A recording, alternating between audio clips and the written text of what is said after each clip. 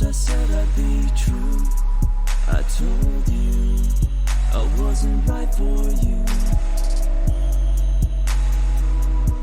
but I still lied. I knew I wasn't right, but I still let you hold me tight. When you realized and said goodbye, I cried out thank you for everything, for everything, for everything, for everything, for everything, for everything, for everything. Thank you for everything. I told you I wasn't right for you, but at least I said I'd be true. I told you I wasn't right for you, but I still lied. I knew I wasn't right, but I still let you hold me tight. When you realized and said goodbye, I cried out thank you for everything.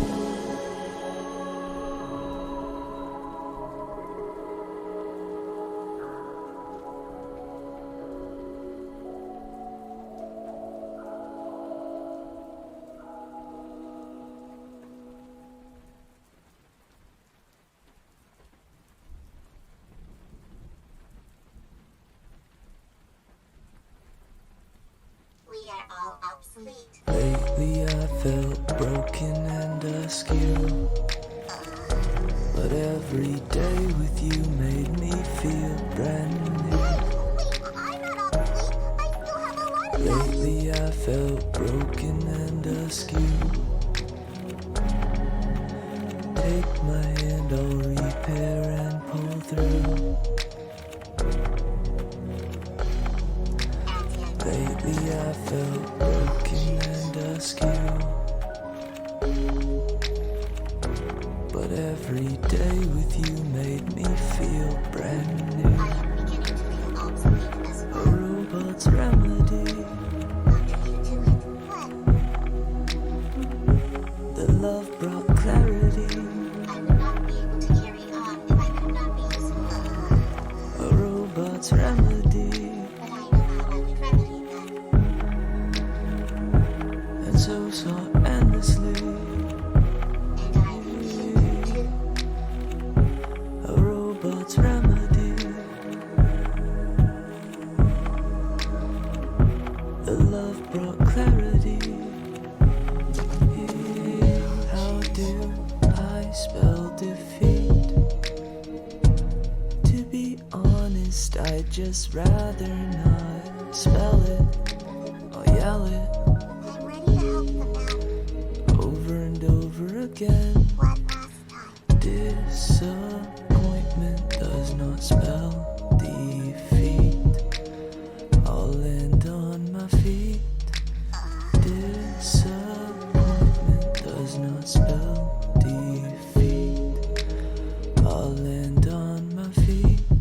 Are you prepared? So I'm ready to help them now. One last time, rapid climb. I'm ready, so ask me how. One more time, it's showtime. It's lifetime, full time, need time. One time turns into part time, pastime, quick time. Clock goes fast. I'm out of time. In downtime, get up time. Better find my way home. My way home. Are you prepared for your journey? My way home. A robot's remedy, the love brought clarity. A robot's remedy, I'm glad you're okay. and so sought endlessly. No one could ever replace you. Lately I felt broken and askew, but every day with you made me feel brand new. Oh, jeez.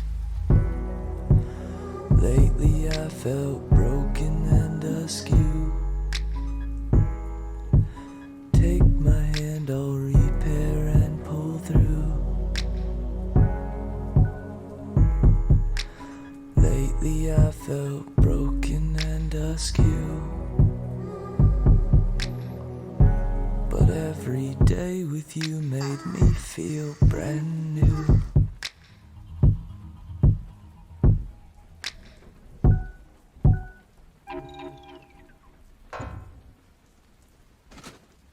Tell them I'm sorry I couldn't fix everything or make their lives better, but every day with them made me feel brand new.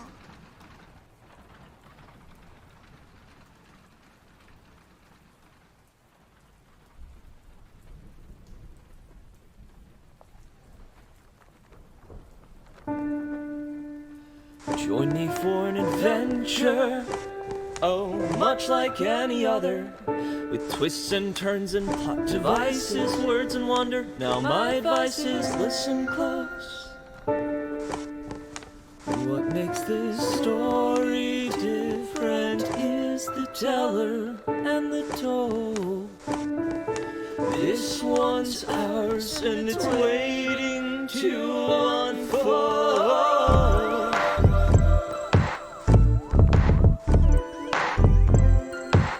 So come be merry with me.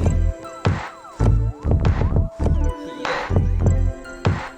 Oh, come be merry with me.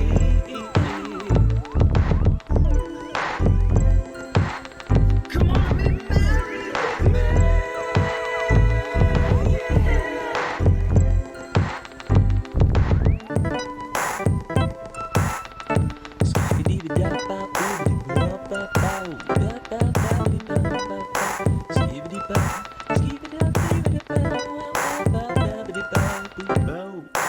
Join me for an adventure, oh, much like any other, with twists and turns and plot devices, words and wonder. Now my advice is listen close. What makes this story different is the teller and the told. This one's ours and it's waiting to unfold.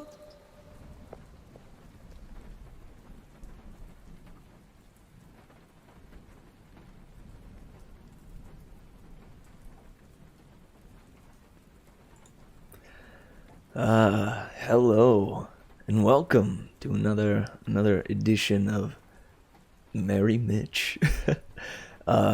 It's super good to have you guys here, and I hope you're ready for a little finale, a little big finale, because we are coming to the end of this great honkin' book. And I don't know about you guys, but I am excited. We've got a fair bit left, but I think it's I think it's enough to the point where we can finish it tonight. You know, there seems to be a fair amount of chapters left, but they aren't too long. Yeah, we're on what? Page 488. And the last page is 553. So, a little over 50 pages left.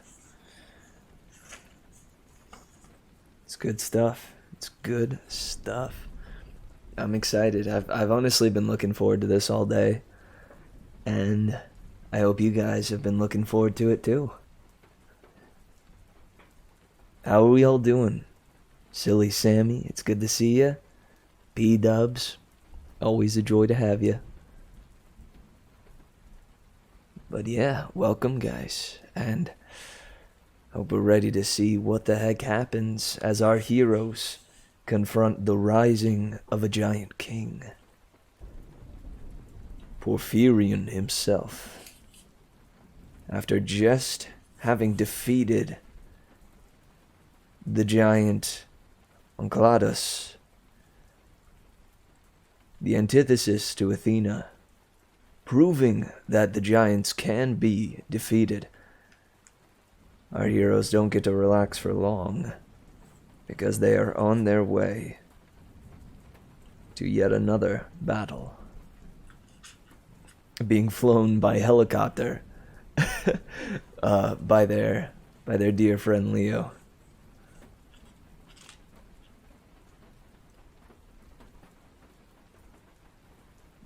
Heck yeah.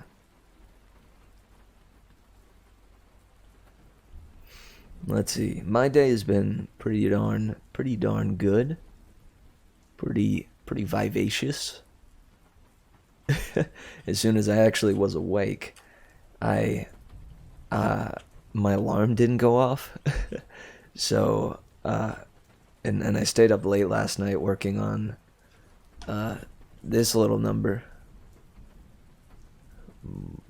Pachow. It's pretty good. I'm liking how it's coming along. It's a birthday gift for a friend of mine. But I stayed up late, so and since my alarm didn't go off, my body's just been making me sleep for way longer than I actually want to recently. I've got some theories as to, and you know, if you've been following each day, you know that's been a thing. Oh, thank you, Sammy. I don't know, that's probably a matter of perspective, but nonetheless, I really appreciate the praise. I'm pretty proud of it myself. I think it's coming along quite nicely. Yeah, I'm hoping to color it after the finale here. Because I think I'm gonna color it. I don't know though. I'm hesitant.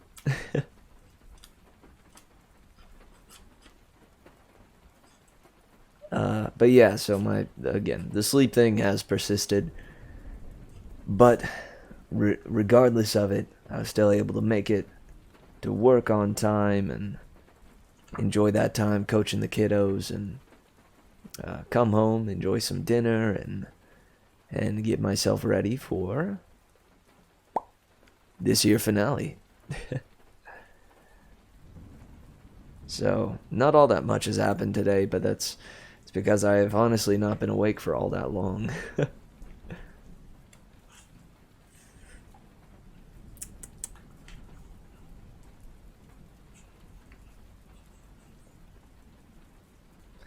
that's okay. The day is not yet done.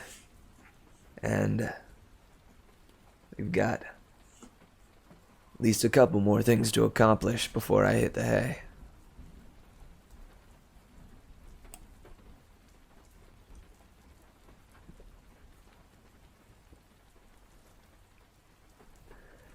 Well, I guess we'll jump right into a recap.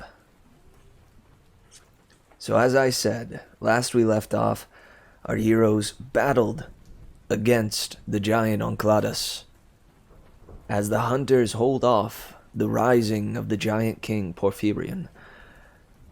Leo, Piper, Jason, and Gleason Hedge climb Mount Diablo and find themselves at the bonfire of a great giant, and a smart giant at that.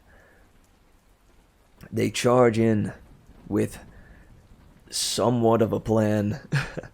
Jason diving in with his spear ready to distract Oncladus as Leo holds off Oncladus's minions, the six-armed ones, the Earthborn as they are called, and Piper going to her father and trying to free him and get him the heck out.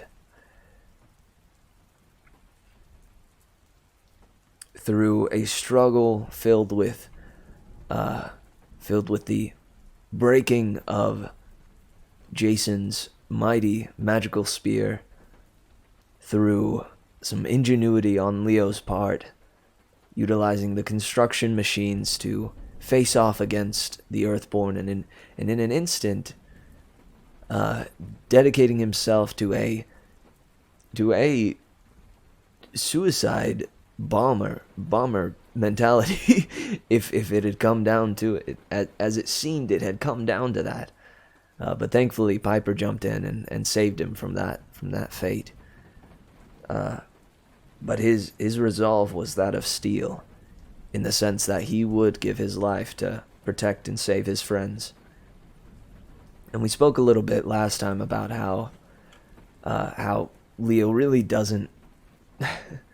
Leo really does put the lives of those around him above his own in every sense of the way, or in every sense.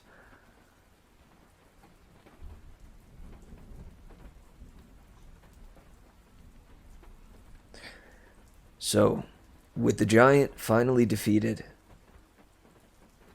by Jason calling out to his father to help him in this moment to take down this giant for the sake of Piper and his friends and everyone else on Earth, the lightning bolt strikes Uncle Adas as Jason tackles him with his bare hands, and the giant slips into the earth, being swallowed and taken back to Tartarus.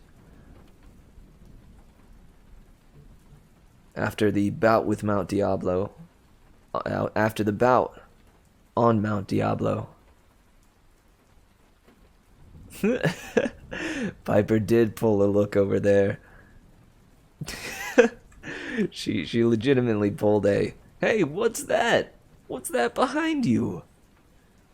And with her having the power of Aphrodite's charm speak, it was enough to convince them, to convince Uncle Adas to look away just in time for Jason to tackle him. So yes, with the combined power of the friends, our heroes, and the gods, they were able to take down the menace that was Uncle Adas.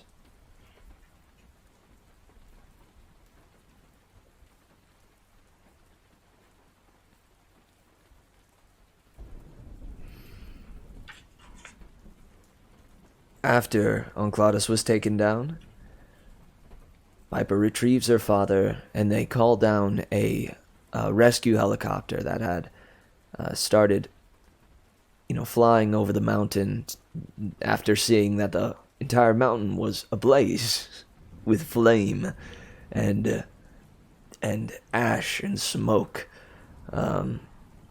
They call it down, and the lady, after being convinced quickly by Piper that she should indeed, that taking these kids to the airport was actually a very good idea, and much better than the pilot's own idea of taking them immediately to the hospital. She convinces the pilot to take them away, but something was clear to Piper the instant that she approached her father again for the first time in so long. Her father was broken.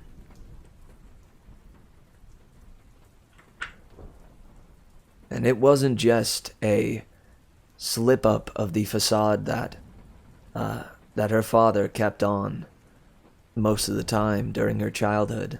This movie star mentality, this confidence that he always carried around with him. It wasn't just a slip of that, but a shattering of it. He had seen monsters, and Uncle Adas had done something to him to tear away that confidence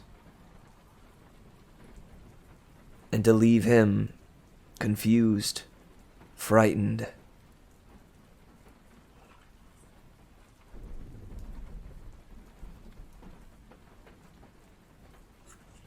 and no longer himself.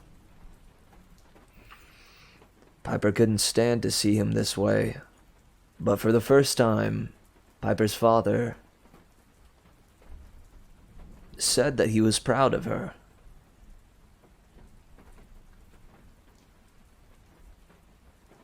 And for the first time, Piper could be truly honest with Mr. McLean, with her father. She could be truly honest, and they could share in this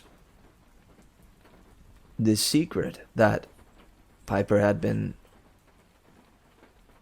made aware of ever since meeting Jason and Hedge and arriving at Camp Half-Blood.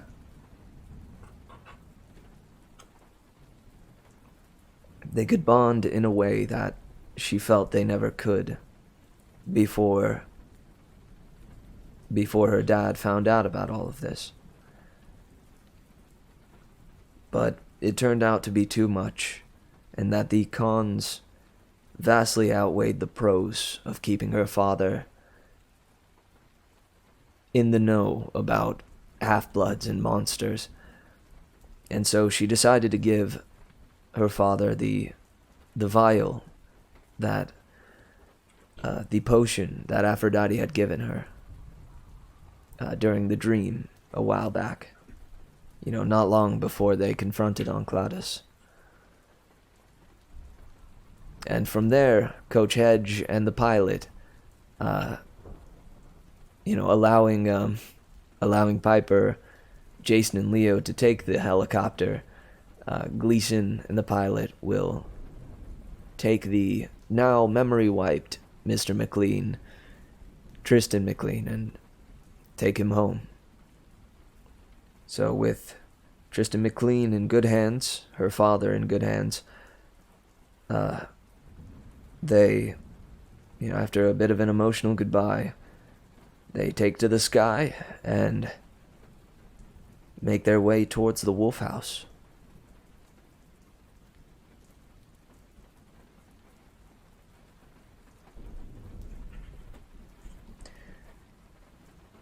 Piper, after holding it together for the sake of her father for so long, as soon as her father was gone, she breaks down in front of Jason and her friend, Leo.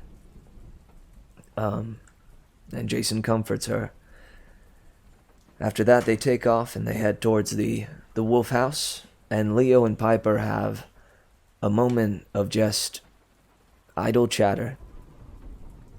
A moment of simple laughter between friends. And it would become clear to them quite soon that this would be the only moment of peace. This would be a small moment of peace before action and chaos soon comes back into play. Because at the end of the last chapter, they hit storm clouds.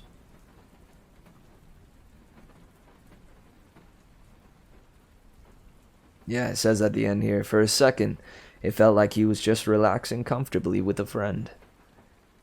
And then they hit the storm clouds.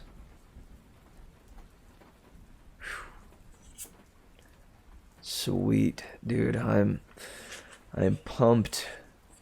I am pumped. Let's get into this.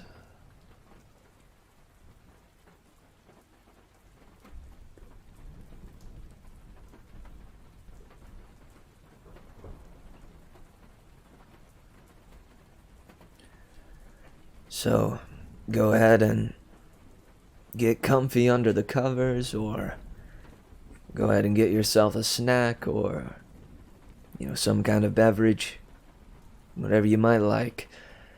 Get comfy and get cozy and settle in for today's bedtime story. Tonight's bedtime story. The finale of The Lost Hero by Rick Riordan.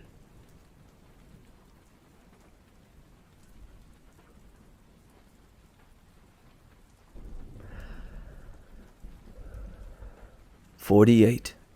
Leo." At first, Leo thought rocks were pelting the windshield. Then he realized it was sleet. Frost built up around the edges of the glass, and slushy waves of ice blotted out his view. "An ice storm?" Piper shouted over the engine and the wind. "Is it supposed to be this cold in Sonoma?" Leo wasn't sure, But something about this storm seemed conscious, malevolent, like it was intentionally slamming them. Jason woke quickly. He crawled forward, grabbing their seats for balance. "We've got to be getting close." Leo was too busy wrestling with the stick to reply. Suddenly, it wasn't so easy to drive the chopper. Its movements turned sluggish and jerky. The whole machine shuddered in the icy wind. The helicopter probably hadn't been prepped for cold weather flying. The controls refused to respond, and they started to lose altitude.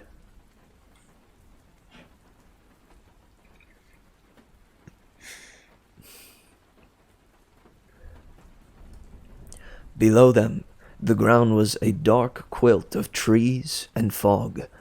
The ridge of a hill loomed in front of them, and Leo yanked the stick, just clearing the treetops. "There!" Jason shouted. A small valley opened up before them, with the murky shape of a building in the middle. Leo aimed the helicopter straight for it. All around them were flashes of light that reminded Leo of the tracer fire at Midas's compound. Trees cracked and exploded at the edges of the clearing. Shapes moved through the mist. Combat seemed to be everywhere. He set down the helicopter in an icy field about 50 yards from the house and killed the engine. He was about to relax when he heard a whistling sound and saw a dark shape hurtling toward them out of the mist. "Out!" Leo screamed. They leapt from the helicopter and barely cleared the rotors before a massive boom shook the ground, knocking Leo off his feet and splattering ice all over them. He got up shakily and saw that the world's largest snowball, a chunk of snow, ice, and dirt the size of a garage, had completely flattened the Bell 412.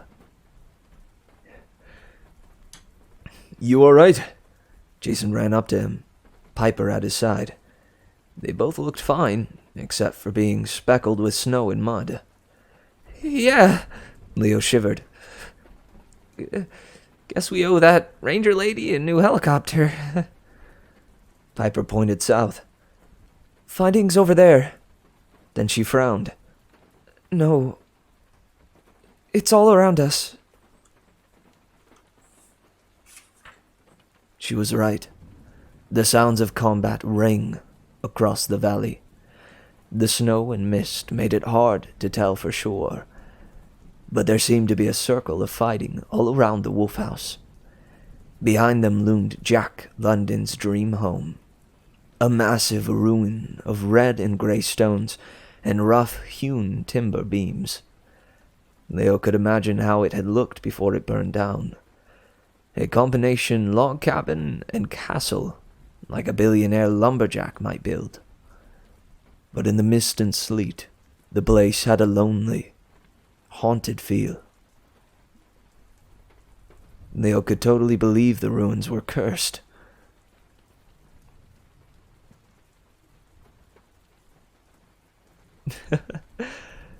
Hey, the big finale indeed, Pops.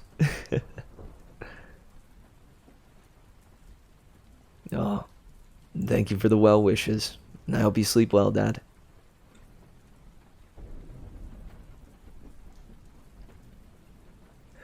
"Jason!" a girl's voice called. Thalia appeared from the fog, her parka caked with snow. Her bow was in her hand, and her quiver was almost empty. She ran towards them, but made it only a few steps before a 6-armed ogre, one of the Earthborn, burst out of the storm behind her, a raised club in each hand. "Look out!" Leo yelled. They rushed to help her, but Thalia had it under control. She launched herself into a flip, notching an arrow as she pivoted like a gymnast and landed in a kneeling position. The ogre got a silver arrow right between the eyes and melted into a pile of clay. Thalia stood and retrieved her arrow, but the point had snapped off. "That was my last one." She kicked the pile of clay resentfully. "Stupid ogre." Nice shot, though, Leo said. Thalia ignored him as usual, which no doubt meant she thought he was as cool as ever. She hugged Jason and nodded to Piper. Just in time. My hunters are holding a perimeter around the mansion, but we'll be overrun any minute. By Earthborn? Jason asked. And wolves. The Kion's minions. Thalia blew a fleck of ice off her nose. Also storm spirits. But we gave them to Aeolus, Piper protested. Who tried to kill us? Leo reminded. Maybe he's helping Gaia again. I don't know, Thalia said. But the monsters keep reforming almost as fast as we can kill them. We took the wolf house with no problem. Surprised the guards, sent them straight to Tartarus. But then this freak snowstorm blew in. Wave after wave of monsters started attacking. Now we're surrounded. I don't know who or what is leading the assault, but I think they planned on this. It was a trap to kill anyone who tried to rescue Hera. Where is she? Jason asked. Inside, Thalia said. We tried to free her, but we can't figure out how to break the cage. It's only a few minutes until the sun goes down. Hera thinks that's the moment when Porphyrion will be reborn. Plus, most monsters are stronger at night. If we don't free Hera soon... She didn't need to finish the thought. Leo, Jason, and Piper followed her into the ruined mansion. I love you too, Dad. Jason stepped over the threshold and immediately collapsed. Hey! Whoa! Leo caught him. None of that, man! What's wrong? This place. Jason shook his head. Sorry. It came rushing back to me. So you have been here. Piper said. We both have, Thalia said. Her expression was grim, like she was reliving someone's death. This is where my mom took us when Jason was a child. She left him here, told me he was dead, and then he just disappeared. She gave me to the wolves, Jason murmured, at Hera's insistence. She gave me to Lupa. That part I didn't know, Thalia frowned. Who is Lupa? An explosion shook the building. Just outside, a blue mushroom cloud billowed up, raining snowflakes and ice like a nuclear blast made of cold instead of heat. Maybe this isn't the time for questions, Leo suggested. Show us the goddess. Once inside, Jason seemed to get his bearings. The house was built in a giant U, and Jason led them between the two wings to an outside courtyard with an empty reflecting pool. At the bottom of the pool, just as Jason had described from his dream, 2 spires of rock and root tendrils had cracked through the foundation. One of the spires was much bigger, a solid dark mass about 20 feet high.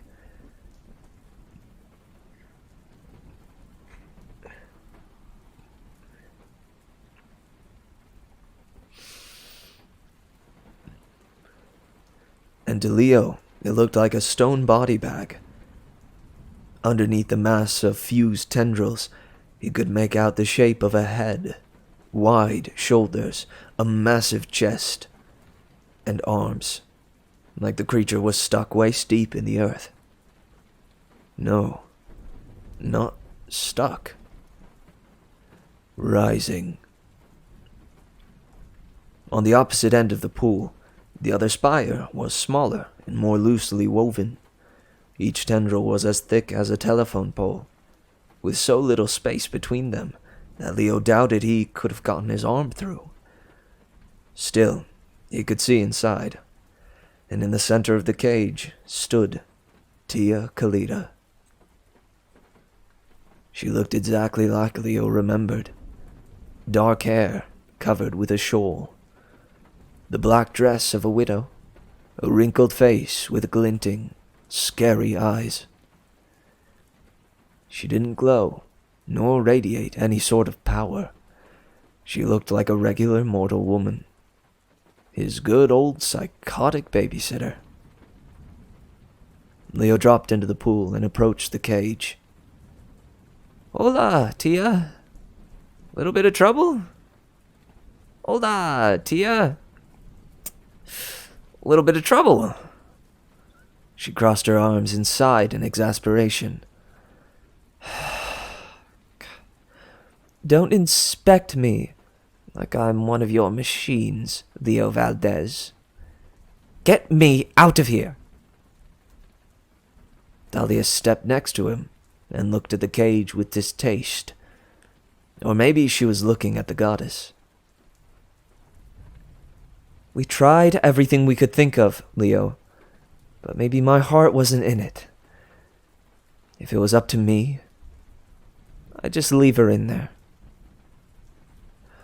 Oh, Thalia Grace, the goddess said, when I get out of here, you'll be sorry you were ever born. Save it, Dahlia snapped. You've been nothing but a curse to every child of Zeus for ages. You sent a bunch of...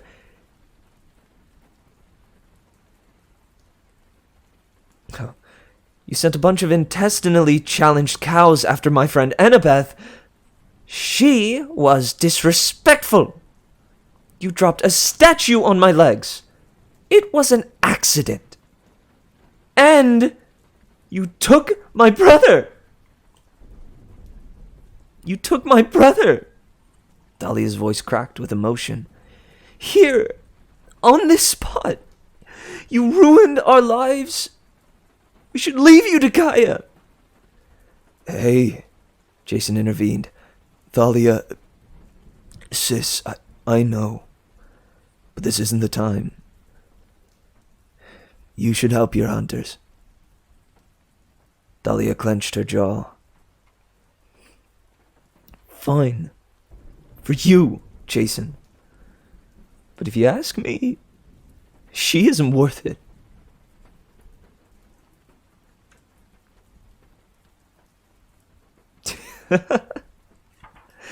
It wasn't an accident, Leia. Lay, I can assure you. Or at least I highly doubt it was actually an accident. And heck, I'm glad you made it too. Welcome to the finale of The Lost Hero.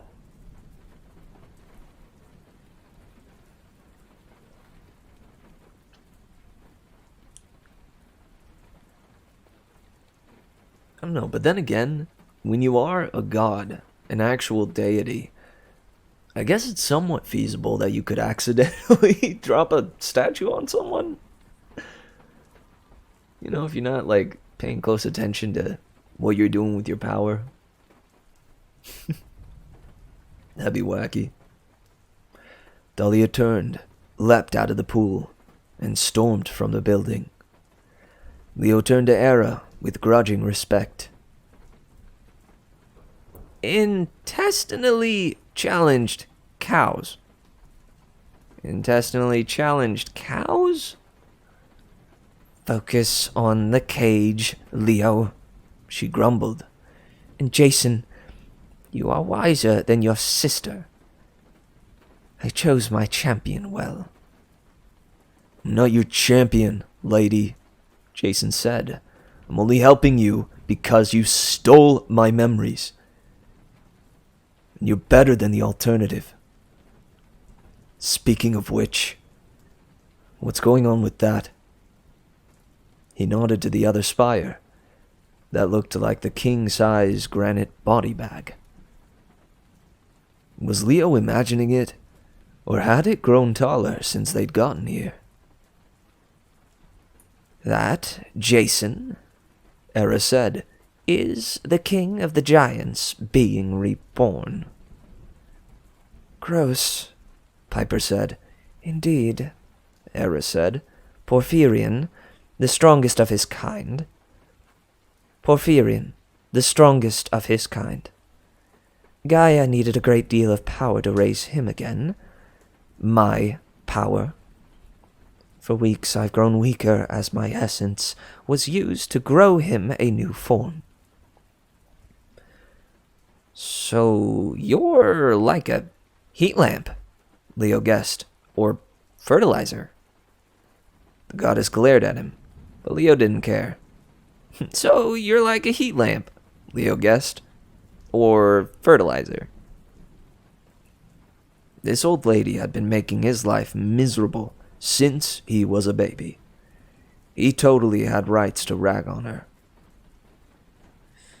Joke all you wish, Hera said in a clipped tone. But at sundown, it will be too late. The giant will awake. He will offer me a choice. Marry him or be consumed by the earth. And I cannot marry him. We will all be destroyed. And as we die, Gaia will awaken. Leo frowned at the giant spire. Can't we blow it up or something? Without me, you do not have the power, Hera said. You might as well try to destroy a mountain. Done that once today. Done that once today, Jason said. Just hurry up and let me out, Hera demanded. Jason scratched his head. Leo, can you do it? I don't know. Leo tried not to panic. Besides, if she's a goddess, why hasn't she busted herself out? Hera paced furiously around her cage, cursing in ancient Greek. Use your brain, Leo Valdez. I picked you because you're intelligent. Once trapped, a god's power is useless. Your own father trapped me once in a golden chair. It was humiliating. I had to beg him for my freedom and apologize for throwing him off Olympus. Sounds fair, Leo said. Hera gave him the godly stink eye. I've watched you since you were a child, son of Hephaestus, because I knew you could aid me at this moment. If anyone can find a way to destroy this abomination, it is you. But it's not a machine. It's like Gaia thrust her hand out of the ground and... Oh. Leo felt dizzy. The line of their prophecy came back to him. The forging dove shall break the cage. Hold on. Oh, I do have an idea. Piper, I'm going to need your help. And we're going to need time. The air turned brittle with cold. The temperature dropped so fast, Leo's lips cracked, and his breath changed to mist. Frost coated the walls of the wolf house. Ventai rushed in, but instead of winged men, they were shaped like horses, with dark storm cloud bodies and manes that crackled with lightning. Some had silver arrows sticking out of their flanks. Behind them came red-eyed wolves and the six-armed Earthborn.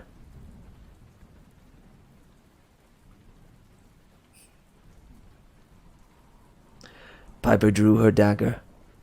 Jason grabbed an ice-covered plank off the pool floor. Leo reached in his tool belt, but he was so shaken up, all he produced was a tin of breath mints.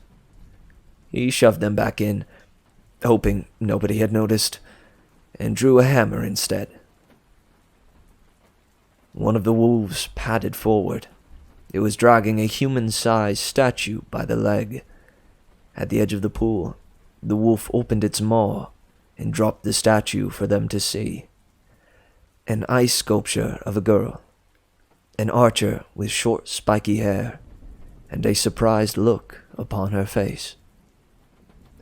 "Thalia!" Jason rushed forward, but Piper and Leo pulled him back. The ground around Thalia's statue was already webbed with ice. Leo feared if Jason touched her, he might freeze too. "Who did this?" Jason yelled. His body crackled with electricity. "I'll kill you myself!" From somewhere behind the monsters, Leo heard a girl's laughter, clear and cold.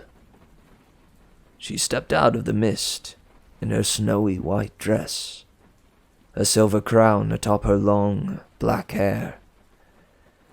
She regarded them with those deep brown eyes Leo had thought were so beautiful in Quebec.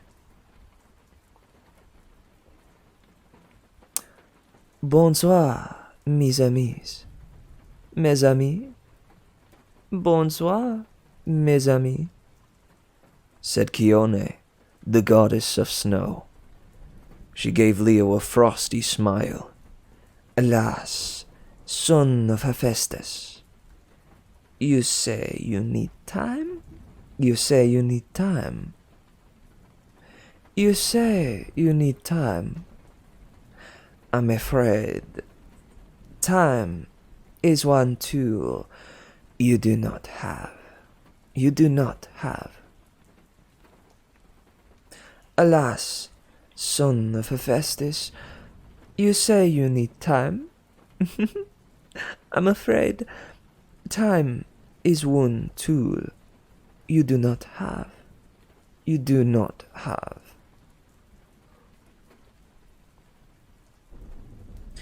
My apologies. It may be a little bit before I get Keone's accent back.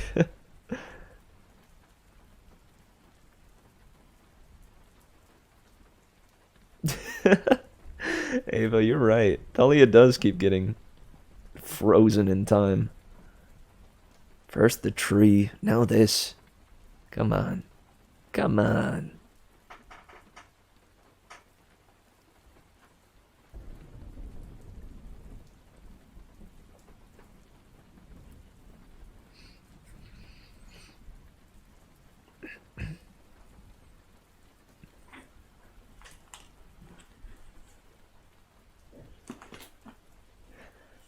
Also, welcome, Ava.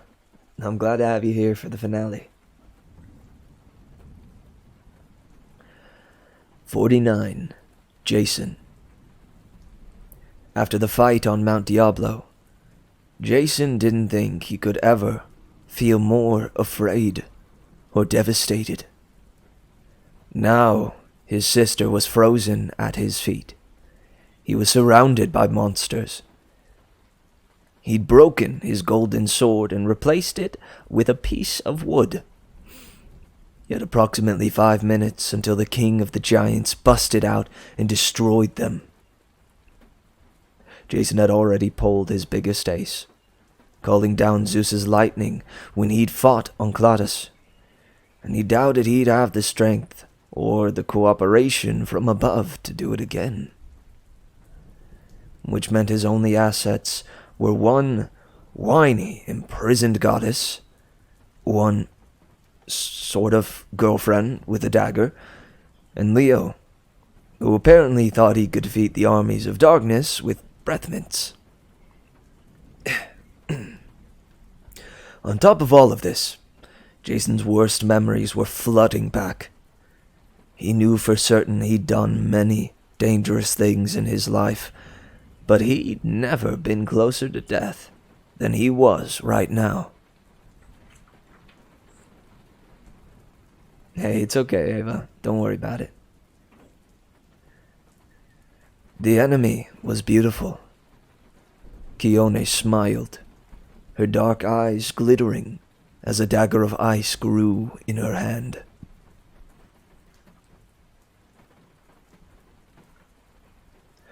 "What have you done? What have you done?" Jason demanded. Oh, so many things. So many things.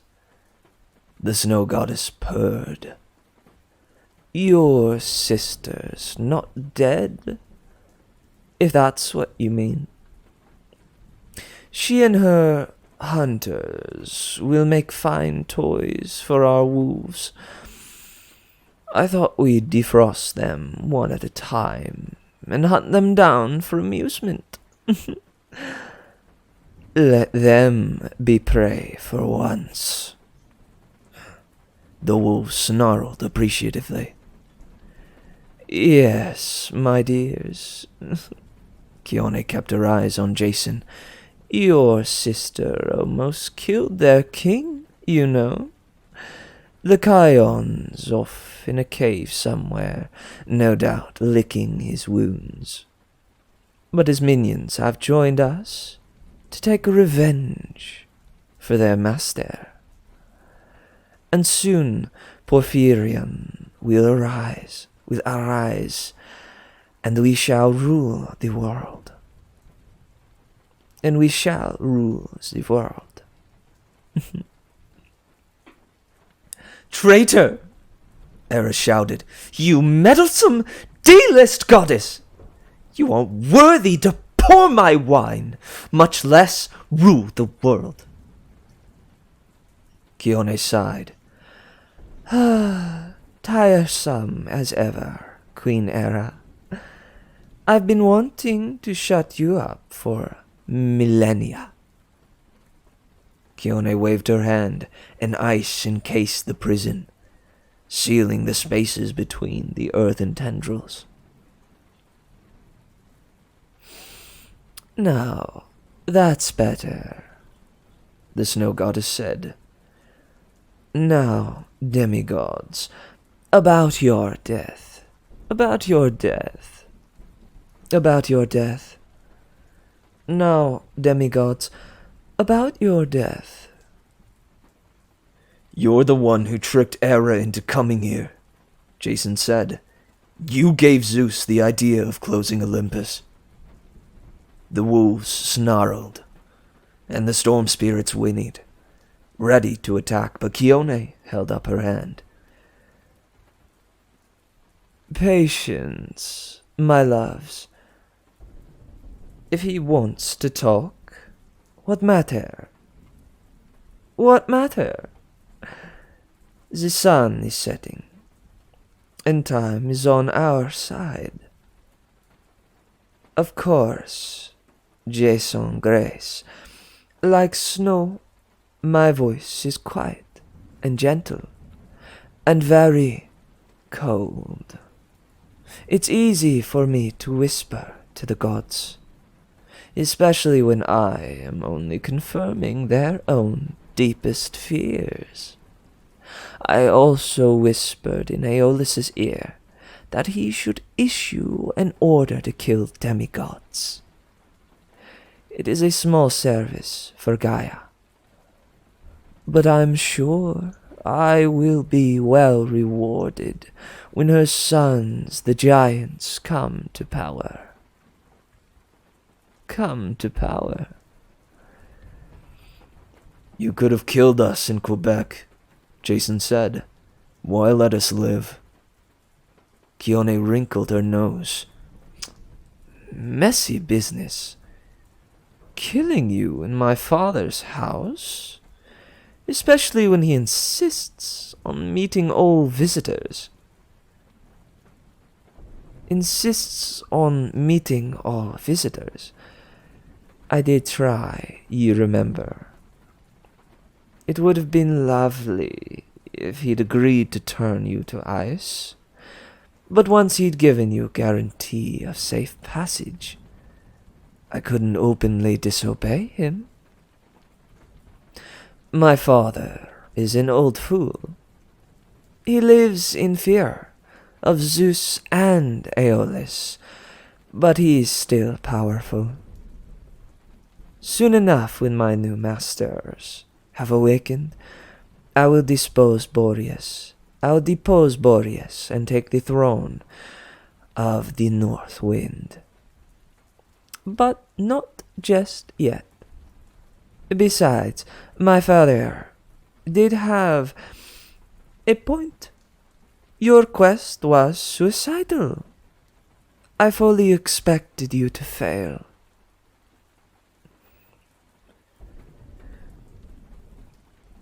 And to help us with that, Leo said, you knocked our dragon out of the sky over Detroit. Those frozen wires in his head. That was your fault. You're gonna pay for that.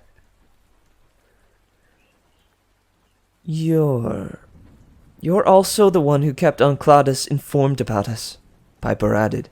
We've been plagued by snowstorms the whole trip. Yes, I feel so close to all of you now, Keone said. Once you made it past Omaha, I decided to ask Lakion to track you down so Jason could die here at the Wolf House. Keone smiled at him.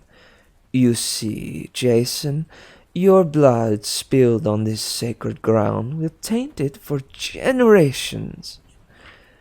Your demigod brethren will be outraged, especially when they find the bodies of these two from Camp Half-Blood. They'll believe the Greeks have conspired with giants. It will be delicious. Piper and Leo didn't seem to understand what she was saying, but Jason knew. His memories were returning enough for him to realize how dangerously effective Keone's plan could be. You'll set demigods against demigods, he said. It's so easy, said Keone. As I told you, I only encourage what you would do anyway. But why? Piper spread her hands. Keone, you'll tear the whole world apart. The giants will destroy everything. You don't want that. Call off your monsters. Keone hesitated, then laughed.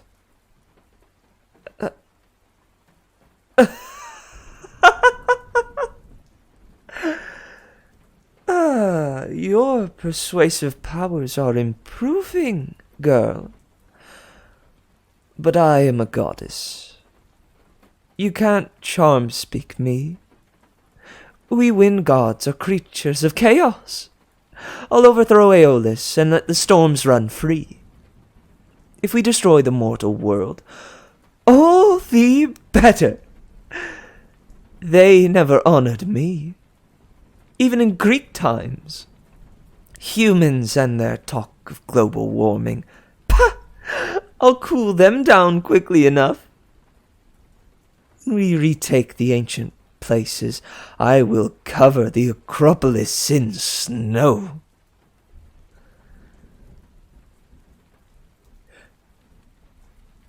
The ancient places? Leo's eyes widened.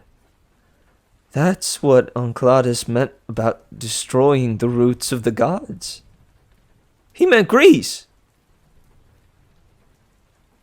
You could join me, son of Hephaestus, Keone said. I know you find me beautiful. It would be enough for my plan if these other two were to die. Reject that ridiculous destiny the fates have given you. Live and be my champion. Do this instead. Your skills would be quite useful. Leo looked stunned. He glanced behind him, like Keone might be talking to somebody else. For a second, Jason was worried. He figured Leo didn't have beautiful goddesses making him offers like this every day. Then Leo laughed so hard he doubled over.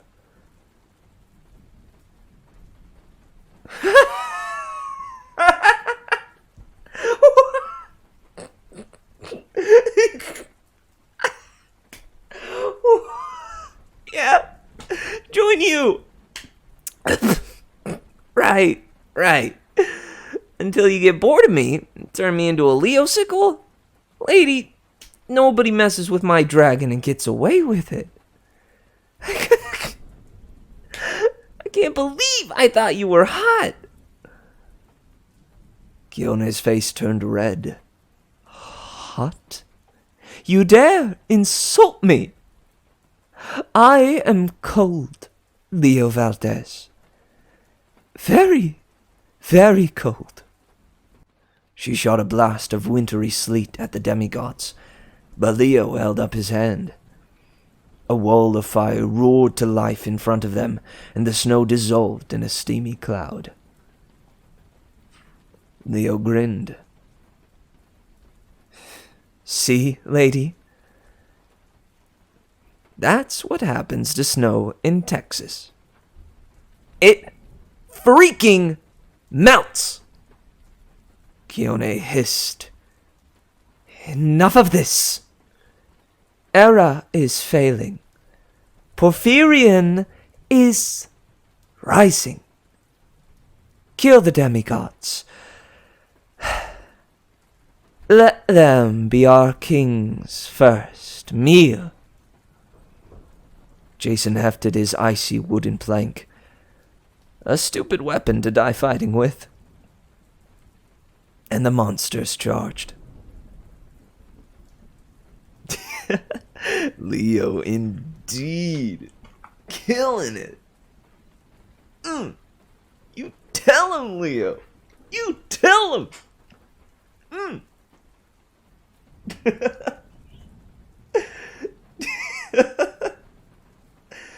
Dude. I mean, the fact that he burst out laughing, too. And it wasn't even a forced laughter. You know, he just genuinely bust a gut.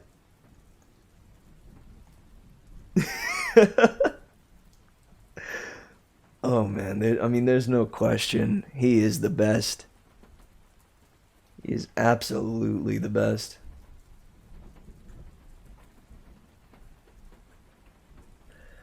Well, the battle is about to ensue, guys.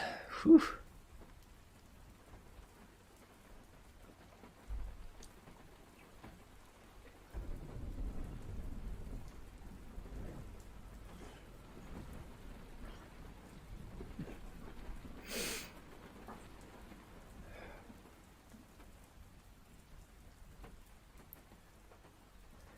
$50. Jason. A wolf launched itself at Jason. He stepped back and swung his scrap of wood into the beast's snout with a satisfying crack. Maybe only silver could kill it, but a good old-fashioned board could still give it a Tylenol headache. He turned toward the sound of hooves and saw a storm spirit horse bearing down on him. Jason concentrated and summoned the wind.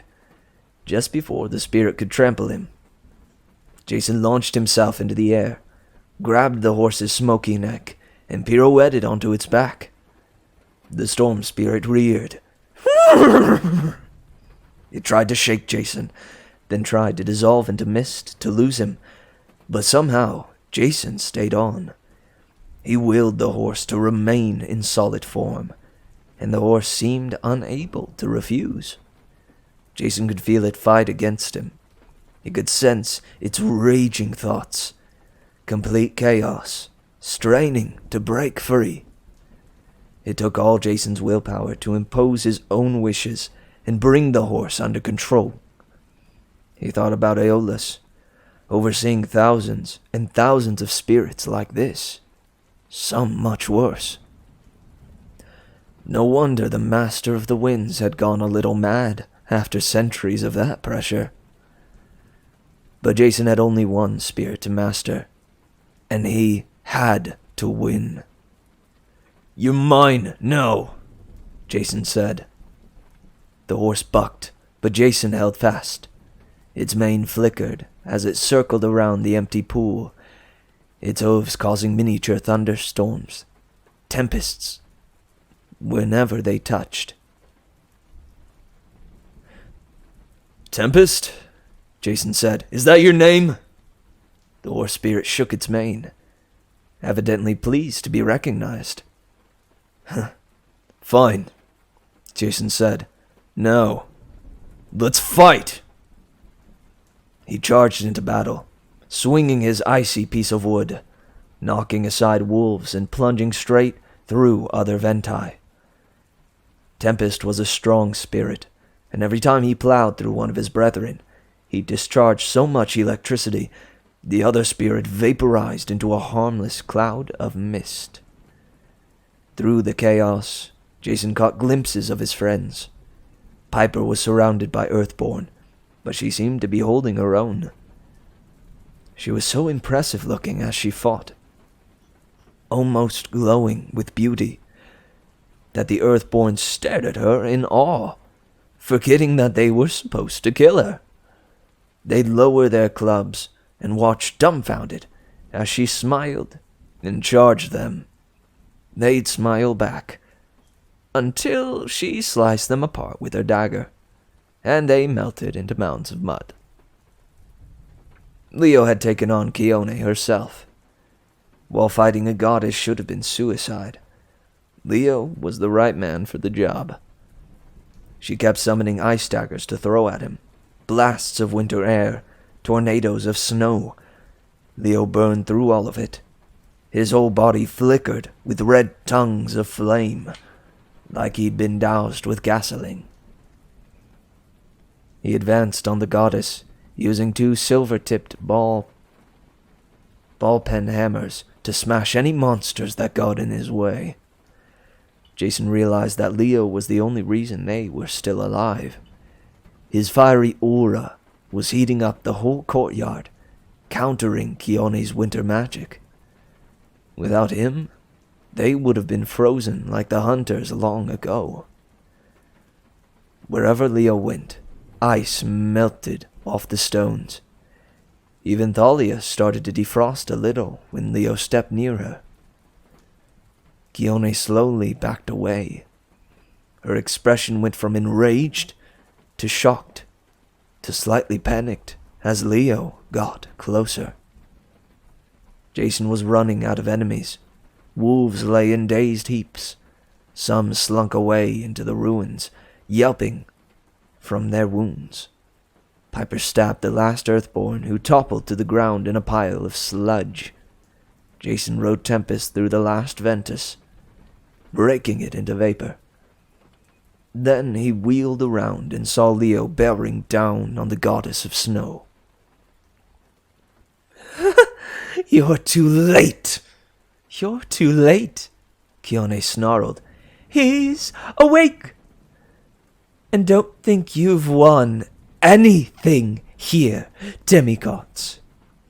Era's plan will never work. You'll be at each other's throats before you can ever stop us."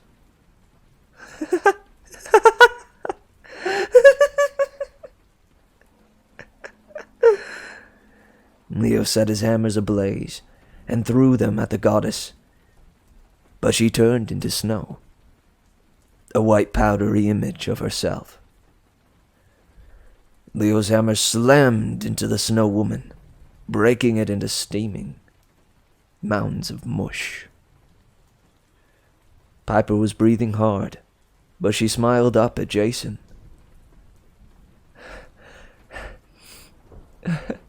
"Nice horse." Tempest reared on his hind legs, arcing electricity over his hooves. A complete show-off. Then Jason heard a cracking sound behind him. The melting ice on Era's cage slowed off. Slewed off in a curtain of slush.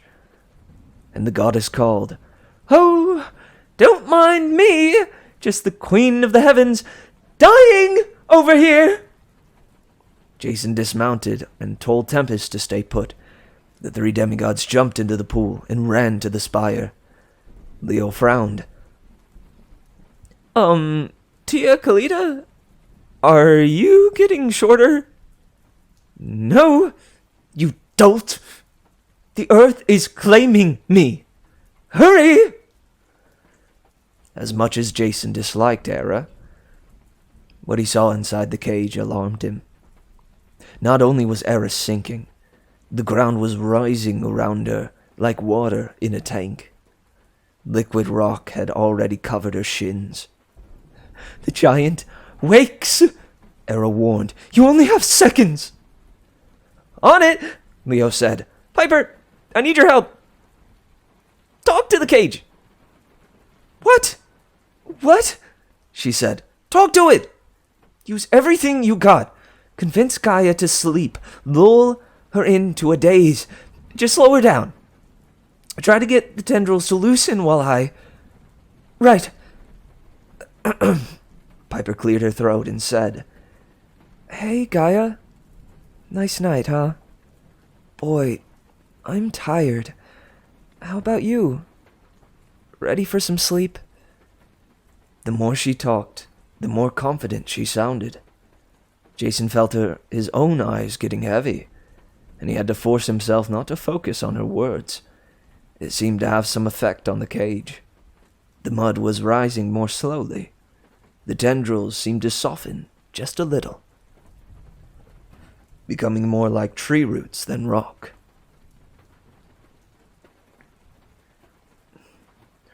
Leo pulled a circular saw out of his tool belt. How it fit in there, Jason had no idea. Then Leo looked at the cord and grunted in frustration. "I don't have anywhere to plug it in!" "Come on." The spirit horse Tempest jumped in the pit and whinnied.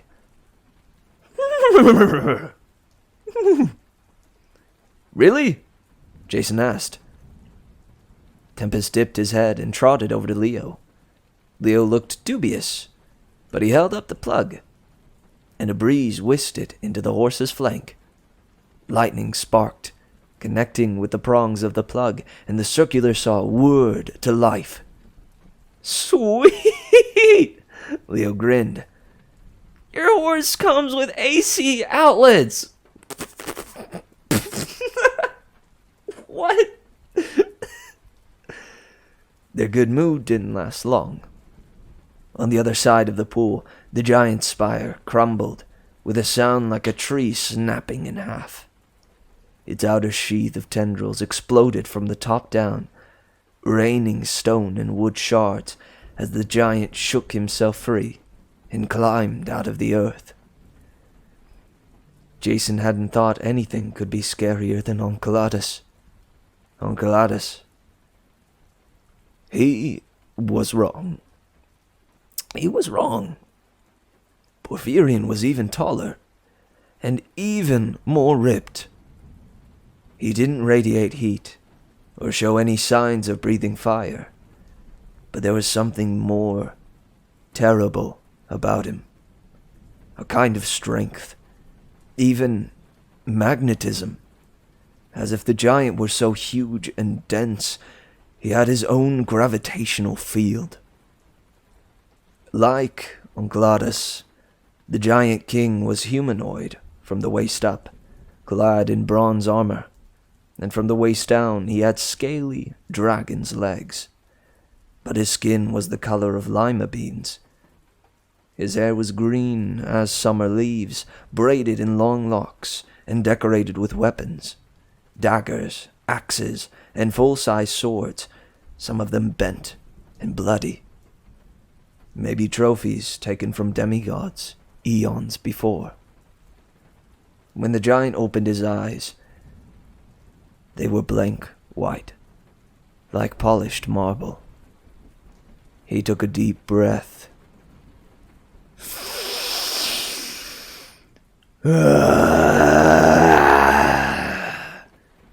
Alive! He bellowed. Praise to Gaia! Jason made a heroic little whimpering sound. He hoped his friends couldn't hear. He was very sure no demigod could solo this guy. Porphyrion could lift mountains. He could crush Jason. Crush Jason? Crush Jason with one finger.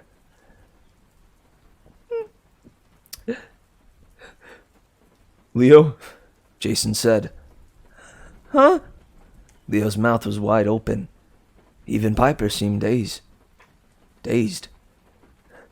You guys keep working, Jason said. Get Era free. What are you going to do? Piper asked. You can't seriously. Entertain a giant, Jason said. I've got no choice. Excellent! The giant roared as Jason approached. An appetizer! Who are you? Hermes? Ares?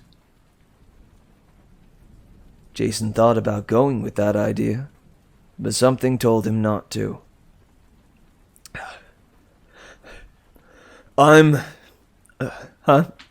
Jason Grace, he said, son of Jupiter. Those wide eyes bored into him. Behind him, Leo Circular saw Word, and Piper talked to the cage in soothing tones, trying to keep the fear out of her voice. Porphyrion threw back his head and laughed.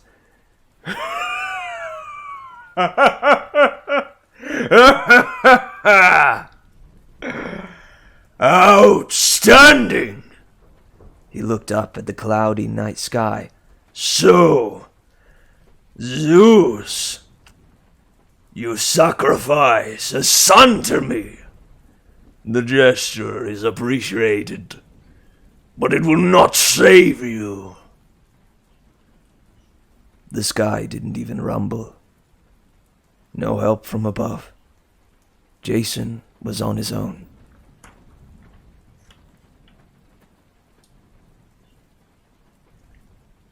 The ball-peen hammer is the round-nosed one, for rounding metal.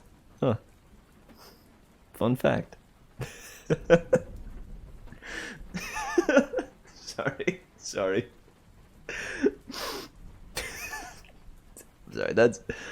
For some reason, that's tickling my funny bone. Ball-peen hammer. Alright, enough. Let me get a sip of water.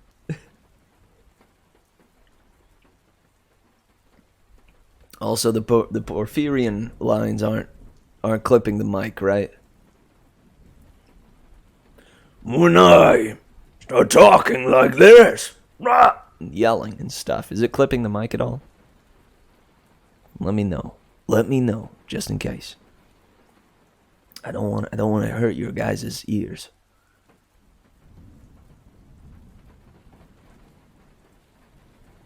Especially not in this thrilling finale.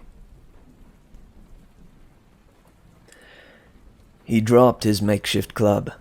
His hands were covered in splinters. But that didn't matter now. He had to buy Leo and Piper some time. And he couldn't do that without a proper weapon. It was time to act a whole lot more confident than he felt.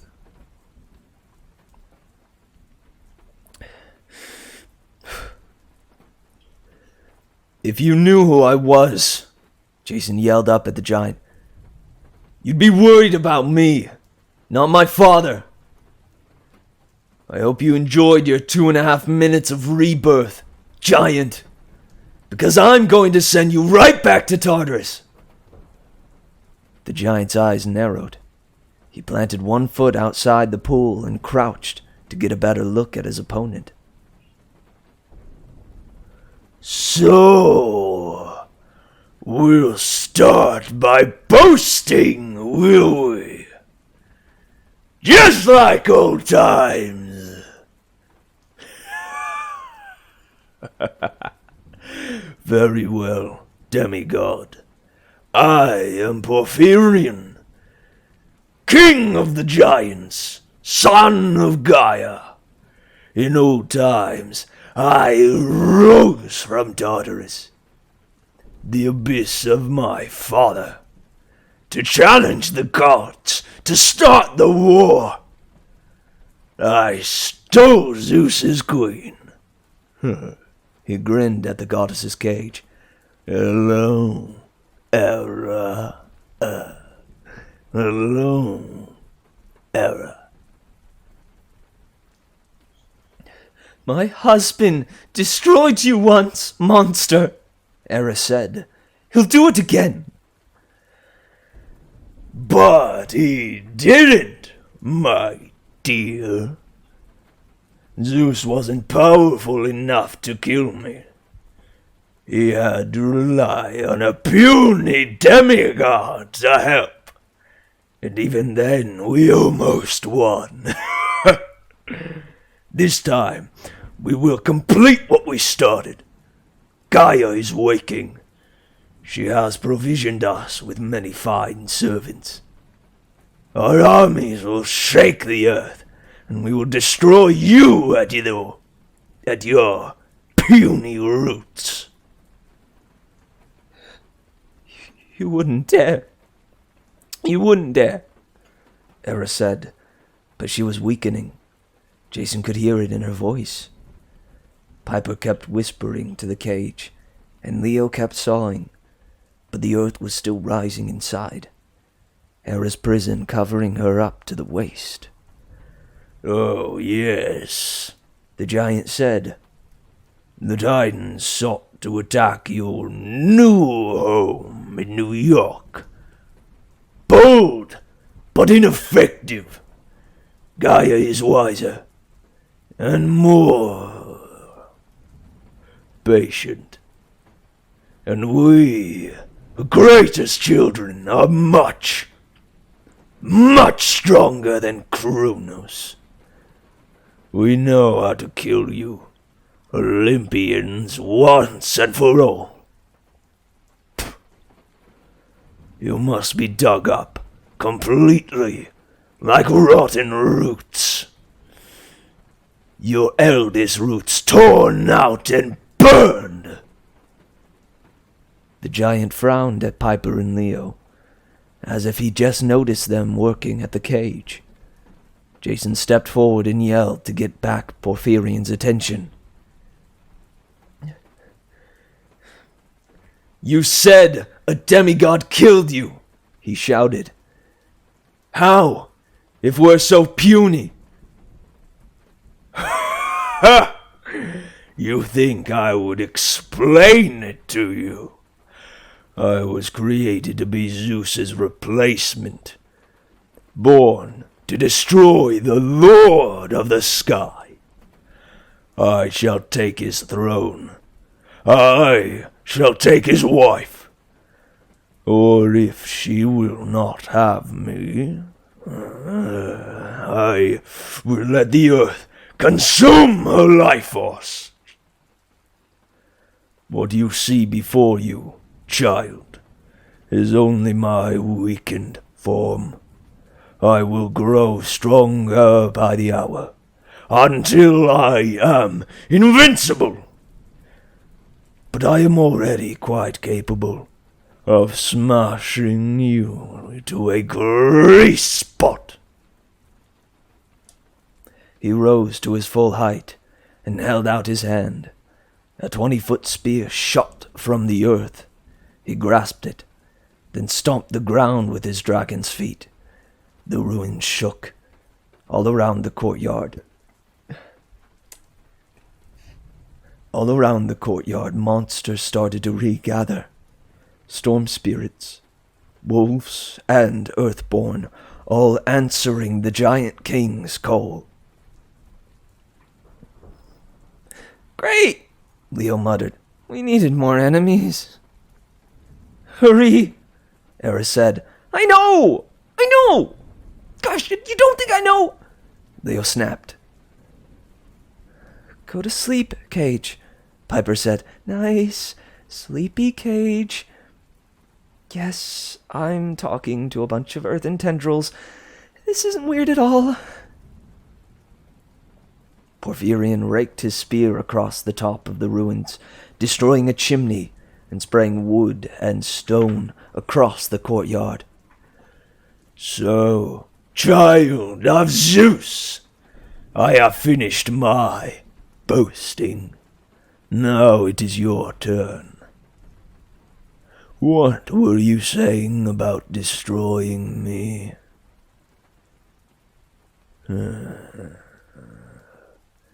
Jason looked at the ring of monsters, waiting impatiently for their master's orders to tear them to shreds. Leo's circular saw kept whirring, and Piper kept talking, but it seemed hopeless. Eris' cage was almost completely filled with earth.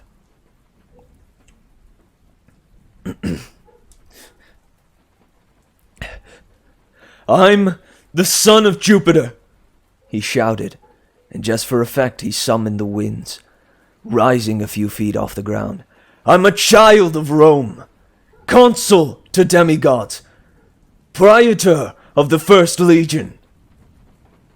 Jason didn't know quite what he was saying, but he rattled off the words like he'd said them many times before. He held out his arm, showing that tattoo of the eagle, an SPQR, and to his surprise, the giant seemed to recognize it. For a moment, Porphyrion actually looked uneasy.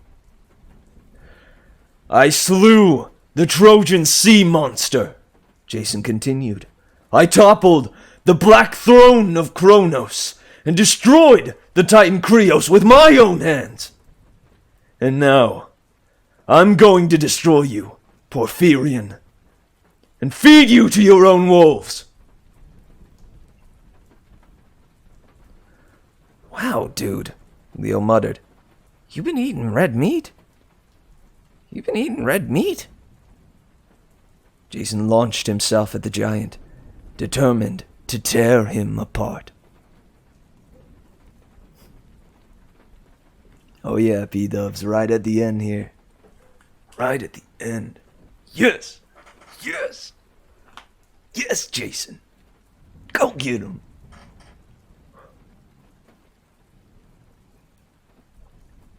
Sorry, there's a lot of yelling in this last one. I can tell my throat is... it's probably not going to be too happy with me by the end of tonight.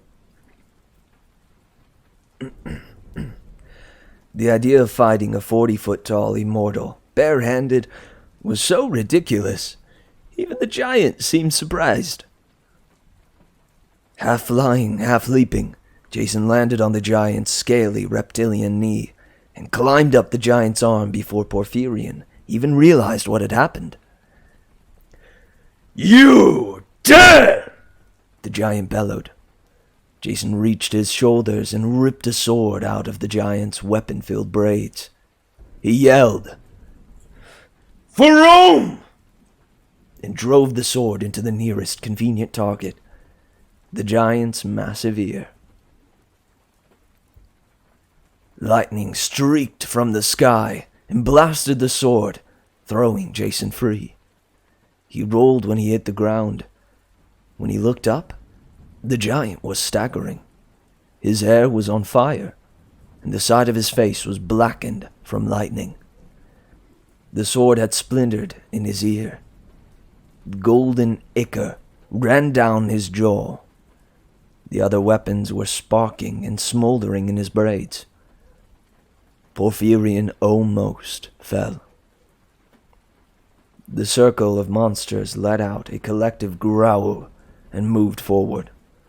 Wolves and ogres fixed their eyes on Jason. "No!" Porphyrion yelled. He regained his balance and glared at the demigod. "I will kill him myself." The giant raised his spear and began to glow. "You want to play with lightning, boy? You forget. I am the bane of Zeus. I was created to destroy your father, which means I know exactly what will kill you." Something in Porphyrion's voice told Jason he wasn't bluffing. Jason and his friends had a good run. The three of them had done amazing things. Yeah, even heroic things. But as the giant raised his spear, Jason knew there was no way he could defeat this strike. He could deflect this strike.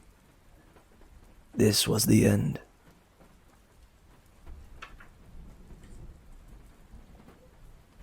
Got it! Leo yelled. "Sleep! Sleep!" Piper said, so forcefully the nearest wolves fell to the ground and began snoring. The stone and wood cage crumbled. Leo had sawed through the base of the thickest tendril and apparently cut off the cage's connection to Gaia. The tendrils turned to dust. The mud around Hera disintegrated. The goddess grew in size, glowing with power. "Yes! Yes!" the goddess said. She threw off her black robes to reveal a white gown, her arms bedecked with golden jewelry. Her face was both horrible, terrible even, but beautiful, and a golden crown glowed in her long black hair. "Now I shall have my revenge!" The giant Porphyrion backed away. He said nothing, but he gave Jason one last look of hatred.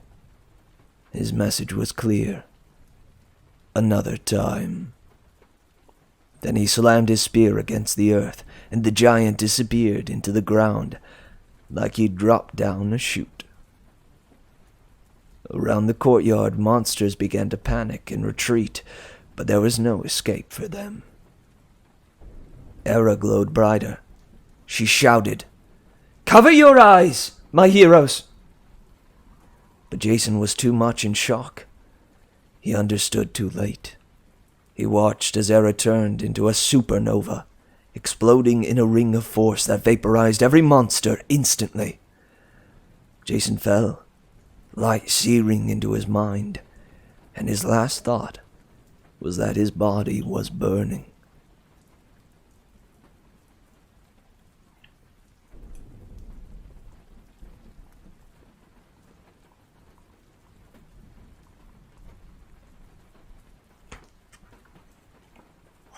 Ooh, Porphyrion got away.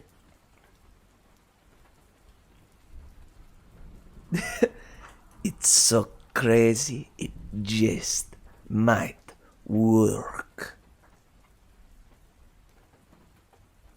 Become another person. Become another person.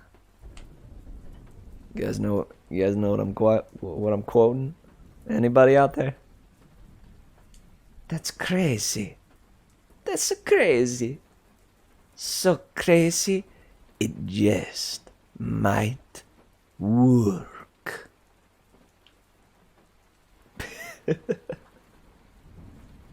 Nacho Libre? No.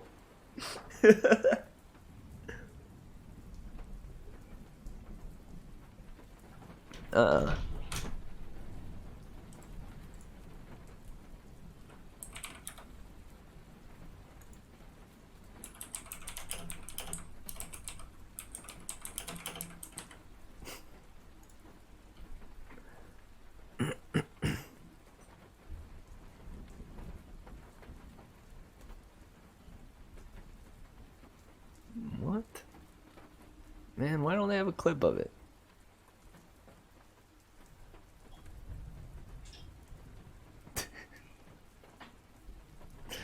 They have plenty of the Turtle Club. Heck. Come on, guys. I haven't seen this movie in ages. Oh, I love it so much, though. Hang on. Let me see if I can just find the theme. Whoops. Theme. Ah. Theme.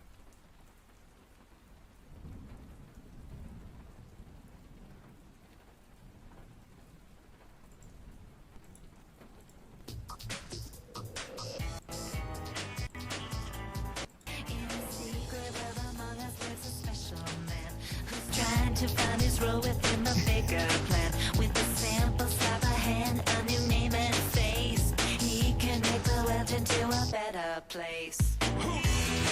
One who can become another. I don't think that's the actual one from the thing, is it? Yeah, here it is.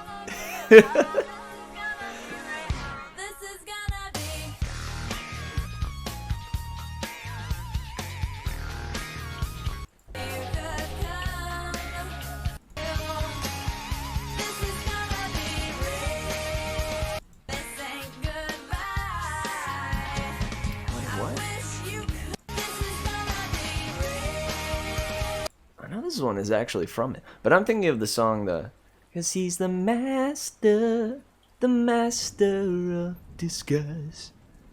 He's the master of disguise. He's the master of disguise." You guys know what I'm talking about now? The disguisey man himself.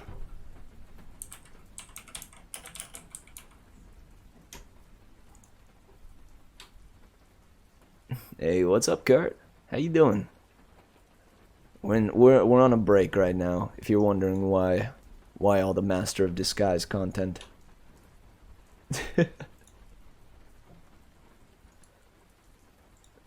Yes, this boy right here.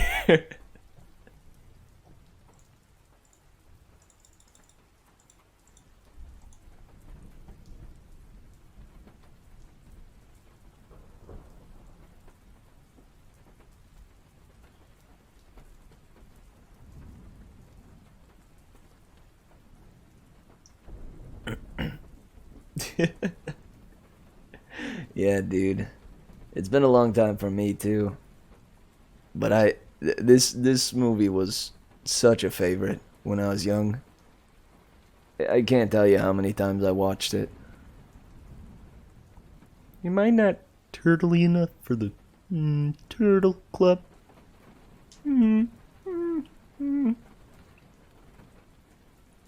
This man, the face of it all. All right, enough of that guy.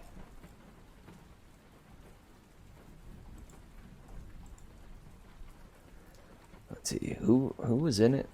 Who was that guy? Dana Carvey?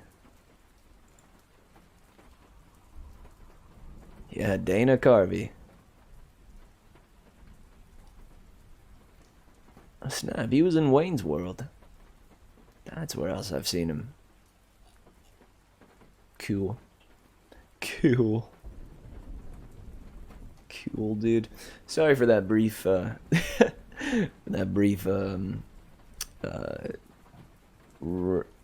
rabbit hole. Ah, no, sorry. I clicked the wrong thing. But heck, guys, how are we feeling about the story? I'm peeved that Porphyrion got away. But I'm glad that Jason didn't die, you know?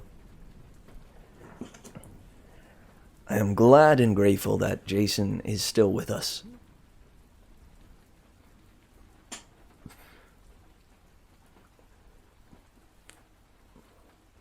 I know he's got plot armor and everything, but I think part of what makes having it jump between three characters and having three of the characters be all main characters is that they could have killed off one of them. And I mean that they could have, like, Riordan could have done that.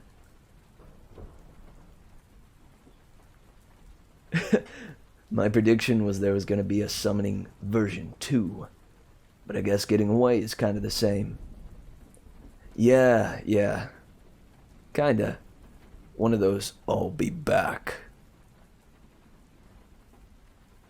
Another time, son of Jupiter. I'm a little grateful Porphyrion bounced, because his voice is hard. It's hard for me to keep up. Not gonna lie.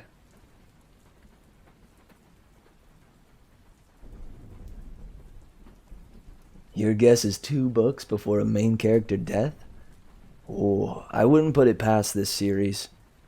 Because I think part of like what Riordan did with this series is he wanted to give it a little bit of a more serious edge than the Percy Jackson series.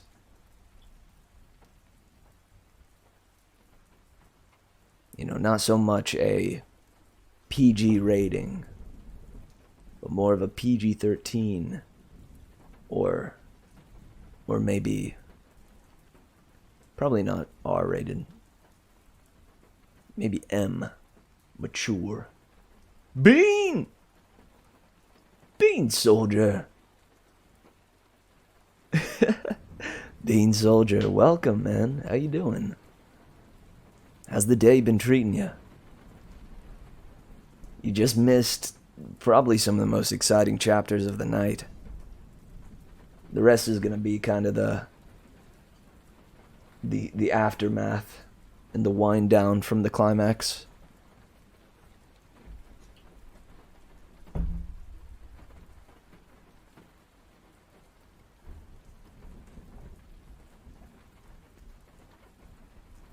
Also, Jason finally got his memories back. Let's go. I'm doing awesome. I've been looking forward to this for the entire day, so I'm just happy to be here, man. I'm happy to be finishing this book with you lovely folks.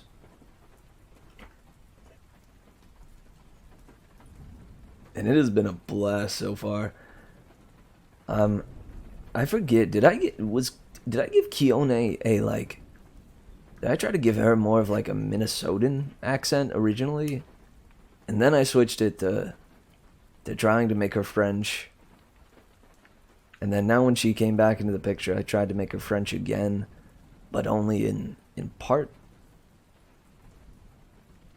I don't know, man.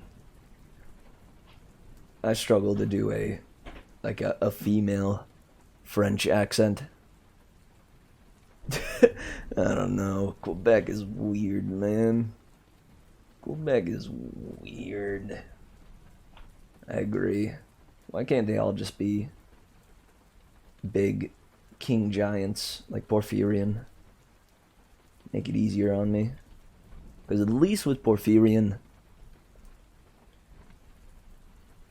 his motivation is quite clear. Not that Keone's motivation wasn't clear, but it's harder to convey through a French accent.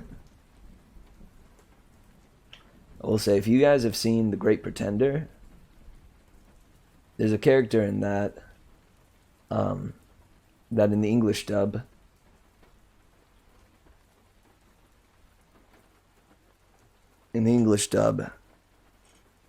there's a character in it that has a beautiful French accent. And I'd like to base it off of that if I could, but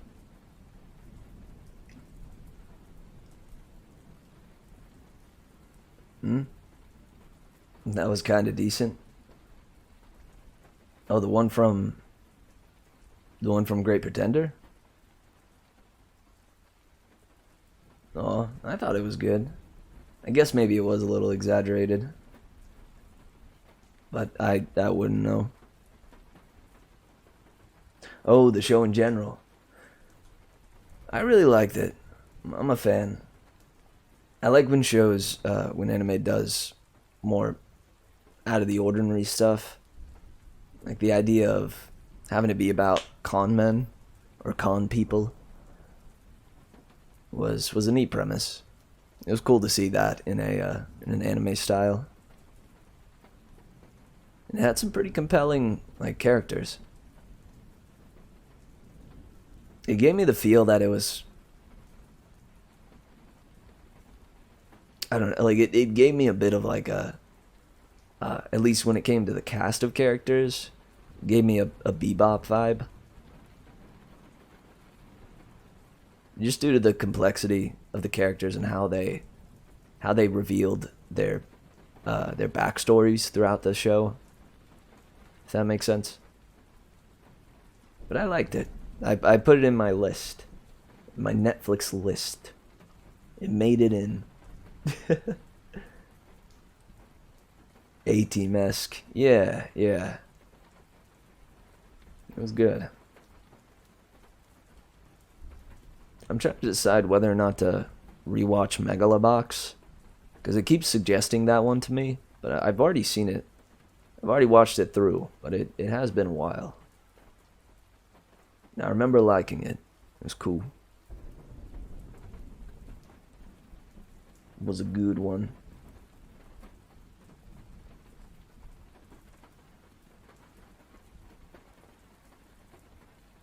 The whole I love it when a plan comes together thing can be kind of fun. Yeah, man. I enjoy watching that kind of stuff.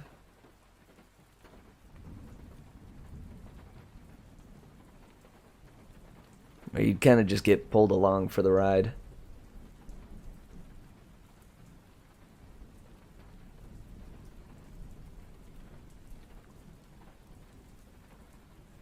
But I don't know. Like even if the plot wasn't the best thing I've ever seen, I think the characters is what really kept me in it.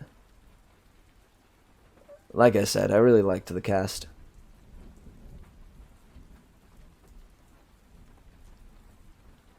The Great Pretender. The Great Pretender. Pretender. Pretender. Alright, guys. We are gonna jump to a break. I hope you've been enjoying the story thus far. I absolutely have. Honestly, that one moment with hang on. I want to see if I can kill this fly. Oh, no. It's like the fruit fly heard me. Just crawling along my wall for a second, which is normally the best time to get them. You know, whenever they're settled and like crawling along a wall or like settling on a surface, that's the time to smack them. Because they're settled, like I said. They don't expect it. Anyways, got distracted. These chapters would be worth it if not just for Leo's moment of badassery in responding to Kione.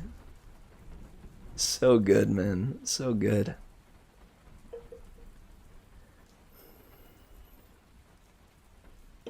Oh snap! Are they gonna be able to unfreeze Dahlia? I imagine so, right? It is magically frozen. I hope so. I'm excited to. I wonder how much they're gonna uncover about what Jason remembered.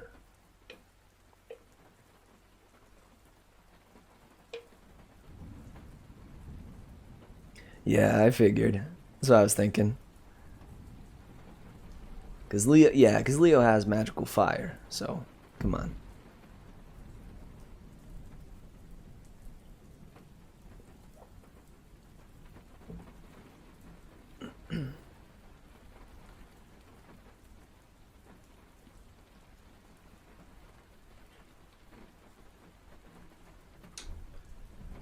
Man, Master of Disguise has a big cast.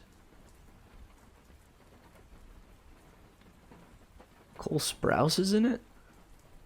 What? Sorry, I left the cast page up. There's so many.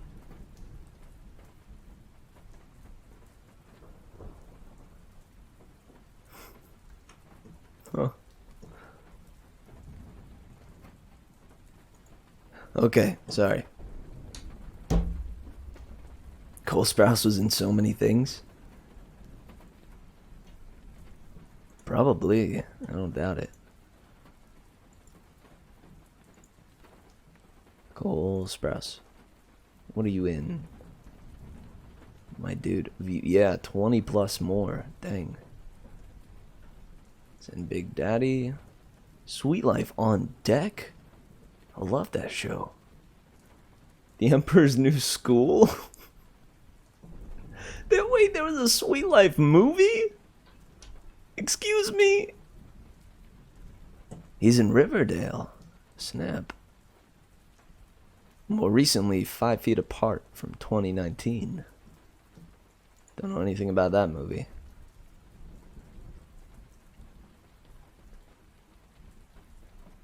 But he was in The Master of Disguise. I just had no idea. Kung Fu Magoo? What is Kung Fu Magoo?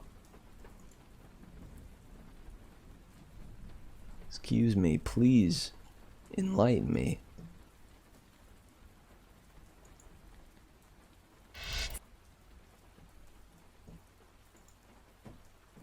Samedi prochain, attention, action sur Gulli. Qui est ce maître de Kung Fu? Wait a second. Mon oncle et moi, on est en mission top. This probably wouldn't be the dub he's a part of. Never mind. Never mind. Weren't both in Master of Disguise? I don't know. It just said Cole Sprouse, I think.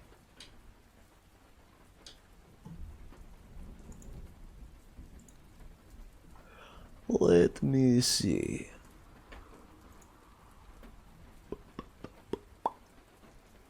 Austin Wolf. Oh, no, you're right. Dylan Sprouse was in it. Heck. Duh.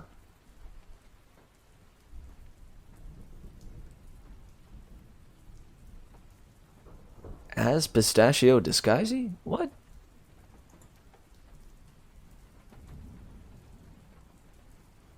But Dan Carvey was Pistachio Disguise. What? I guess. Oh, I guess it was like one of his disguises? Was a Sprouse brother? Or flashbacks? Oh. Did you see? This is why I want to watch this movie again. It's been too long.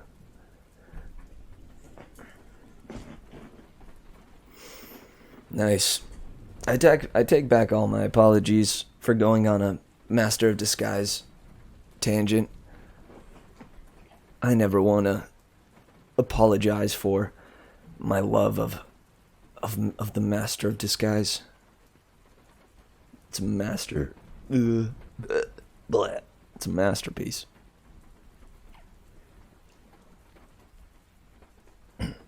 Hire twin kids to double your filming time. Shoot, dude. I didn't even think about that. Clever. Clever.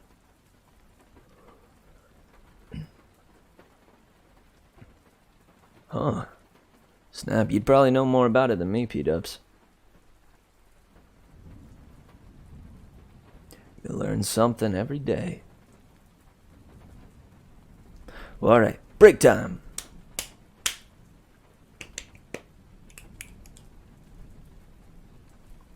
Yeah, Mary-Kate and Ashley Olsen. Them's twins. It's like The Parent Trap, but the new one. I watched both of those a lot when I was a kid. Like each version. The Parent Trap. I guess you could call it The Parent Traps.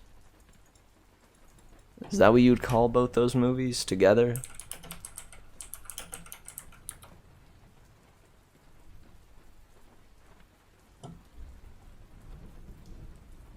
Snap. The newer one is from 1998? Wild. Audience reviews. Such a great and underrated movie. I never saw the original, nor the sequel to the original. This is the only version I watched and grew up with. Lindsay Lohan was great in this movie, as Hallie and her long-lost twin, Annie. Dennis Quaid. Wait, heck, my bad. This is not Mary-Kate nor Ashley Olsen. That's right, she was her own double. I'm dumb. She was her own double? Dude, you could have fooled me when I was younger. Wait, what? Then how do you explain this? How do you explain this? How do you explain this? Excuse me? Is that literally just Photoshop?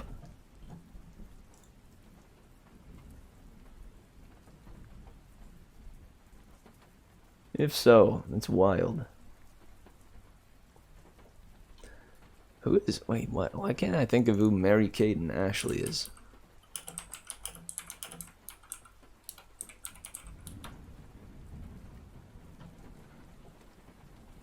Oh, these dudes.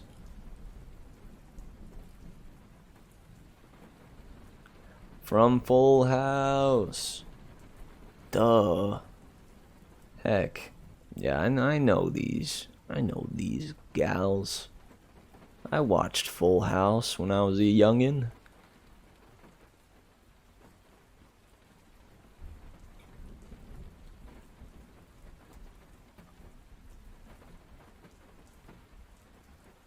Huh. Weird, dude. The lengths they went through to make it...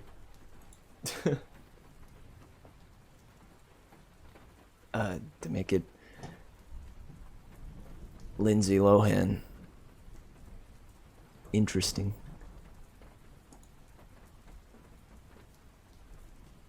Alright, dudes. Let's actually jump to the break now. Yeah, stunt double. True.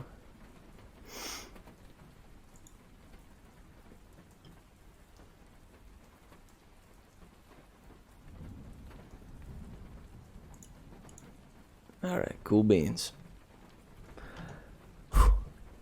We'll be right back with more Lost Hero. I'm gonna pick up where we left off with Porphyrion turning tail and running, Era being released, Jason being knocked out by Era's supernova blast, by Era going Super Saiyan. And yeah, we'll see what the heck happens from there. I'm excited, and I hope to see you very soon. Remember to stretch during the break. Go ahead and grab yourself anything you might need. Snacks, cupcakes, batons, frioles, you know, anything along those lines. Whatever you might need. Maybe even a stunt double or two.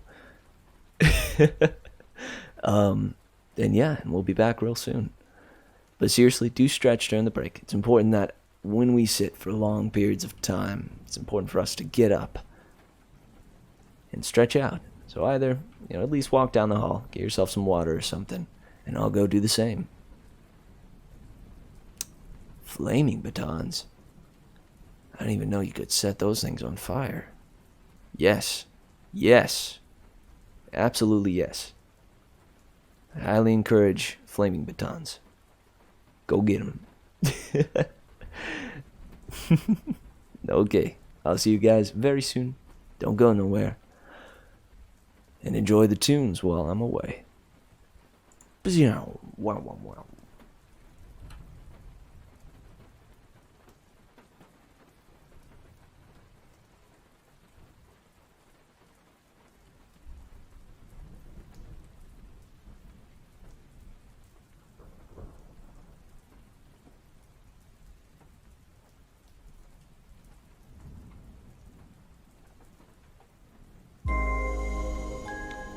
What do I give? How do I live in this life of ours?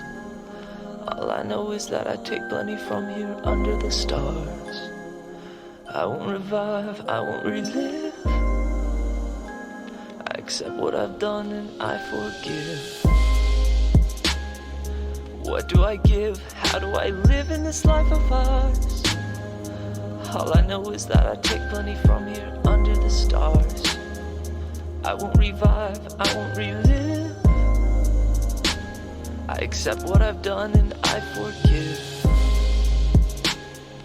What do I give? How do I live in this life of ours? All I know is that I take plenty from here under the stars. I won't revive, I won't relive. I accept what I've done and I forgive. Many mistakes lead me to ravenous haze.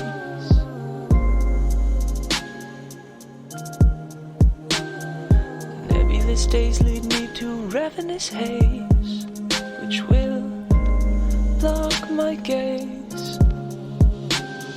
Illusory ways make feelings that don't stay. In and out they face. Is it always that? My tangible wishes are just out of reach. Nebulous days lead me to ravenous haze, which will block my gaze. Illusory ways make feelings that don't stay. In and out they fade. Is it always that? My intangible wishes are just out of reach. やれやれ退屈だと言って何も行動せず刺激を求める割には挑戦しない Feelings that don't stay. Feelings that don't stay. Feelings that don't stay.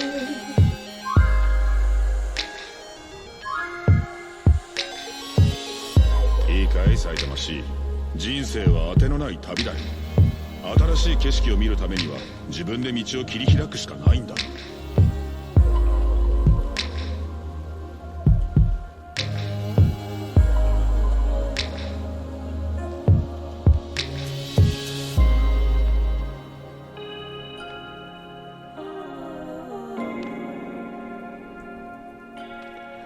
Is it always that? Is it always that? My tangible wishes are just out of reach. Are just out of reach. Is it always that? Is it always that?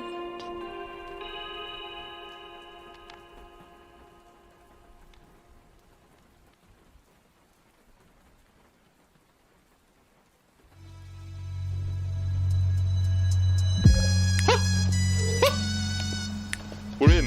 We're live. So, Submerge the device in liquid, even partially. Most this should be fun.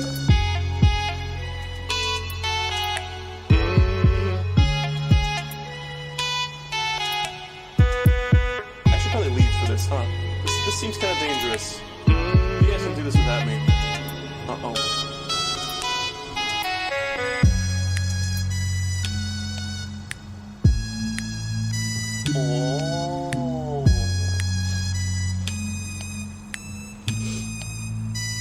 Let's do it.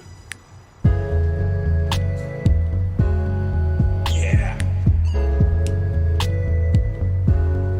Be gone, thought.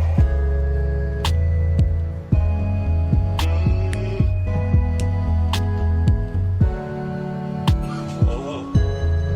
Is there grapefruit in real life? Yeah, it's me. I'm that. How should? Oh, this is this is kind of amazing and kind of dumb. Are you guys ready for this?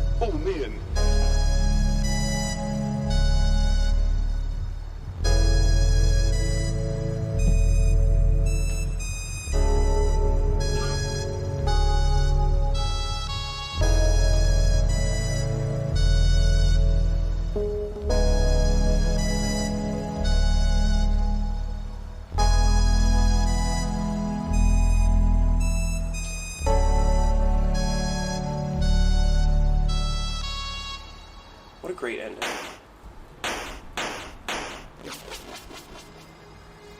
Alright, we're not done though.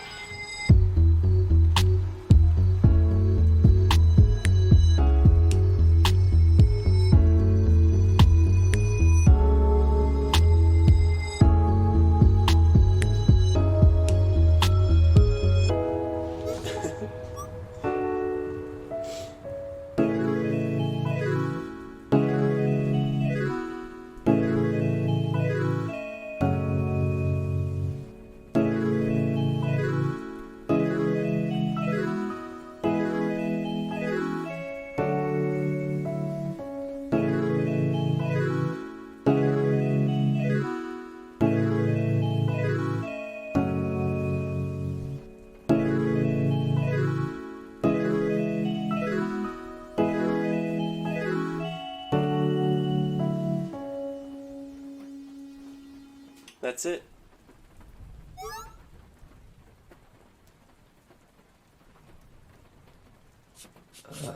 A lot of people have done so much for me, but Nej, I no longer believe in myself. nej, Will I make it nej, on my own? nej, Am I capable of great things alone? nej. Take my hand and hold it tight, be my guide. It's getting hard to see in this darkness on my own.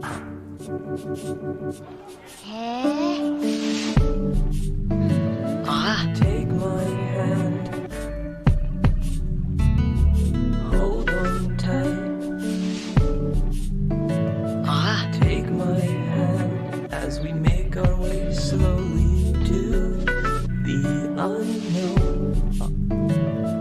Take my hand, I think my vision's finally clearing up. So hold on tight, Nej, hold on tight. ja, I can make it nej, on my own. nej, I am capable of great things alone. nej.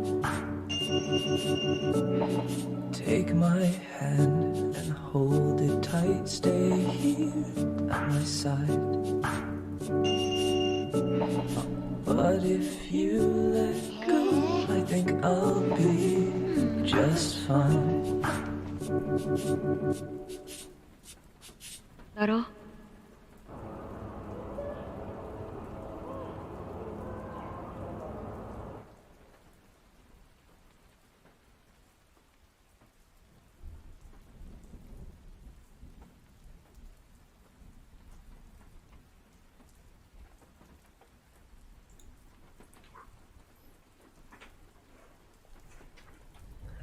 Yo, what up? Welcome back. And I pray your break was dandy. I hope you're ready for some more Lost Hero. The final chapters.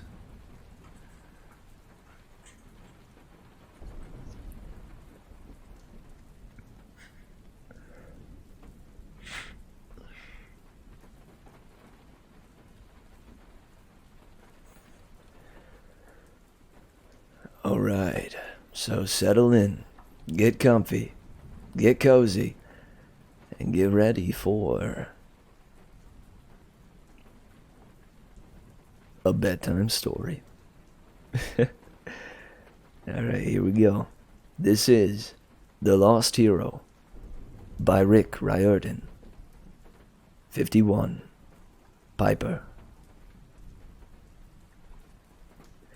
Jason! Piper kept calling his name as she held him, though she'd almost lost hope. He'd been unconscious for 2 minutes now. His body was steaming, his eyes rolled back in his head. She couldn't tell if he was even breathing. It is no use, child. Eris stood over them in her simple black robes and shawl. Piper hadn't seen the goddess go nuclear. Thankfully, she'd closed her eyes, but she could see the after effects. Every vestige of winter was gone from the valley. No signs of battle, neither. The monsters had been vaporized. The ruins had been restored to what they were before. Still ruins, but with no evidence that they'd been overrun by a horde of wolves, storm spirits, and 6-armed ogres. Even the hunters had been revived. Most waited at a respectful distance in the meadow, but Thalia knelt by Piper's side, her hand on Jason's forehead. Thalia glared up at the goddess. This is your fault. Do something! Do not address me that way, girl. I am the queen. Fix him! Era's eyes flickered with power. I did warn him. I would never intentionally hurt the boy. He was to be my champion. I told them to close their eyes before I revealed my true form. Leo frowned. True form is bad, right? So, why did you do it? I unleashed my power to help you, fool! Era cried. I became pure energy, so I could disintegrate the monsters, restore this place, and even save these miserable hunters from the ice.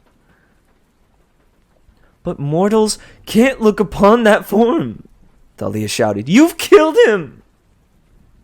Leo shook his head in dismay. That's what our prophecy meant. Death unleash through Era's rage. Come on, lady. You're a goddess. Do some voodoo magic on him. Bring him back.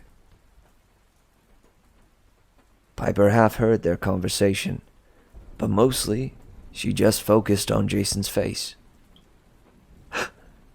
He's breathing, she announced. Impossible, Era said. I wish it were true, child, but no mortal has ever... Jason? Piper called, putting every bit of willpower into his name. She could not lose him. Listen to me. You can do this. Come back. You're going to be fine. Nothing happened. Had she imagined his breathing stirring? Healing is not a power of Aphrodite, Era said regretfully. Even I cannot fix this, girl. His mortal spirit... Jason! Piper said again, and she imagined her voice resonating through the earth, all the way down to the underworld. "Wake up!" He gasped, and his eyes flew open. For a moment they were full of light, glowing pure gold. Then the light faded, and his eyes were normal again.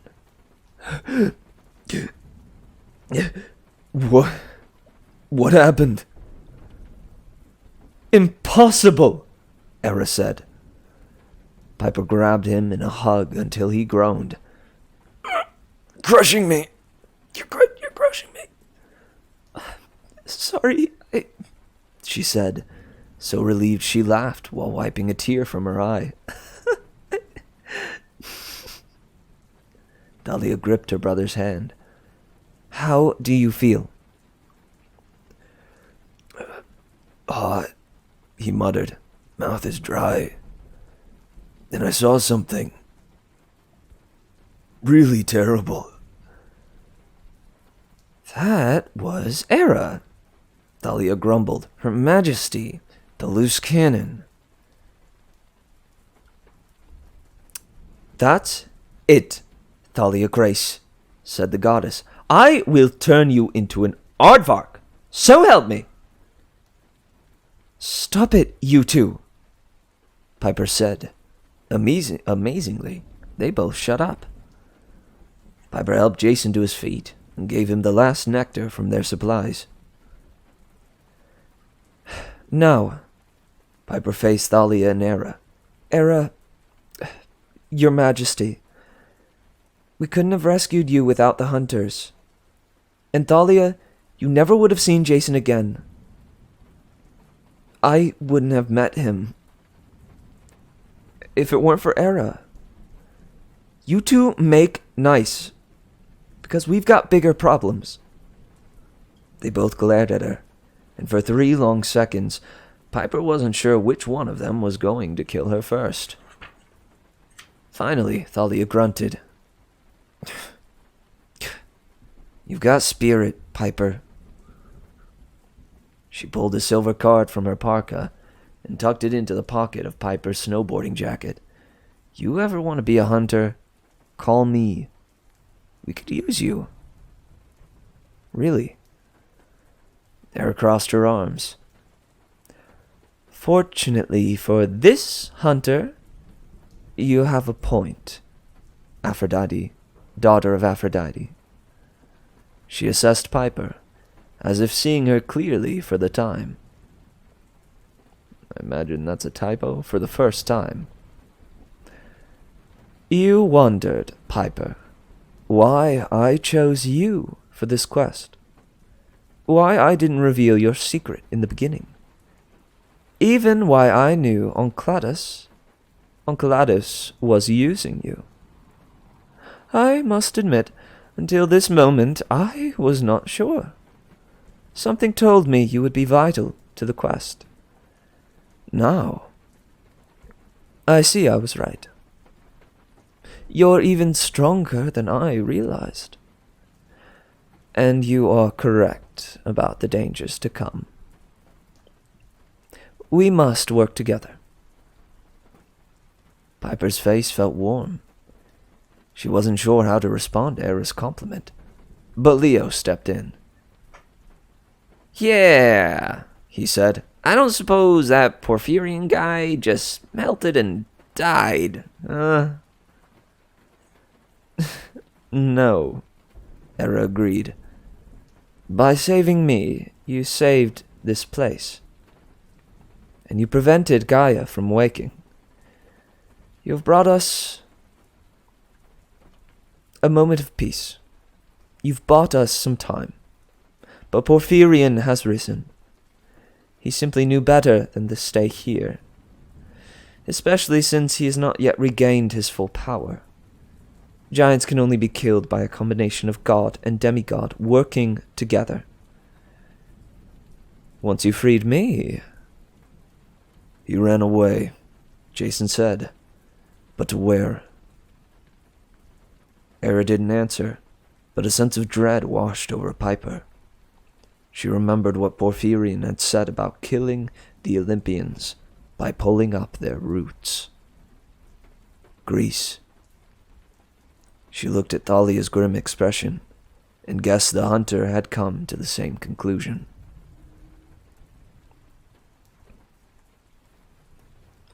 I need to find Annabeth, Thalia said. She has to know what happened here. Thalia, Jason gripped her hand. We never got to talk about this place. Or... I know. Her expression softened. I lost you once here. I don't want to leave you again, but we'll meet soon. I'll rendezvous with you back at Camp Half-Blood. She glanced at Era. You'll see them there safely. It's the least you can do. It's not your place to tell me. Queen Era, Piper interceded. The goddess sighed. Fine. Yes. Just off with you, Hunter. Thalia gave Jason a hug and said her goodbyes. When the hunters were gone, the courtyard seemed strangely quiet. The dry, reflecting pool showed no signs of the earthen tendrils that had brought back the giant king and imprisoned Era. The night sky was clear and starry. The wind rustled in the redwoods. Piper thought about that night in Oklahoma when she and her dad had slept in Grandpa Tom's front yard. She thought about the night on the wilderness school dorm roof when Jason had kissed her.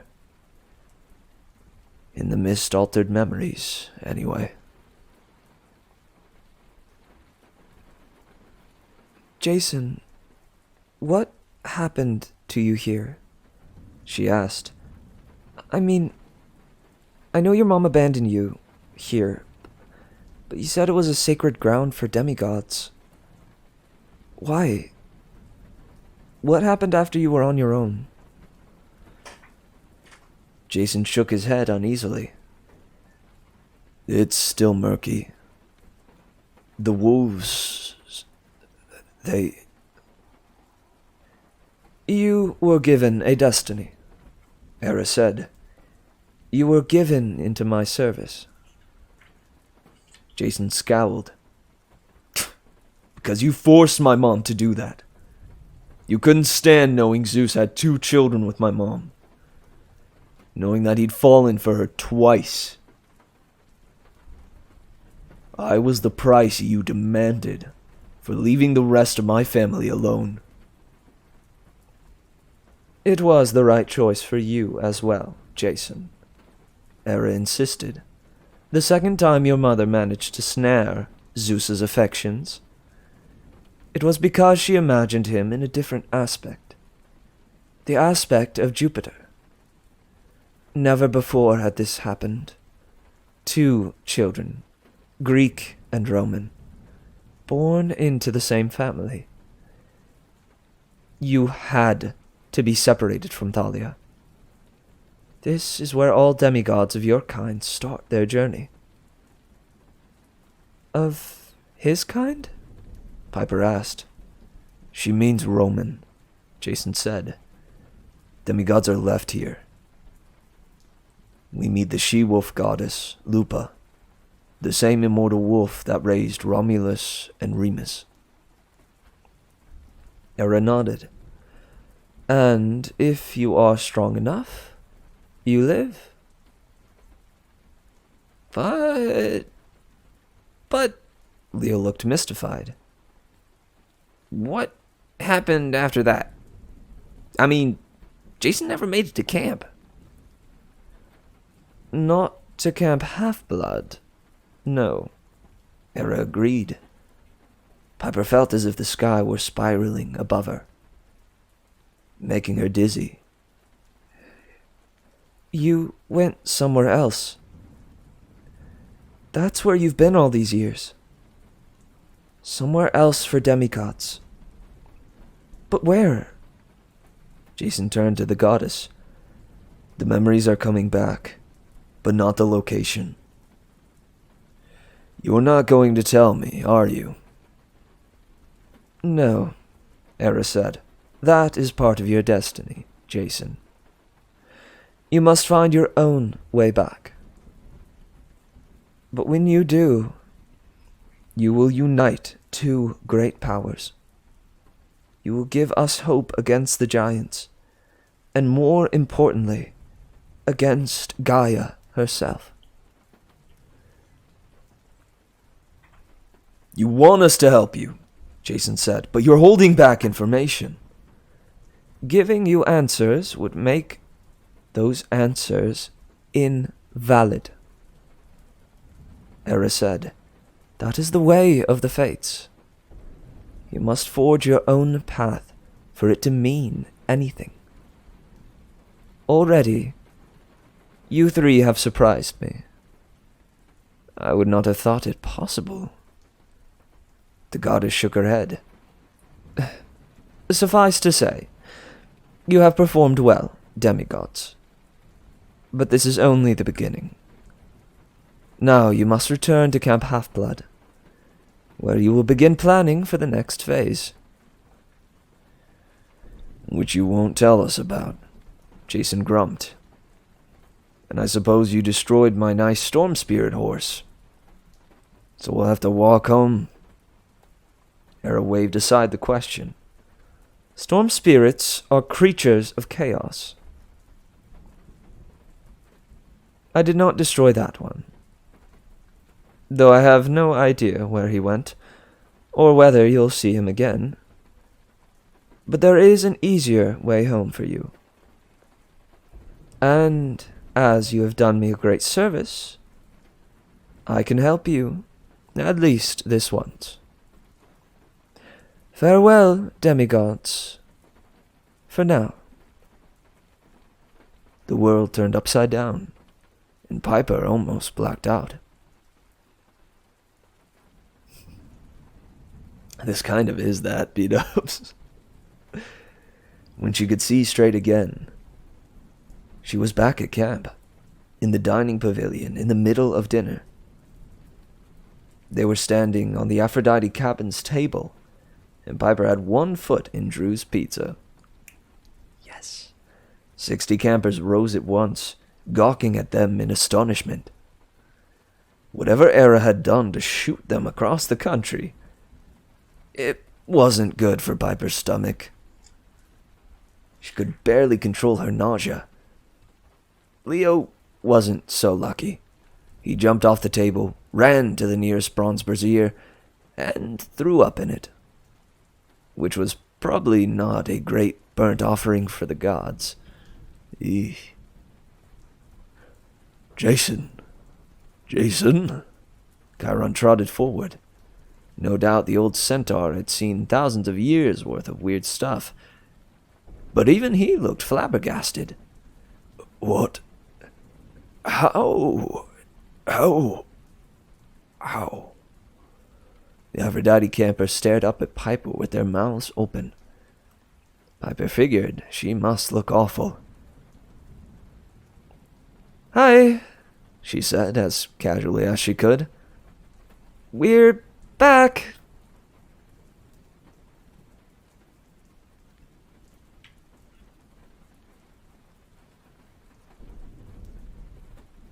She's a good.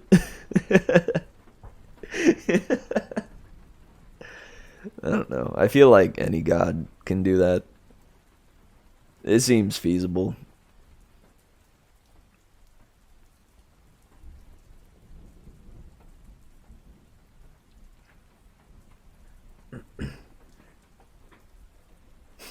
She a good.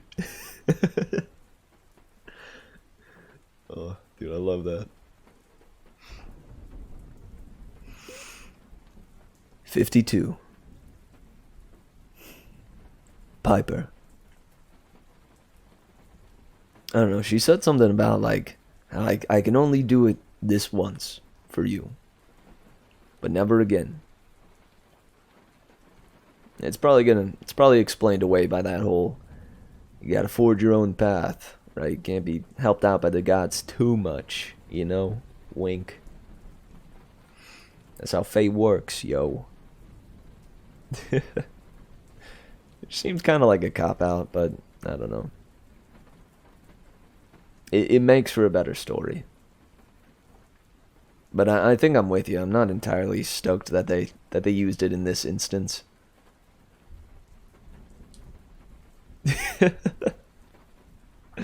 Oh, man.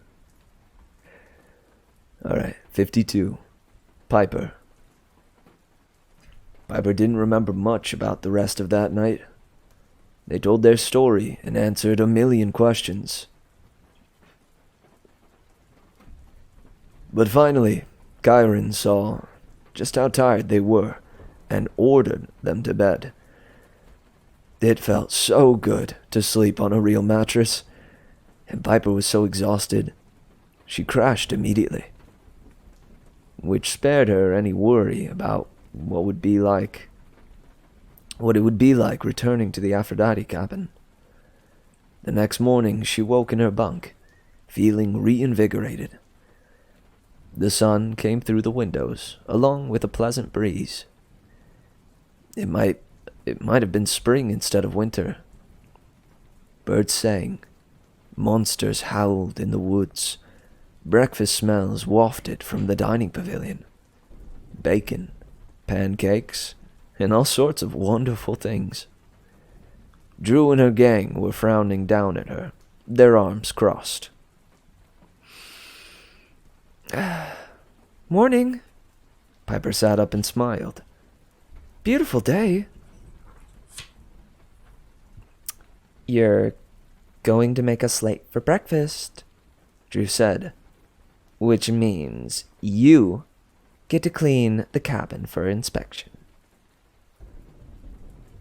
A week ago, Piper would have either punched Drew in the face or hidden under her covers. Now she thought about the Cyclops in Detroit, Medea in Chicago, Midas turning her to gold in Omaha. Looking at Drew, who used to bother her, Piper laughed. Drew's smug expression crumbled. She backed up, then remembered she was supposed to be angry. What are you? Challenging you, Piper said. How about noon in the arena? You can choose the weapons.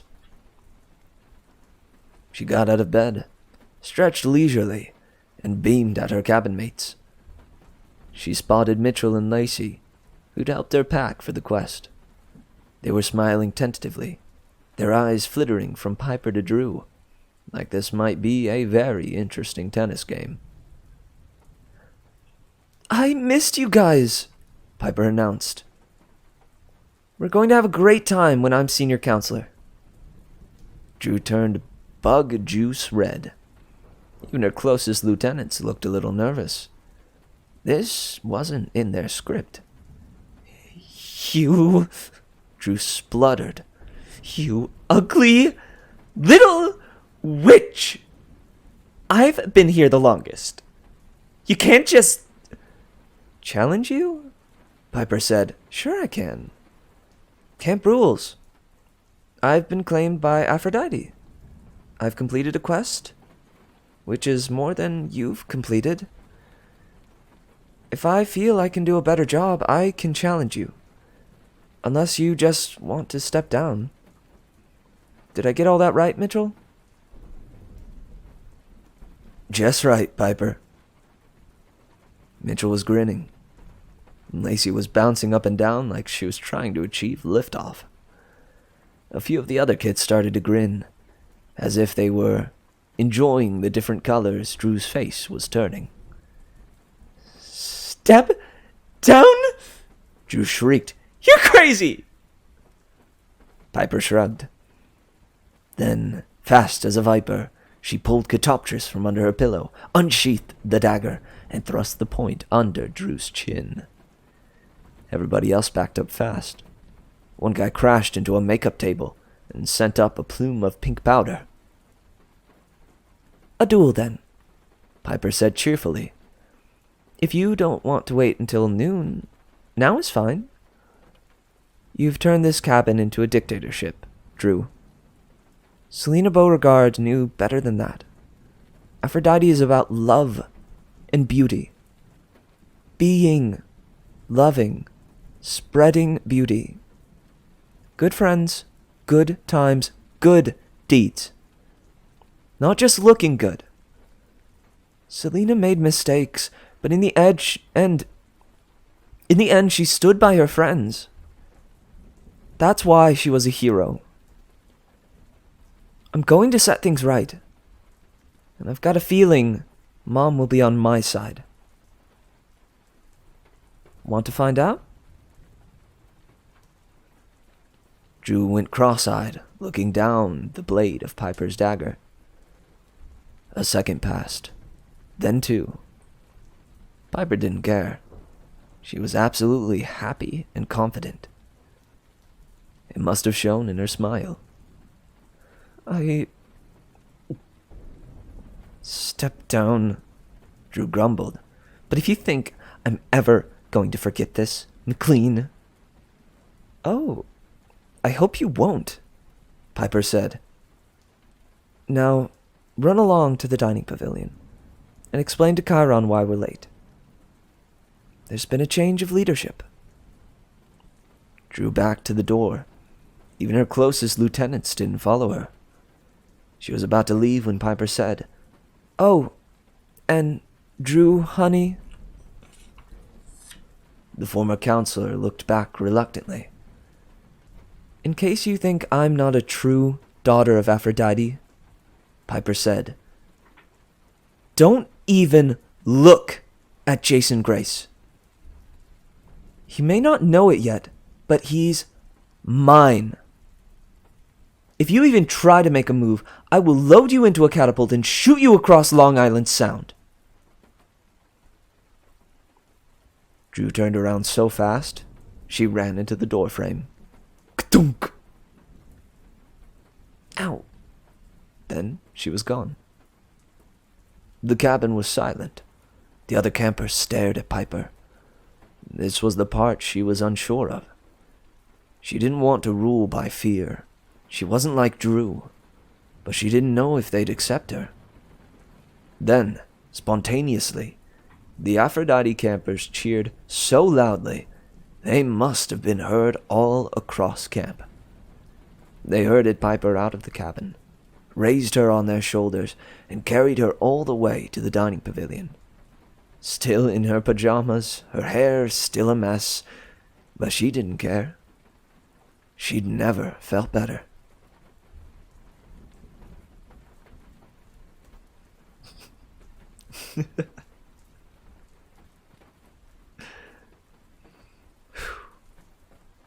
By afternoon, Piper had changed into comfortable camp clothes and led the Aphrodite cabin through their morning activities.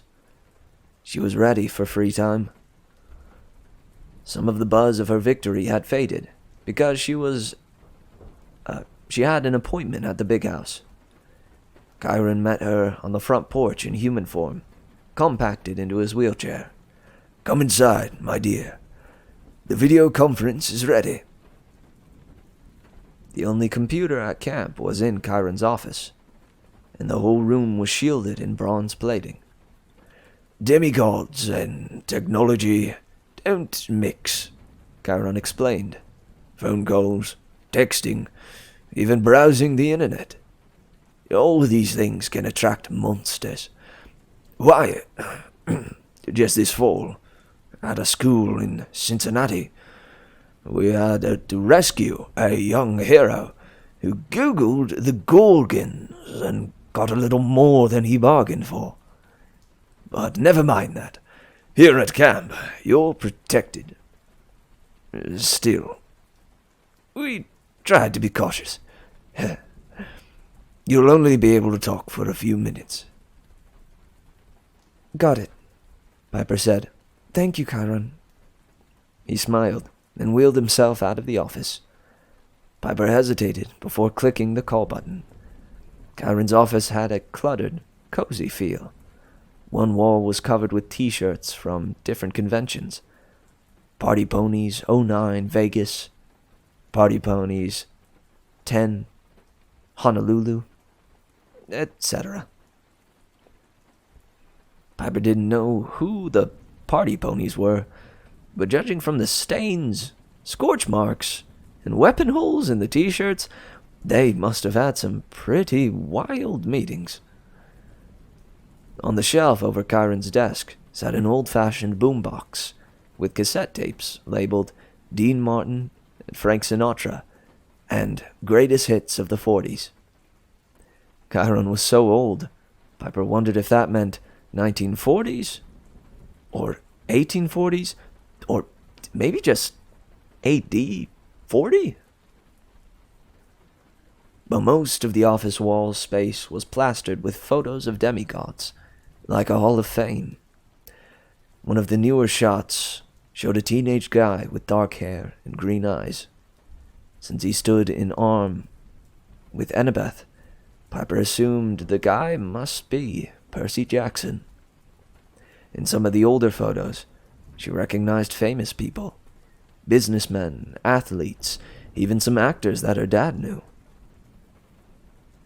Unbelievable, she muttered. Piper wondered if her photo would go on the wall someday. For the first time, she felt like she was part of something bigger than herself. Demigods had been around for centuries. Whatever she did for all of them. She took a deep breath and made the call. The video screen popped up. Gleason Hedge grinned from her dad's office. "Seen the news?" "Kind of hard to miss," Piper said. "I hope you know what you're doing." Chiron had shown her a newspaper at lunch. Her dad's mysterious return from nowhere had made the front page. His personal assistant Jane had been fired for covering up his disappearance and failing to notify the police. A new staff had been hired and personally vetted by Tristan McLean's life coach, Gleason Hedge. According to the paper, Mr. McLean claimed to have no money. Excuse me. Typo. According to the paper, Mr. McLean claimed to have no memory of the last week. And the media was totally eating up the story. Some thought it was a clever marketing ploy for a movie. Maybe McLean was going to play an amnesiac? Some thought he'd been kidnapped by terrorists, or rabid fans, or had heroically escaped from ransom seekers using his incredible King of Sparta fighting skills. Whatever the truth, Tristan McLean was more famous than ever. "It's going great," Hedge promised. "But don't worry. We're going to keep him out of the public eye for the next month. At least until things cool down. Your dad's got more important things to do. Like resting. And talking to his daughter." "Don't get too comfortable out there in Hollywood, Gleason," Piper said. Hedge snorted. "You kidding? These people make Aeolus look sane. I'll be back as soon as I can. But your dad's got to get back on his feet first. He's a good guy. Oh, by the way, I took care of that other little matter. The Park Service in the Bay Area just got an anonymous gift of a new helicopter. And the Ranger pilot who helped us, she's got a very lucrative offer to fly for Mr. McLean." "Thanks, Gleason," Piper said. "For everything." "Yeah, well, I don't try to be awesome. It comes naturally. Yeah. Speaking of Aeolus's place, meet your dad's new assistant. Come on. Yes, now." Hedge was nudged out of the way, and a pretty young lady grinned into the camera. "Melly?" Piper stared, but it was definitely her, the aura who'd helped them escape from Aeolus's fortress. You're working for my dad now? Isn't it great? Does he know you're a, wind spirit? Oh no, but I love this job. It's, a breeze. Piper couldn't help but laugh. I'm glad. That's awesome. But where... Just a sec. Melly kissed Gleason on the cheek. Come on, you old goat. Stop hogging the screen. What? Come on, Hedge demanded, but Melly steered him away and called, Mr. McLean, she's on. Come on, come on.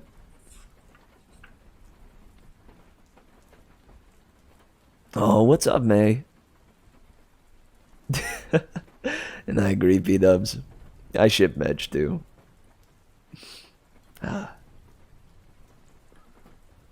This is kind of like a Where Are They Now segment.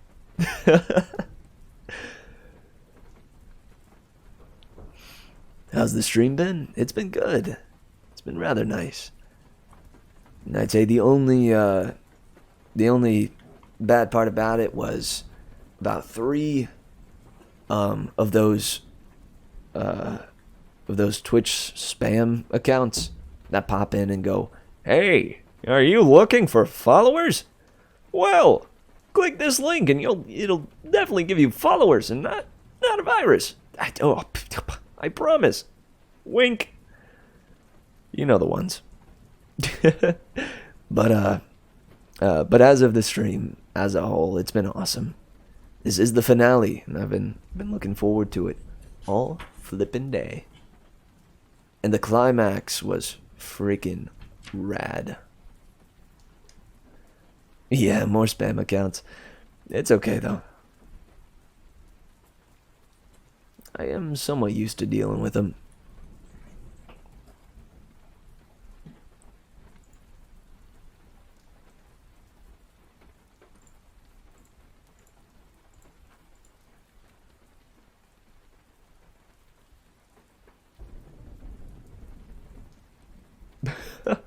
Yikes. You wouldn't get a virus. They just hack your account and you become a bit. Yeah, already the finale. Got like 20 pages left or something. A bit? Ah, you mean a bot. Can you imagine Mary Mitch popping into a stream with just, "Hello, would you like, have you been looking for followers? Wink. Click here." That's totally a Mary Mitch thing to do. Come on.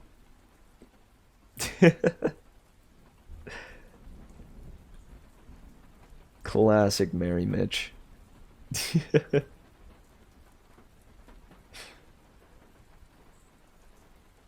All right, we're gonna jump back in. Don't want to interrupt in the middle of a chapter. At least not for too long.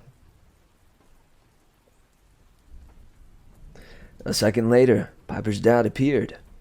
He broke into a huge grin. "Pipes!" He looked great, back to normal, with his sparkling brown eyes, his half-day beard, his confident smile, and his newly trimmed hair, like he was ready to shoot a scene. Piper was relieved, but she also felt a little sad. Back to normal wasn't necessarily what she'd wanted. In her mind, she started the clock. On a normal call like this, on a workday, she hardly ever got her dad's attention for longer than 30 seconds. "Hey," she said weakly. "You feeling okay? You feeling okay?" "Honey, I'm so sorry to worry you with this disappearance business. I don't know." His smile wavered, and she could tell he was trying to remember, grasping for a memory. A memory that should have been there, but wasn't. I'm not sure what happened, honestly. But I'm fine. Coach Edge has been a godsend. A godsend, she repeated. Funny choice of words. He told me about your new school, Dad said. I'm sorry the wilderness school didn't work out, but you were right.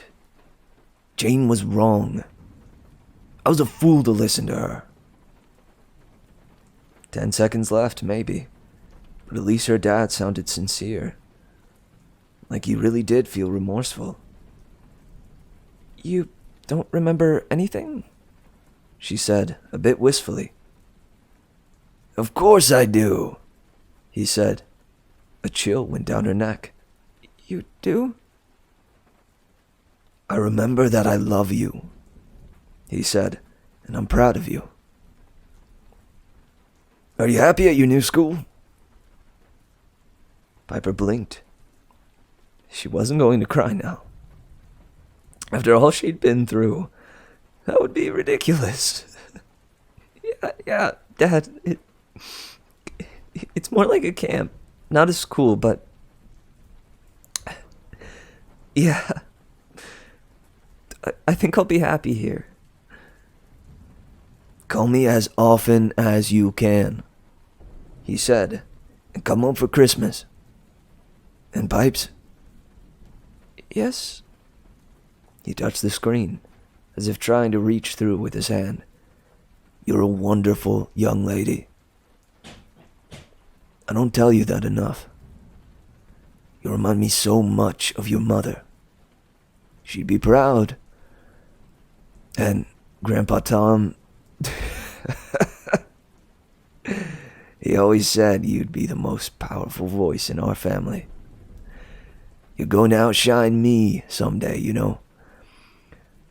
You're going to remember me as Piper McLean's father. And that's the best legacy I can imagine. Piper tried to answer, but she was afraid she'd break down. She just touched his fingers on the screen and nodded. Melly said something in the background, and her dad sighed. Come on. Studio calling. I'm sorry, honey. And he did sound genuinely annoyed to go. It's okay, Dad, she managed. Love you. He winked. Then the video call went black. 45 seconds? Maybe a full minute. Piper smiled. A small improvement, but it was progress.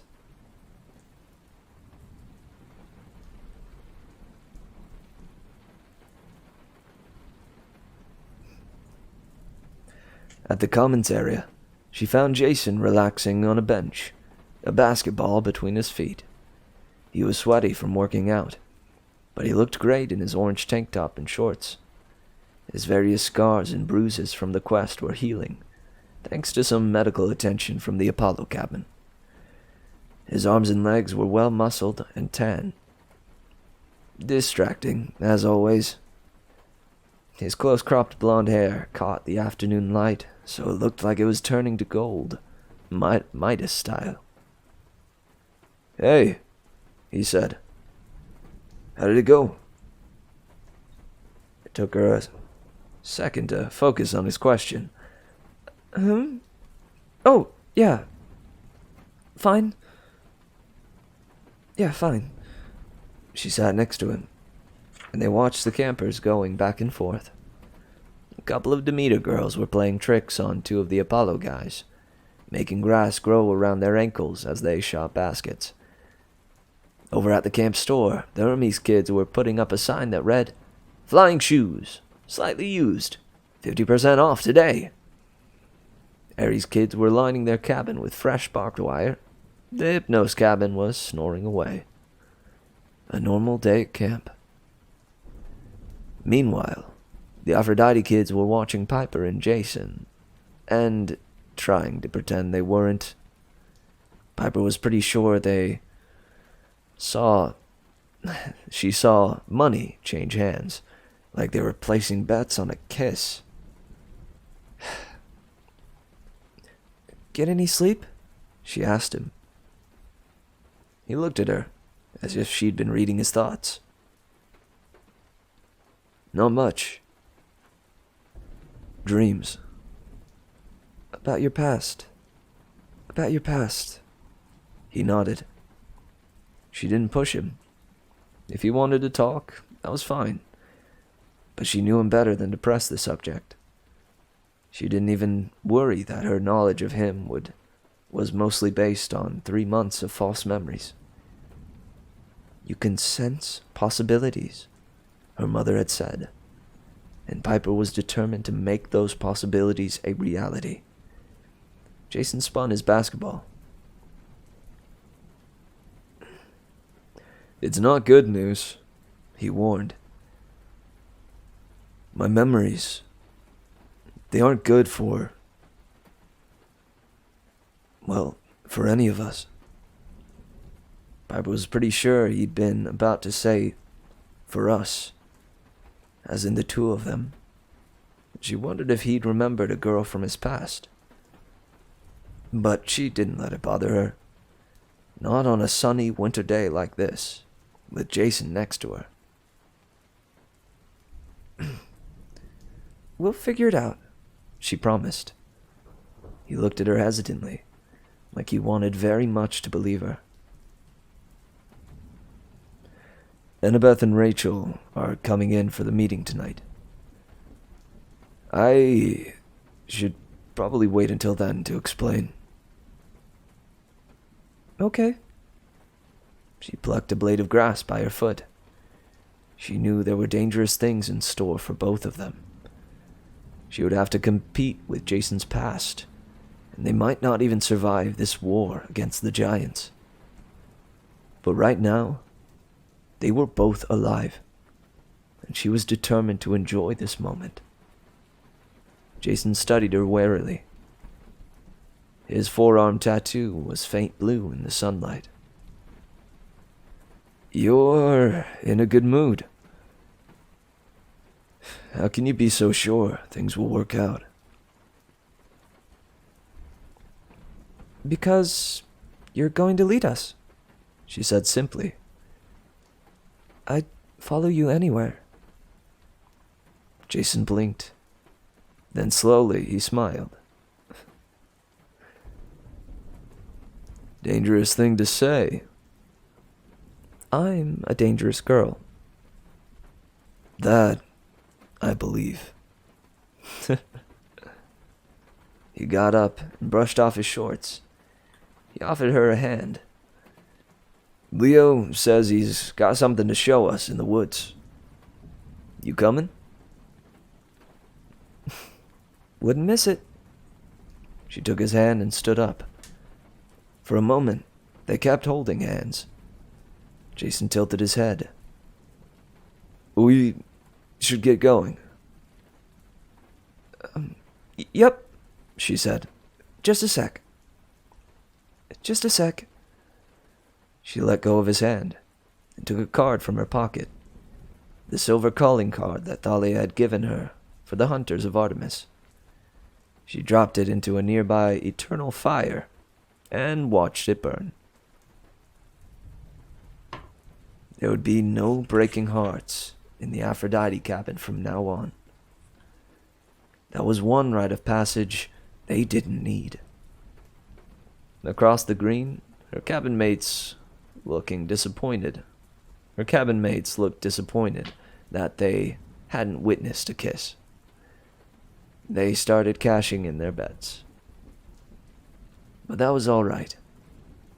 Piper was patient, and she could see a lot of good possibilities. Let's go, she told Jason. We've got adventures to plan.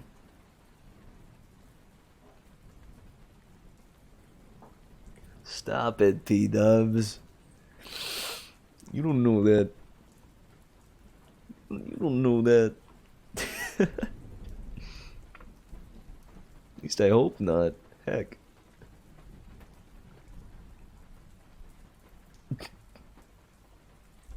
It's a sign. Or I don't know. It's like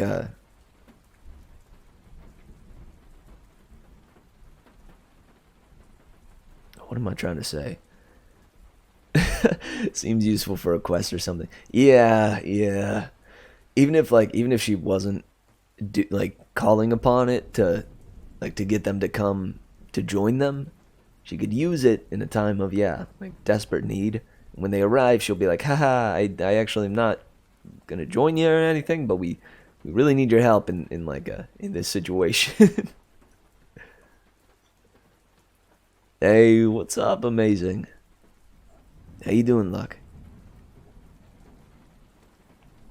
Good morning indeed. Especially with the leader of the Giants on the loose. We're in the finale for The Lost Hero. I hope you enjoy these final 3 chapters. 53. Leo. Leo hadn't felt this jumpy since he offered tofu burgers to the werewolves. When he got to the limestone cliff in the forest, he turned to the group and smiled nervously. Here we go. He willed his hands to catch fire and set it against the door. His cabin mates gasped. Leo! Nisa cried. You're a fire user! Yeah, thanks, he said. I know. Jake Mason, who was out of his body cast, but still on crutches, said, Holy Hephaestus! That means... It's so rare that... The massive stone door swung open, and everybody's mouth dropped. Leo's flaming hand seemed insignificant now. Even Piper and Jason looked stunned, and they'd seen enough amazing things lately. Only Chiron didn't look surprised. The centaur knit his bushy eyebrows and stroked his beard, as if the group was about to walk through a minefield. That made Leo even more nervous, but he couldn't change his mind now. His instincts told him he was meant to share this place. At least with the Hephaestus cabin, and he couldn't hide it from Chiron or his 2 best friends. Welcome to Bunker 9, he said, as confidently as he could. Come on in. The group was silent as they toured the facility. Everything was just as Leo had left it. Giant machines, work tables, old maps, and schematics. Only one thing had changed. Festus's head was sitting on the central table, still battered and scorched from his final crash in Omaha. Leo went over to it, a bitter taste in his mouth, and stroked the dragon's forehead. I'm sorry, Festus, but I won't forget you. Jason put a hand on Leo's shoulder. Hephaestus brought it here for you. Leo nodded. But you can't repair him, Jason guessed. No way, Leo said. But the head is going to be reused. Festus will be going with us. He will. Piper came over and frowned. What do you mean? Before Leo could answer, Nisa cried out, Guys, look at this!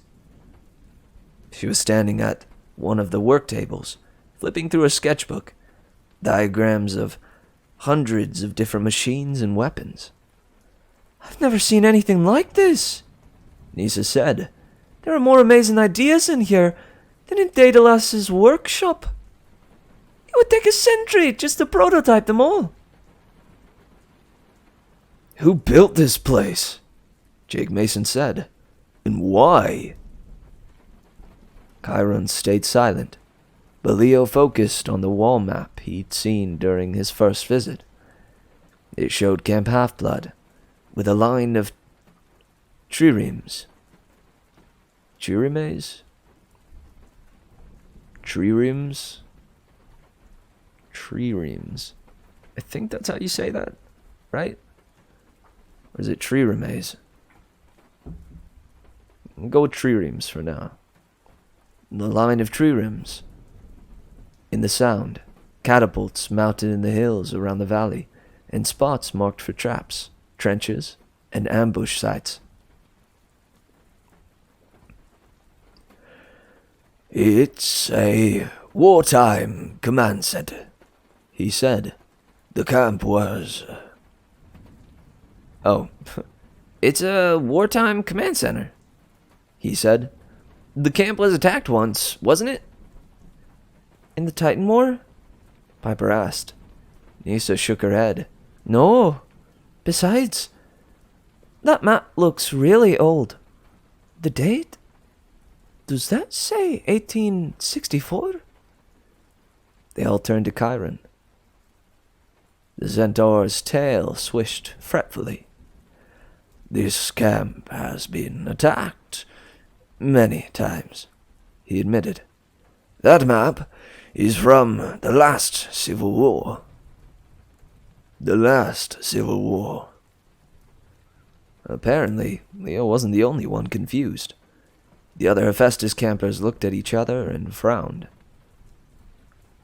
Civil War, Piper said. You mean the American Civil War? Like 150 years ago? Yes, and no. And no, Chiron said. The two conflicts, mortal and demigod, mirrored each other, as they usually do in Western history. Look at any civil war or revolution from the fall of Rome onward, and it marks a time when demigods also fought one another. But that Civil War was particularly horrible. For American mortals, it is still their bloodiest conflict of all time.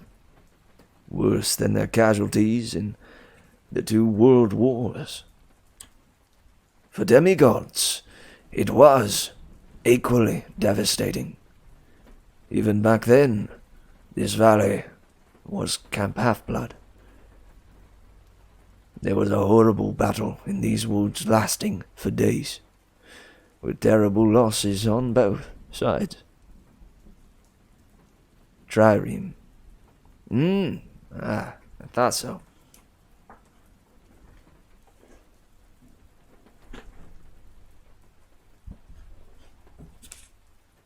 Thank you, P-Dubs.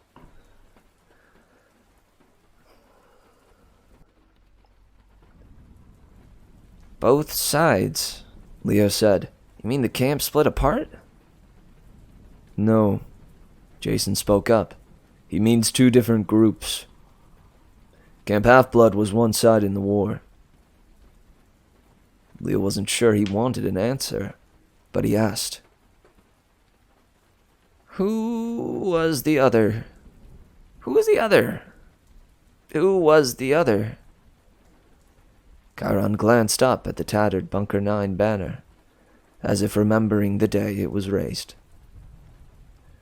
The answer is dangerous, he warned.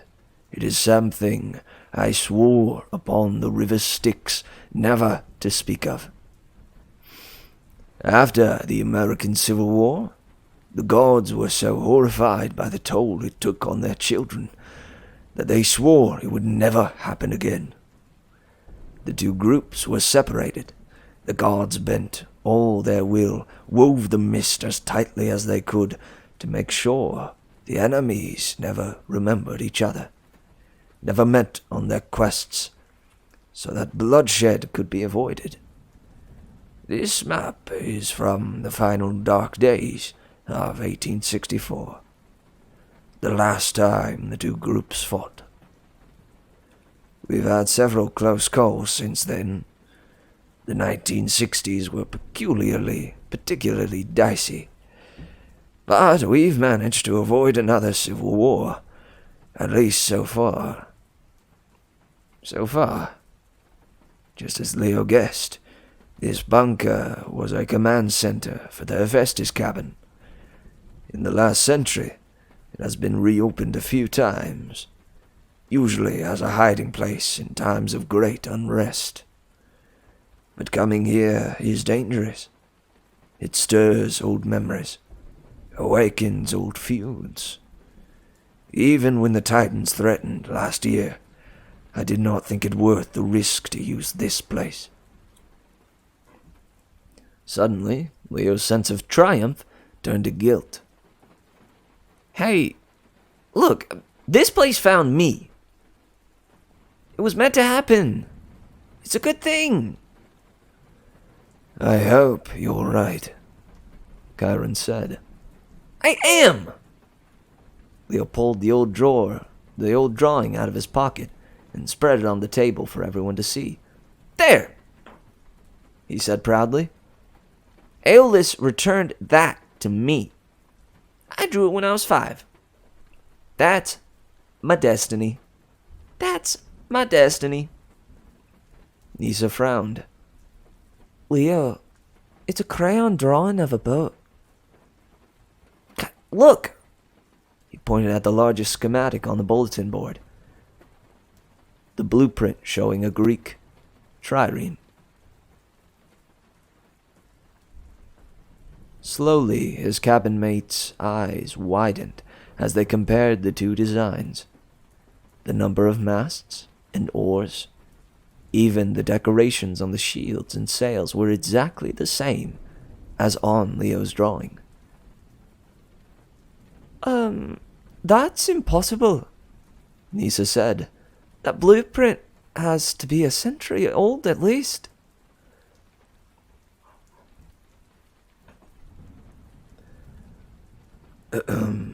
Prophecy, unclear, flight.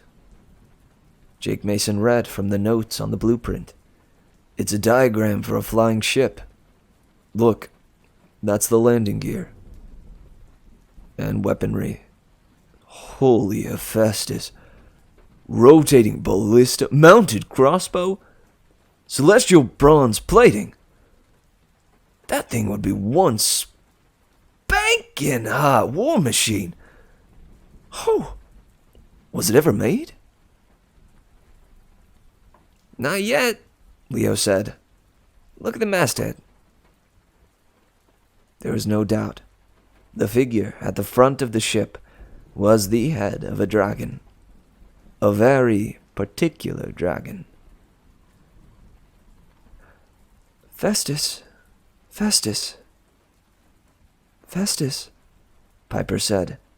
Everyone turned and looked at the dragon's head sitting on the table. He's meant to be our masthead, Leo said. Our good luck charm at sea. Our eyes. I'm supposed to build this ship. I'm gonna call it the Argo 2. And guys, I'll need your help. The Argo 2, Piper smiled. After Jason's ship. Jason looked a little uncomfortable, but he nodded. Leo's right. That ship is just what we need for our journey. What journey? Nisa said. You just got back. Piper ran her fingers over the old crayon drawing. We've got to confront Porphyrion, the Giant King. He said he would destroy the gods at their roots. Indeed. Indeed, Chiron said. Much of Rachel's great prophecy is still a mystery to me. But one thing is clear. You three, Jason, Piper, and Leo, are among the 7 demigods who must take on that quest. You must confront the giants in their homeland, where they are strongest. You must stop them before they can wake Gaia fully, before they destroy Mount Olympus. Nia shifted. You don't mean Manhattan, do you? No, Leo said. The original Mount Olympus. We have to sail to Greece.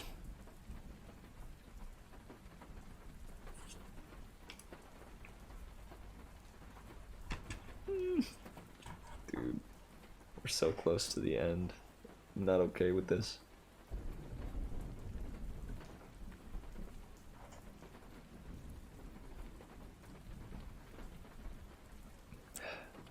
Chapter 54. Leo. It took a few minutes for that to settle in. Then the other Hephaestus campers started asking questions, all at once. Who were the other 4 demigods? How long would it take to build the boat? Why didn't everyone get to go to Greece? Heroes! Heroes! Heroes! Charon struck his hoof on the floor. All the details are not clear yet, but Leo is correct. Leo is correct. He will need your help to build the Argo too.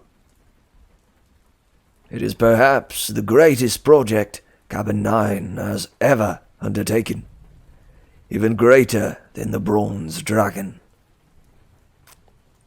It'll take a year at least, Nisa guessed. Do we have that much time? You have 6 months at most, Chiron said. You should sail by the summer solstice, when the god's power is strongest. Besides, we evidently cannot trust the wind gods, and the summer winds are the least powerful and easiest to navigate. You dare not sail any later, or you may be too late to stop the giants. You must avoid ground travel, using only air and sea. So, this vehicle is perfect. Jason, being the son of the sky god, his voice trailed off.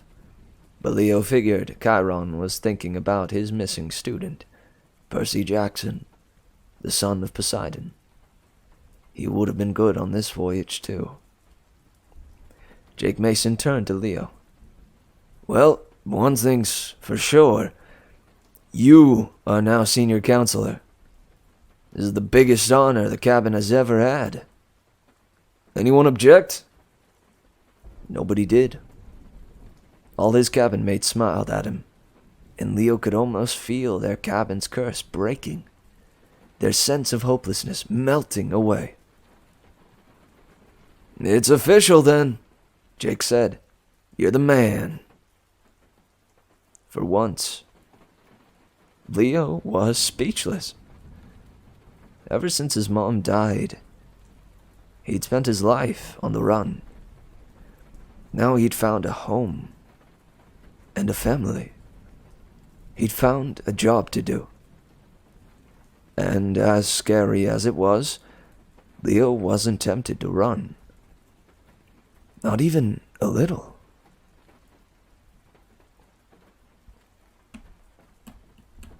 Well, he said at last, if you guys elect me leader, you must be even crazier than I am. So, let's build a spanking hot war machine. Hoo! Who's with me?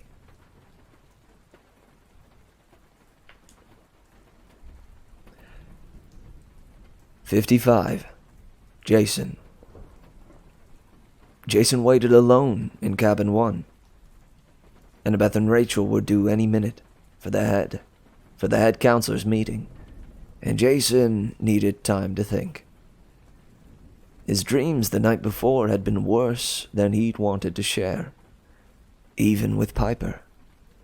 His memory was still foggy, but bits and pieces were coming back. The night Lupa had tested him at the Wolf House to decide if he would be a pup or food. Then the long trip south to...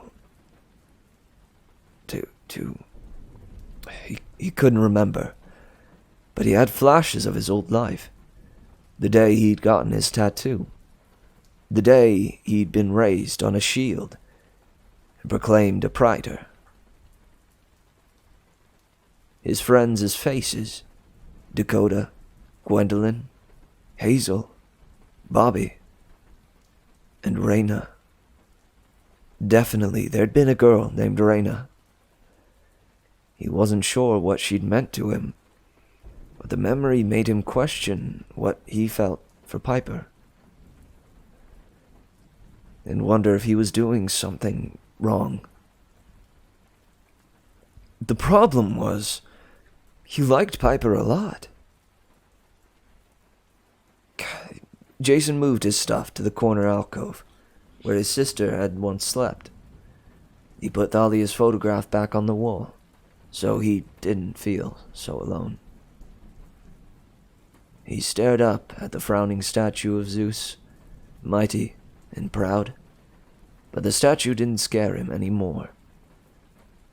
It just made him feel sad. "I know you can hear me," Jason said to the statue.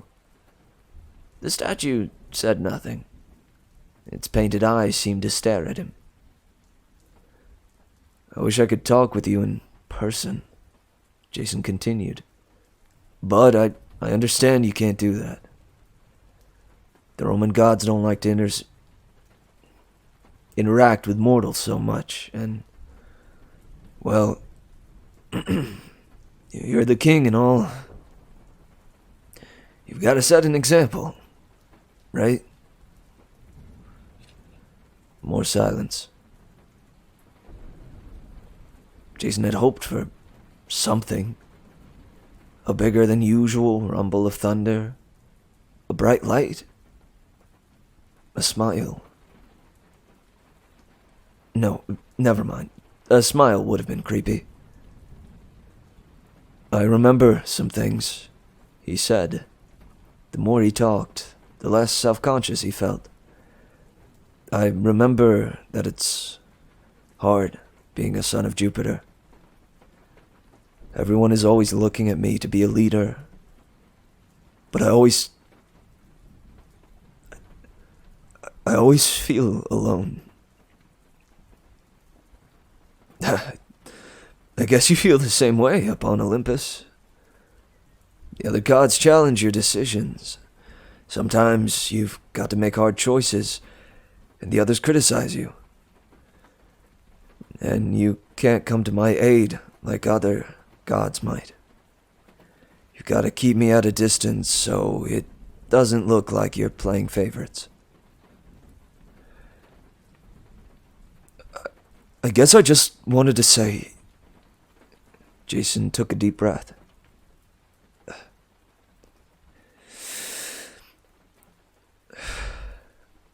"I understand all of that. It's okay. I'm going to try to do my best. I'll try to make you proud.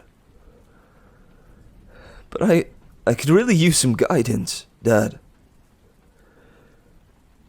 If there's anything you can do, help me so I can help my friends. I'm afraid I'll get them killed. I don't know how to protect them. I don't know. I don't know how to protect them." The back of his neck tingled. He realized someone was standing behind him. He turned and found a woman in a black hooded robe with a goatskin cloak over her shoulder and a sheathed Roman sword, a gladius, in her hands. "Era," he said. She pushed back her hood. "To you, I have always been Juno. And your father has already sent you guidance, Jason. He sent you Piper and Leo. they're not just your responsibility. They are also your friends. Listen to them, and you will do well. Did Jupiter send you here to tell me that? No one sends me anywhere, hero, she said. I am not a messenger. I am not a messenger. But you got me into this. Why did you send me to this camp? I think you know. I think you know, Juno said. An exchange of leaders was necessary. It was the only way to bridge the gap. I didn't agree to it. No, but Zeus gave your life to me. And I am helping you fulfill your destiny. Jason tried to control his anger. He looked down at his orange camp shirt and the tattoos on his arm, and he knew these things should not go together. He had become a contradiction, a mixture as dangerous as anything Medea could cook up. You're not giving me all my memories, he said, even though you promised. Most will return in time, Juno said, but you must find your own way back. You need these next months with your new friends, your new home. You're gaining their trust. By the time you sail in your ship, you will be a leader at this camp, and you will be ready to be a peacemaker between two great powers.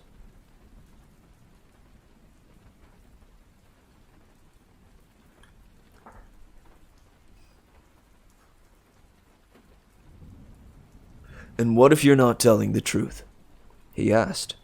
What if you're doing this to cause another civil war? Juno's expression was impossible to read. Amusement? Disdain? Affection? Possibly all three. As much as she appeared human, Jason knew she was not. He could still see that blinding light, the true form of the goddess that had seared itself into his brain. She was Juno and Hera. She existed in many places at once. Her reason for doing something was never simple. I am the goddess of family, she said. My family has been divided for too long. They divided us so we don't kill each other, Jason said. That seems like a pretty good reason. The prophecy demands that we change. The giants will rise. Each can only be killed by a god and demigod working together. Those demigods must be the 7 greatest of the age. As it stands, they are divided between 2 places. If we remain divided, we cannot win. Gaia is counting on this. You must unite the heroes of Olympus and sail together to meet the giants on the ancient battlegrounds of Greece. Only then will the gods be convinced to join you. It will be the most dangerous quest, the most important voyage ever attempted by children of the gods. Jason looked up again at the glowering statue of his father. It's not fair, Jason said. I could ruin everything. You could, Juno agreed. But gods need heroes. We always have. Even you. I thought you hated heroes. The goddess gave him a dry smile. I have that reputation. But if you want truth, Jason, I often envy other gods. They are able to have mortal children. You demigods can span both worlds. I think this helps your godly parents. Even Jupiter, curse him, to understand the mortal world better than I.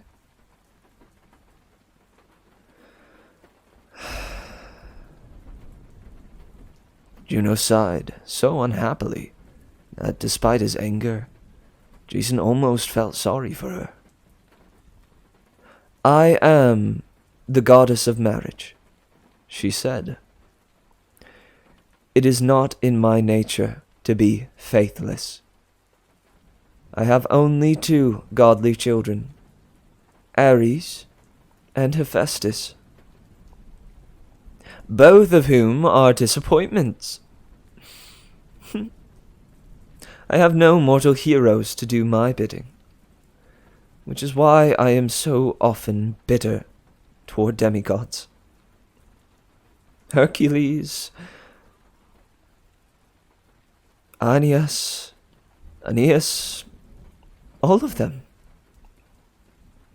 But it is also why I favored the first Jason, a pure mortal who had no godly parent to guide him, and why I am glad Zeus gave you to me. You will be my champion, Jason. You will be the greatest of heroes, and bring unity to the demigods, and thus to Olympus. Her words settled over him, as heavy as sandbags. 2 days ago, he'd been terrified by the idea of leading demigods into a great prophecy, sailing off to battle against giants to save the world. He was still terrified, but something had changed. He no longer felt alone. He had friends now, and a home to fight for. He even had a patron goddess looking out for him, which had to count for something, even if she seemed a little untrustworthy. Jason had to stand up and accept his destiny, just as he had done when he faced Porphyrion with his bare hands. Sure, it seemed impossible. He might die, but his friends were counting on him. And if I fail? He asked. Great victory requires great risk, she admitted. Fail, and there will be bloodshed like we have never seen. Demigods will destroy one another. The giants will overrun Olympus. Gaia will wake, and the earth will shake off everything we have built over 5 millennia. It will be the end of us all.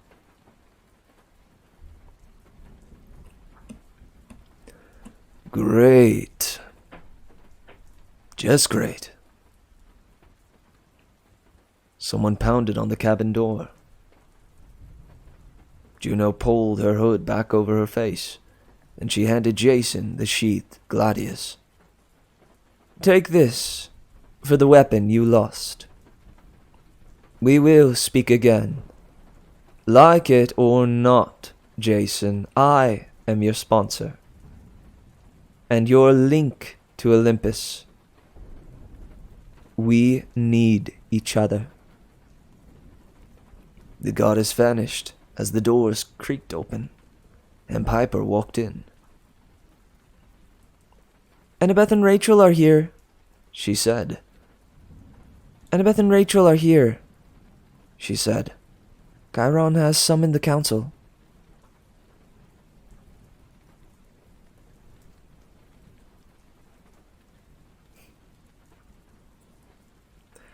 Alright guys, final chapter.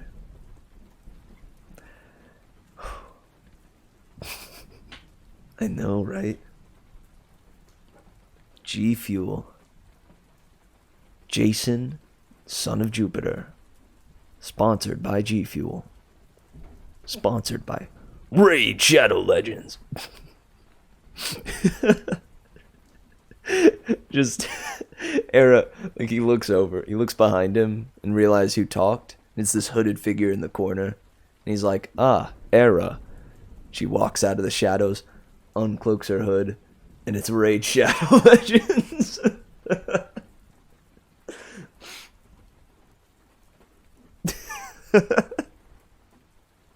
Alright, sorry. Enough. Let's get serious. This is the final chapter. Let's do this, guys.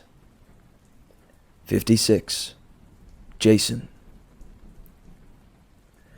The council was nothing like Jason imagined. For one thing, it was in the big house rec room, around a ping pong table, and one of the satyrs was serving nachos and sodas.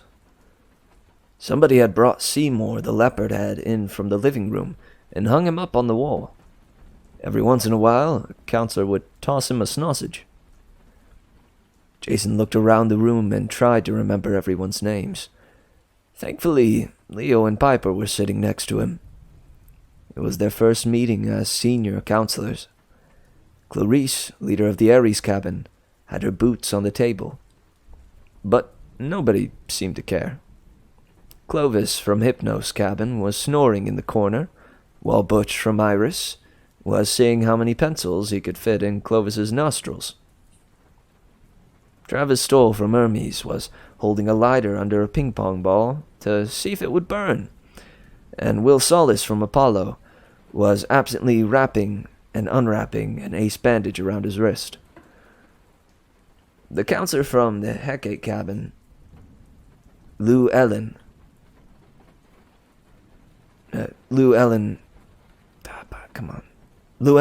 something or other, was playing Got Your Nose with Miranda Gardner from Demeter. Except that Lou Ellen really had magically disconnected Miranda's nose, and Miranda was trying to get it back. Jason had hoped Thalia would show. She'd promised, after all, but she was nowhere to be seen. Chiron had told him not to worry about it. Thalia often got sidetracked fighting monsters or running quests for Artemis, and she would probably arrive soon. But still, Jason worried. Rachel Dare, the Oracle, sat next to Chiron, at the head of the table. She was wearing her Clarion Academy school uniform, which seemed a bit odd, but she smiled at Jason. Annabeth didn't look so relaxed. She wore armor over her over her camp clothes, with her knife at her side and her blonde hair pulled back in a ponytail. As soon as Jason walked in, she fixed him with an expectant look, as if she were trying to extract information out of him by sheer willpower. "Let's come to order," Chiron said. "Lou Ellen, please give Miranda her nose back. Travis, if you'd kindly extinguish the flaming ping-pong ball. And Butch, I think 20 pencils is really too many for any human nostril. Thank you. Now, as you can see, Jason, Piper, and Leo have returned successfully. more or less, has returned successfully. More or less. Some of you have heard parts of their story, but I will let them fill you in.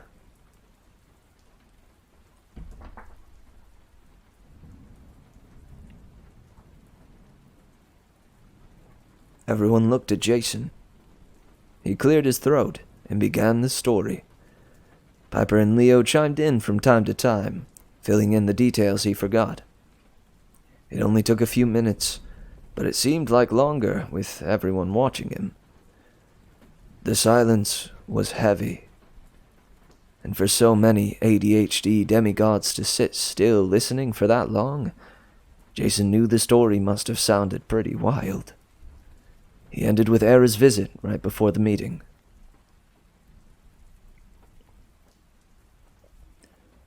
So, Era was here, Annabeth said, talking to you.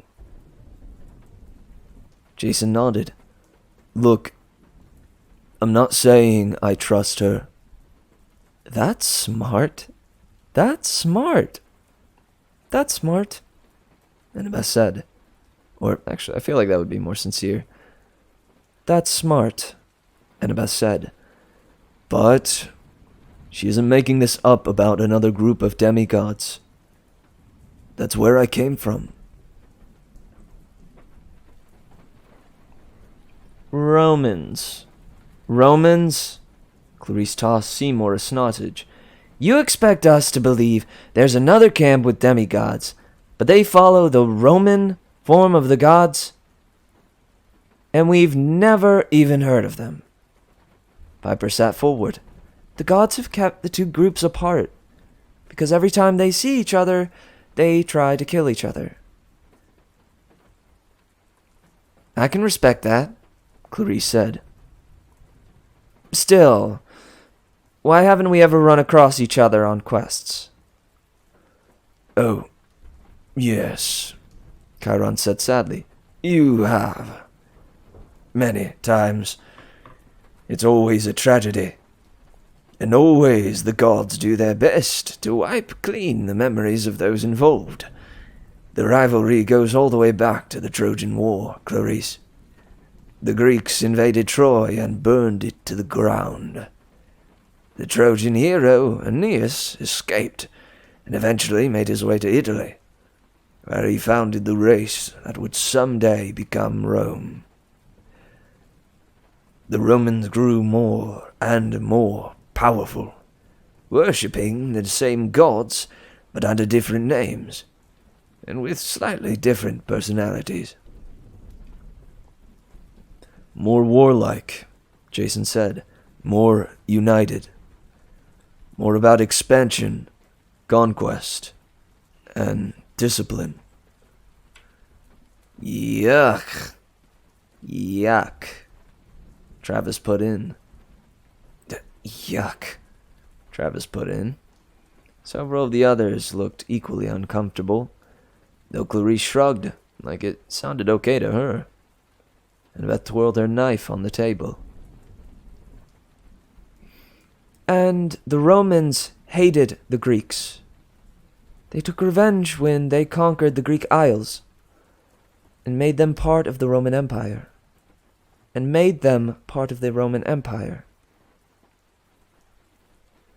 Not exactly hated them, Jason said.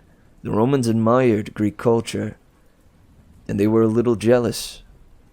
In return, the Greeks thought the Romans were barbarians. But they respected their military power. So during Roman times, demigods started to divide, either Greek or Roman. And it's been that way ever since, Annabeth guessed. But this is crazy. Chiron, where were the Romans during the Titan War?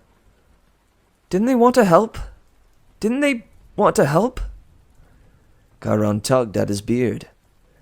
They did help, Annabeth. While you and Percy were leading the battle to save Manhattan, Who do you think conquered Mount Orthis? Orthris, the Titan's base in California. Hold on, Travis said. You said Mount Orthis just crumbled when we beat Kronos. No, Jason said. He remembered flashes of the battle. A giant in starry armor, and a helm mounted with ram's horns. He remembered his army of demigods scaling Mount Tom, fighting the hordes of snake monsters. It didn't just fall. We destroyed their palace. I defeated the Titan Krios myself. Annabeth's eyes were as stormy as a Ventus. Jason could almost see her thoughts moving, putting the pieces together. The Bay Area. We demigods were always told to stay away from it because Mount Orthis was there. But that wasn't the only reason, was it? The Roman camp. It's got to be somewhere near San Francisco. I bet it was put there to keep watch on the Titan's territory. Where is it? Where is it? Chiron shifted in his wheelchair. I cannot say. Honestly, even if I have never been trusted with that information. My counterpart, Lupa, is not exactly the sharing type. Jason's memory, too, has been burned away. The camp's heavily veiled by magic, Jason said, and heavily guarded. We could search for years and never find it. Rachel Dare laced her fingers. Of all the people in the room, only she didn't seem nervous about the conversation.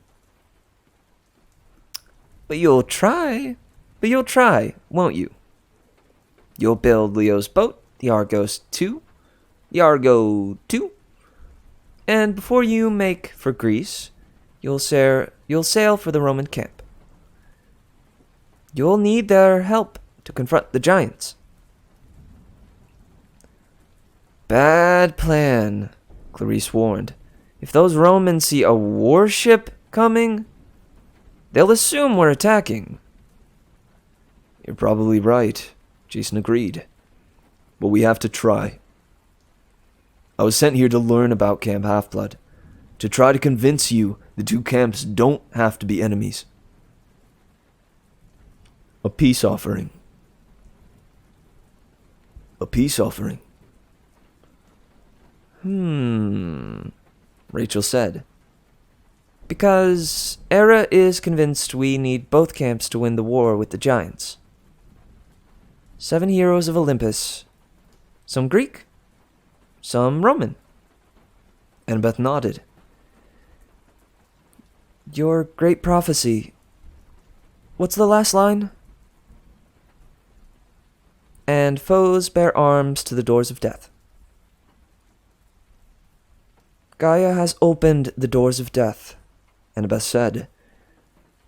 She's letting out the worst villains of the underworld to fight us. Medea, Midas. There'll be more, I'm sure. I'm sure of it. Maybe the line means that the Roman and Greek demigods will unite and find the doors and close them. Or it could mean they fight each other at the doors of death, Clarice pointed out. It doesn't say we'll cooperate. It doesn't say we'll cooperate.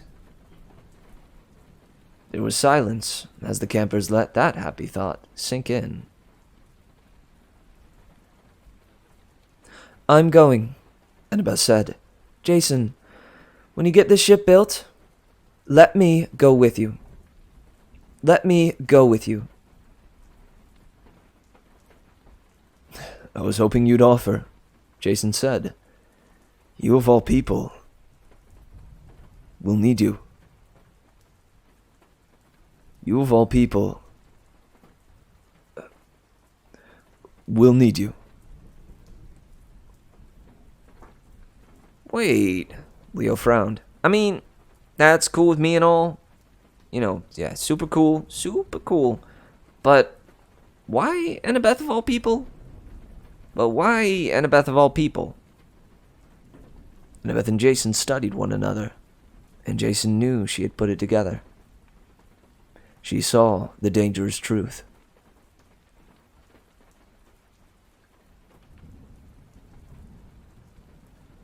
Era said my coming here was an exchange of leaders, Jason said. A way for the two camps to learn of each other's existence. Yeah, Leo said. So? An exchange goes two ways, Jason said. When I got here, my memory was wiped. I didn't know who I was or where I belonged.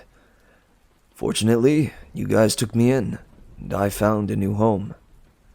I know you're not my enemy. The Roman camp, they're not so friendly. You prove your worth quickly, or you don't survive. They may not be so nice to him. And if they learn where he comes from, he's going to be in serious trouble.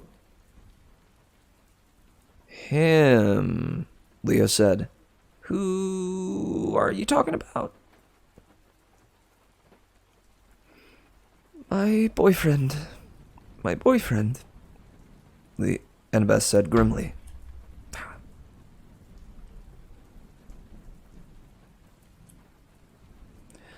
My boyfriend.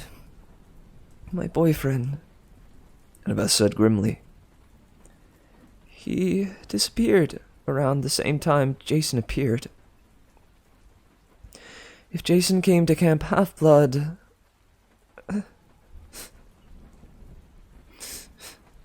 Exactly, Jason agreed. Percy Jackson is at the other camp. And he probably doesn't even remember who he is.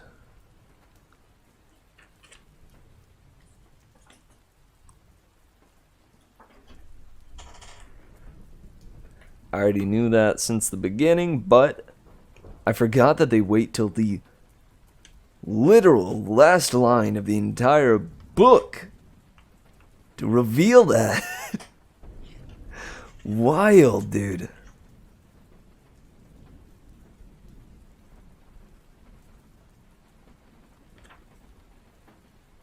And that's it, guys. I'm gonna read the author's note. Or about the author. Nah. It's basically just a recounting of the other works that he's done. Man, look at this big honkin' book. Pow. We did it, guys.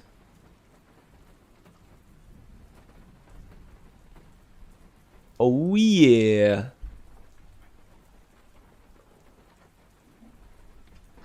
The last line.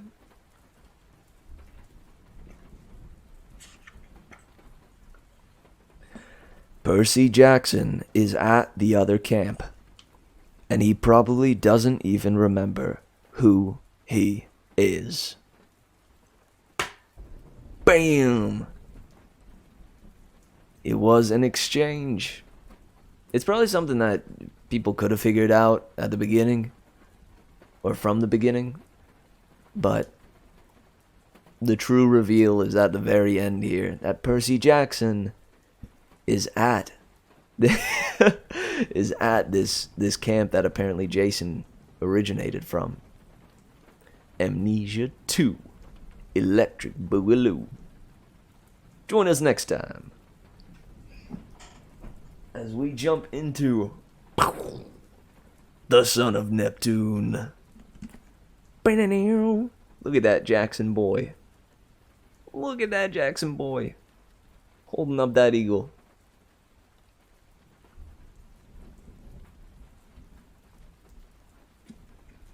Dude, let's go. Let's go. I'm so pumped.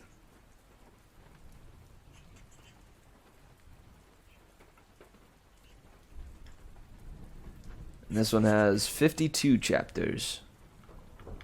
It's a smidgen shorter than the last one, but nearly the same size.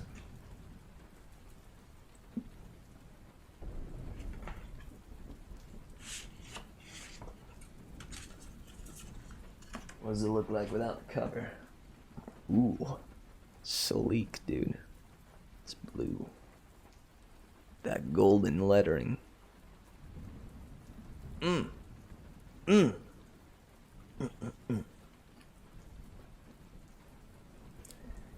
dude, and this book is significantly less beat up than than the other one.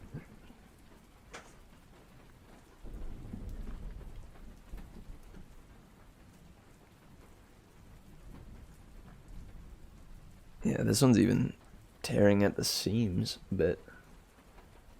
You see that? This right here? It's tearing at the seams. Look how well we loved this thing. Look at that frayed edge.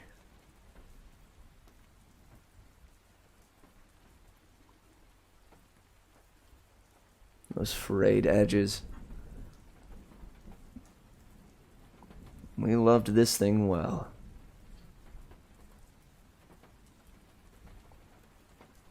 We loved this story well.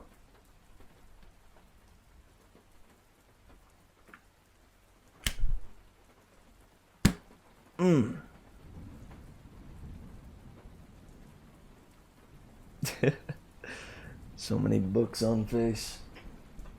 I know, man. Dude, I'm pumped. We'll start this bad boy.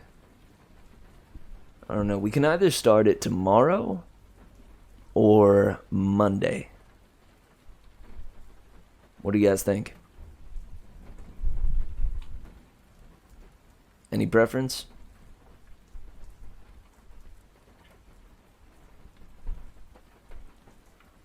It might be good to wait till next week. Start fresh. Take a little breather from Riordan. Dude, how is it Riordan when it's spelled Riordan? Riordan? That is an O-R. That is an O-R. I'm sorry, I'm still on this, dude. I am still on this. How is it done? It looks nothing like that. It is Rio Erden. Riordan. Again, I say, why Rye when you can re?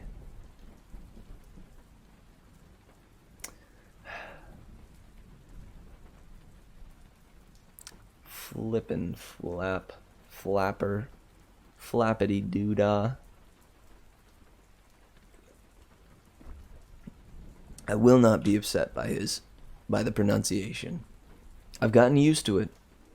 I hope you've noticed that on each of my my This Is portions, where I go, this is The Lost Hero by Rick Riordan.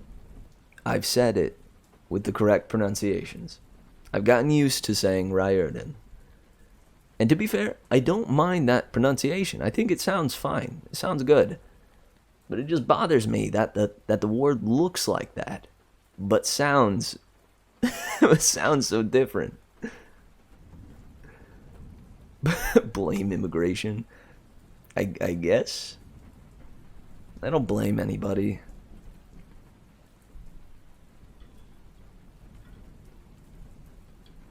It's just a gripe. Just a gripe. You know? It's just something that grinds my gears. It's how you say Riordan. Ryerden? Ryerden. No, Ryerden.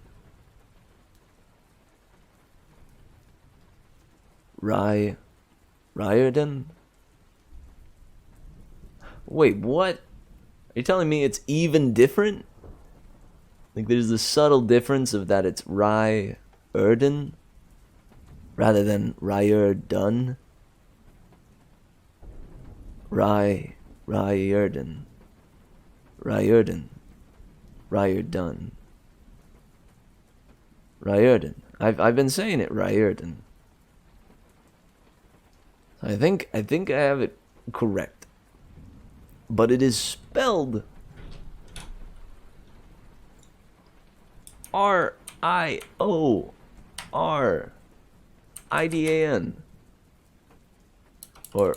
Riordan. Riordan. Riordan.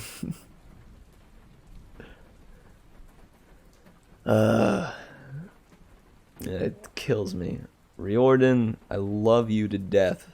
I love you so much in your work and what you've done for me, for my audience, for the world, for demigod kind. But your name is crazy.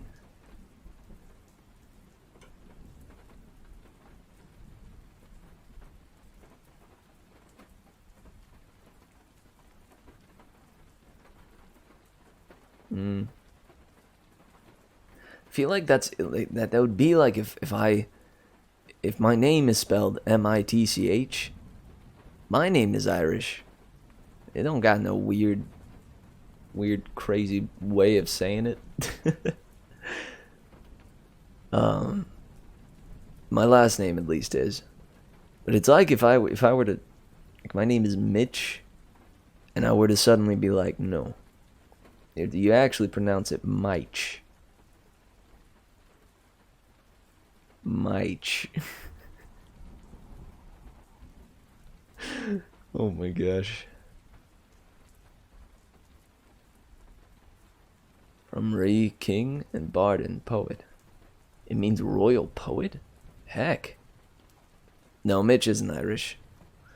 As far as I know. My last name is.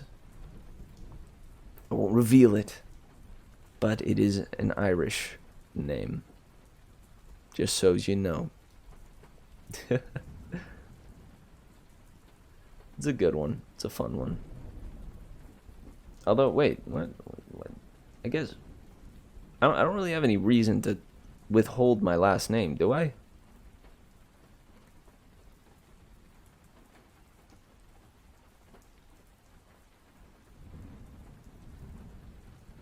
Yeah, I guess the worst that would happen is you find my Facebook that I had from when I was 8 years old to like 15, and then never used again.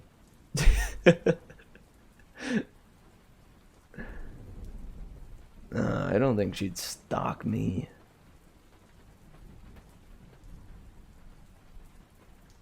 Big lol. Big lol.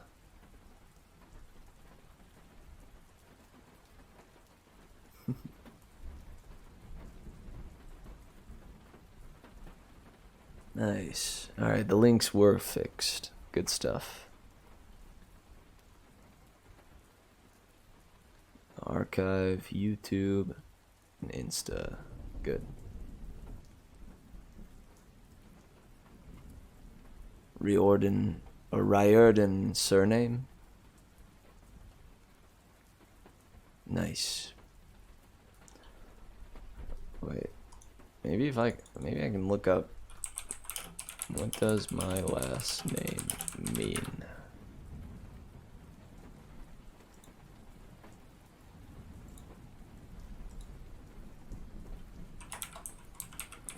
Oh.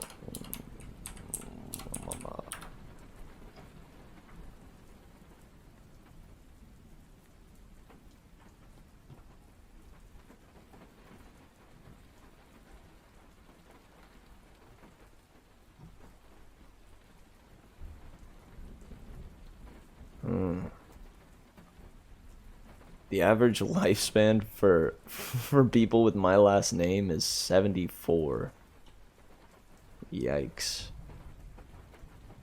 Yikaroo.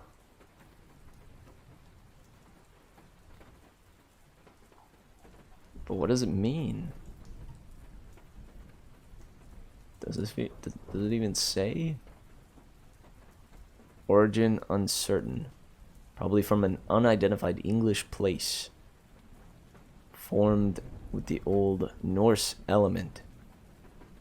By farmstead settlement. What in the world? Give me a different one.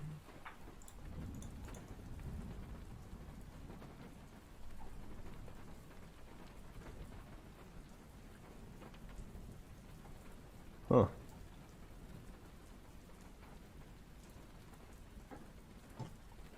I share the last name with 7,083 other people.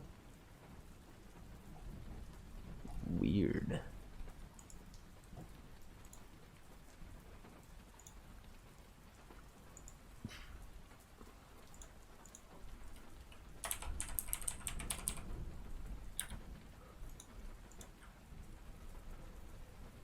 About this one. Yeah, it still says it's uncertain. It don't know the origin.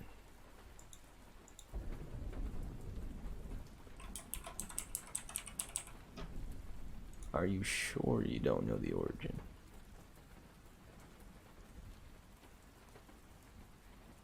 Apparently it's got a Norse element. Weird stuff. Hey, what's up, Boom Boo?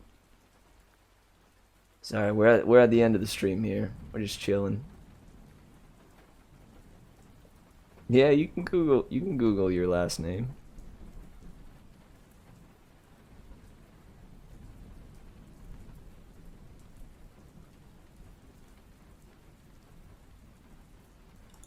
What about, hang on. What if I remove one of the R's? Nope, same deal.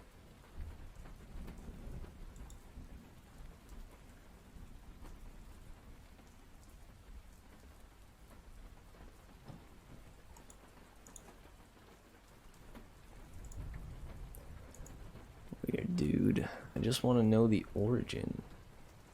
I want to know what the name means.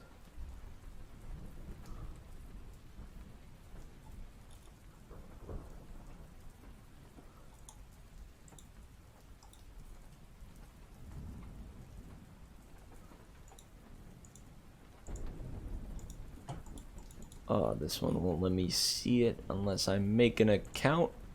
What is this? No, thank you.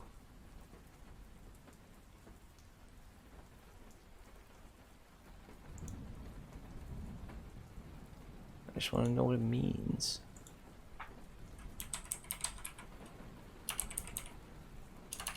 Maybe it doesn't mean anything.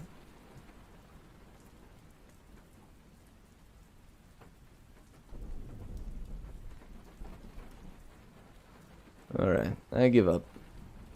Yep. There are no results.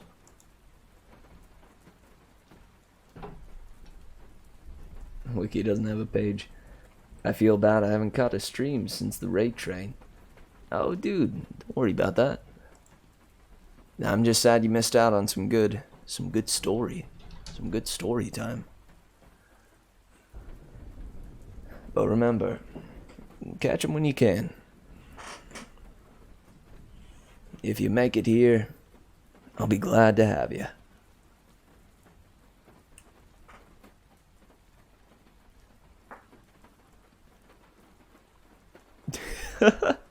It's just a spin-off of Michael. Sounds about right. Sounds about right. What about the full, like, is, like, Mitchell? The full name is a spin-off?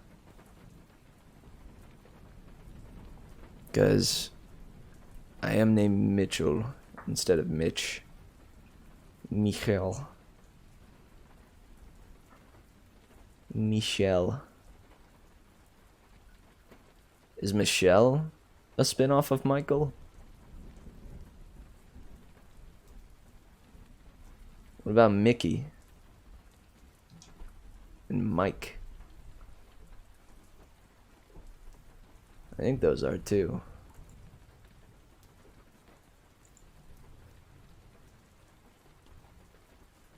Mm-hmm.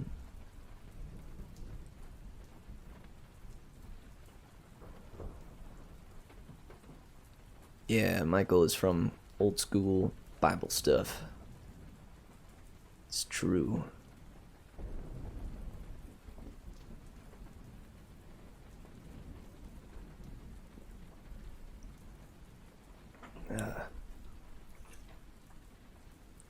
Well, guys, thank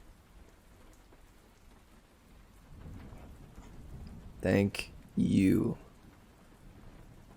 Thank you for coming.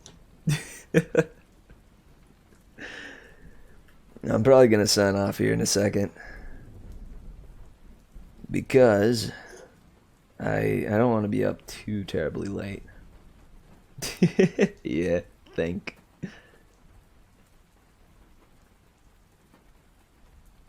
I know, right? I was pointing right at you, Umbu. Right at you. Right at Umbu. I love saying your name, Umbu. Or is it Umba or Umbu? Oh, Ava! Yo. Did you enjoy the story? The finale? The big reveal at the end? It's Umbu? Yes. Yes. Good. I was hoping so.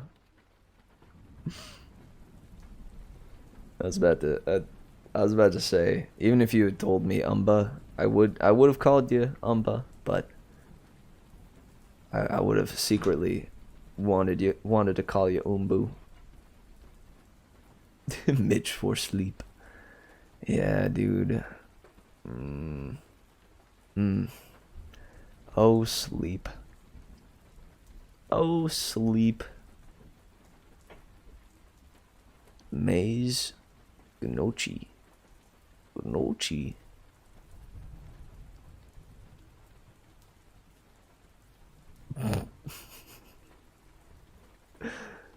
What's up, Taika?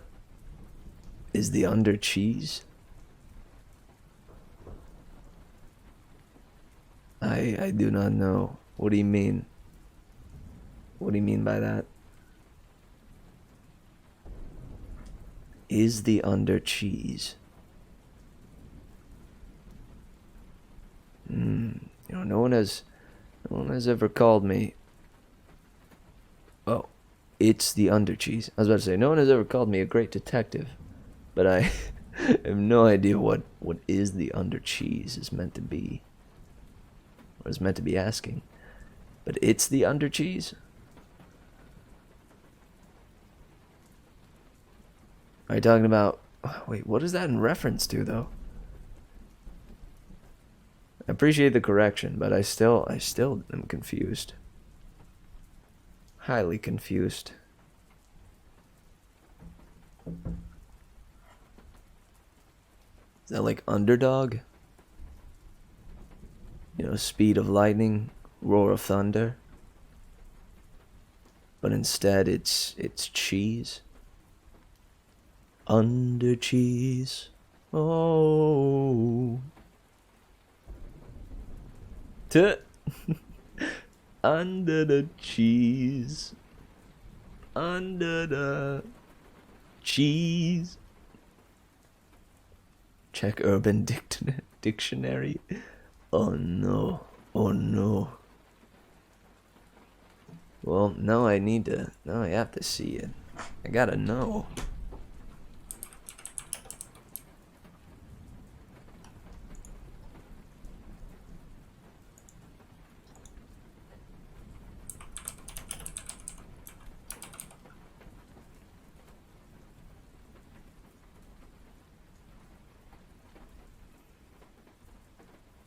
Yep, yep.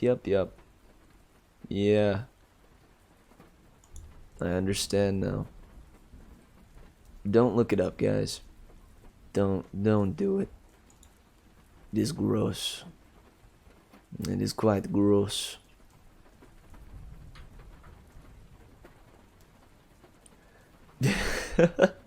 B-dubs, you are smarter than I. I saw it. I saw his username.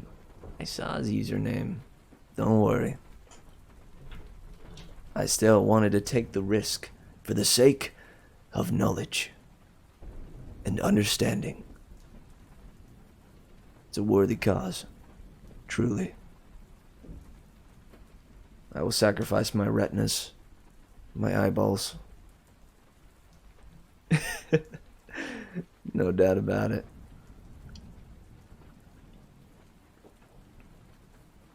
If you're just getting here, Taika, we're at the end of the stream here, so we are truly just chatting. But usually, what we normally do is we read bedtime stories. Recently, we've been reading through The Lost Hero. We just finished it tonight. I do agree. We try to keep it wholesome as best we can.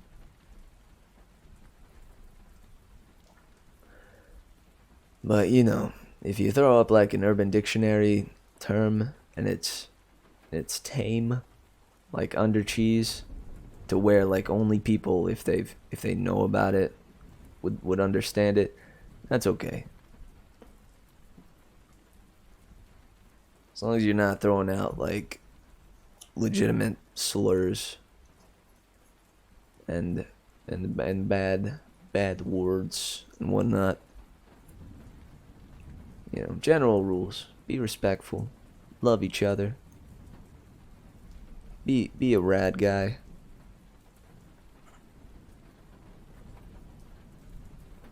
I didn't know you were an actual bedtime story reader. Hey, it's okay. Don't worry about it. Like I said. And plus, this is Mary Mitch After Hours. It'd probably be more of an issue if you jumped in mid-story and screamed at the top of your lungs, "Under cheese!" I'd be like, whoa, dude. Calm down. I'm trying to lull folks to sleep here. Not make them think about grody, gross stuff.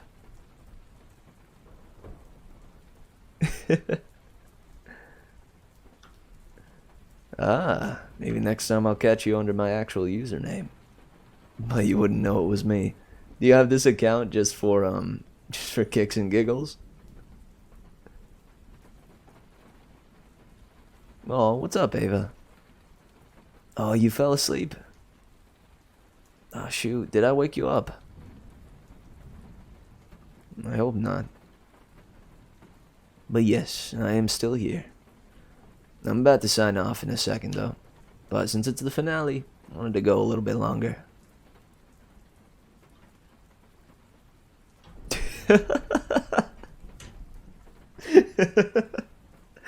I made it an hour ago because the name was Simply Truth.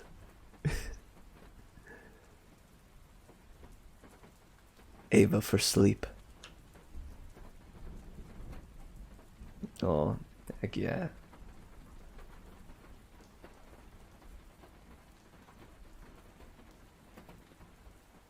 Oh, are you like Ava? Are you in that are you in that drowsy phase?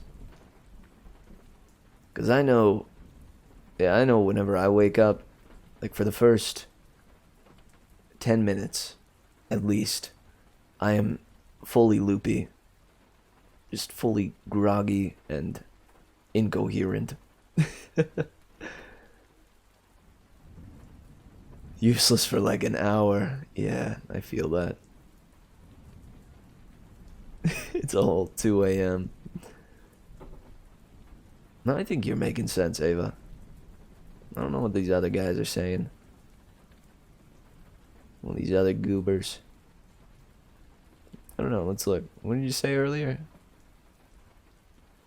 Oh, you sent C $, flower, leaf.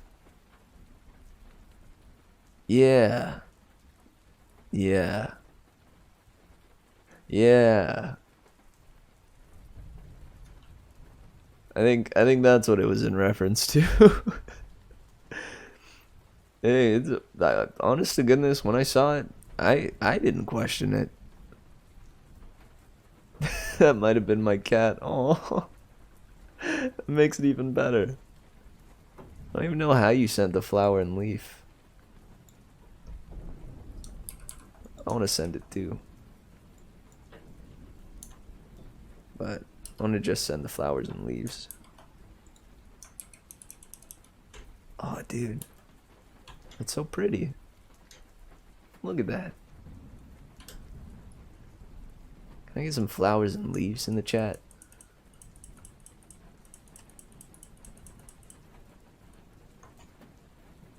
I'm gonna send another big bomb of them.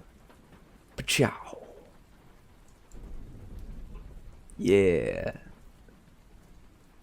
Look at that. Ooh. Pachow.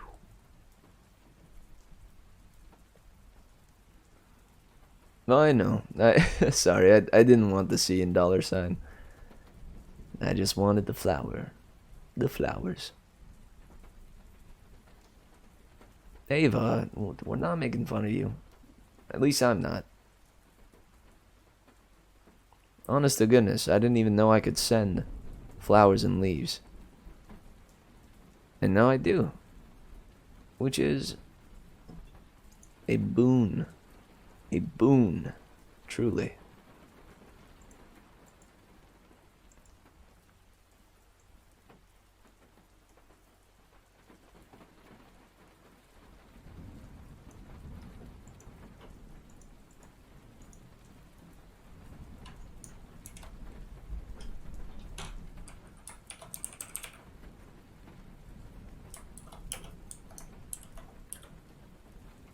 Oh man, hang on. Forgot to do a space. Ah.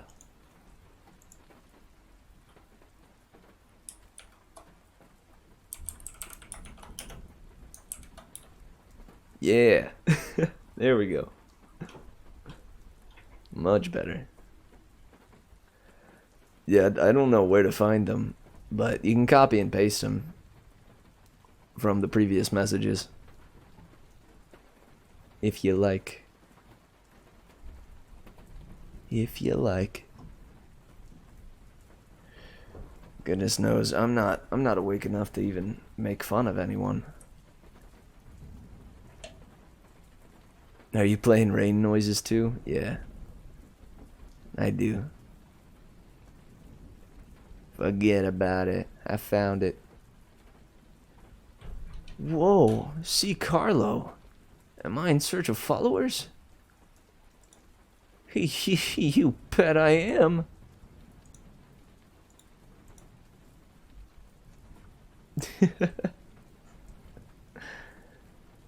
I hope the bot does.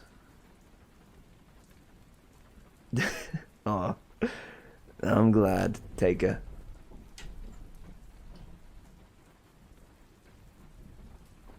On the weekend we do short stories, so it ought to be a good time. If you want to stop by then. Friday is fantasy short stories. Saturday is spooky short stories. Spooky. So like horror stuff, creepypastas, junk like that. And Sunday is sci-fi. Some good stuff. I wound up not doing last week, so I have some pretty good ones stored up in the back pocket.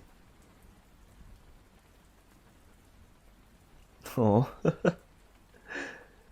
I'm glad it means so much to stick with us, to stick with me till the end.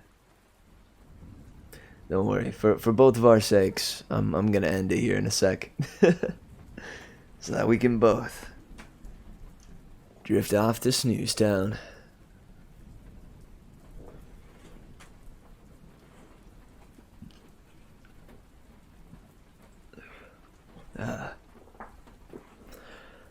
Well, okay, guys. We did it. We finished another book here on Mary Mitch. And that's just, it's freaking cool. With the start of this new series, I'm excited to jump into the Son of Neptune and continue this incredible series. One that meant a lot to me growing up, and has been a joy, an absolute joy to revisit, along with you guys.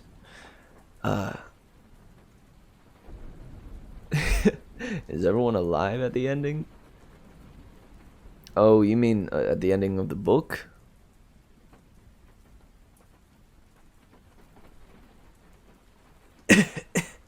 So, I'll be seeing you I'll be seeing you next time, guys. No, I'm just kidding. You'll have to read it to find out, man. You have to read it to find out. I will not spoil nothing, because I care about these books, and I want folks to experience them as I did when I was but a lad. Alright, hit me with that outro music, DJ Snoopy.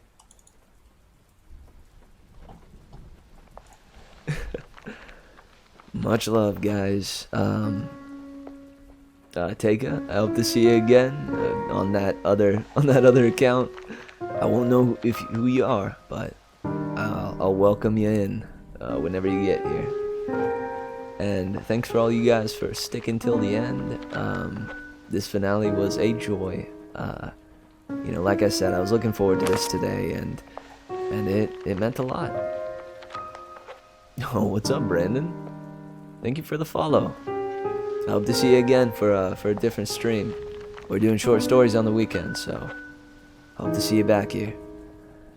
But yeah, as always, remember to take the merriment we found tonight by encouraging each other, by reading through an awesome story. Hold it close to your heart. Let it set you at ease as you lay your head on your pillow tonight. And let it carry you into the morrow with a smile on your face and a pep in your step. Much love, guys. And till I return, keep on swaying.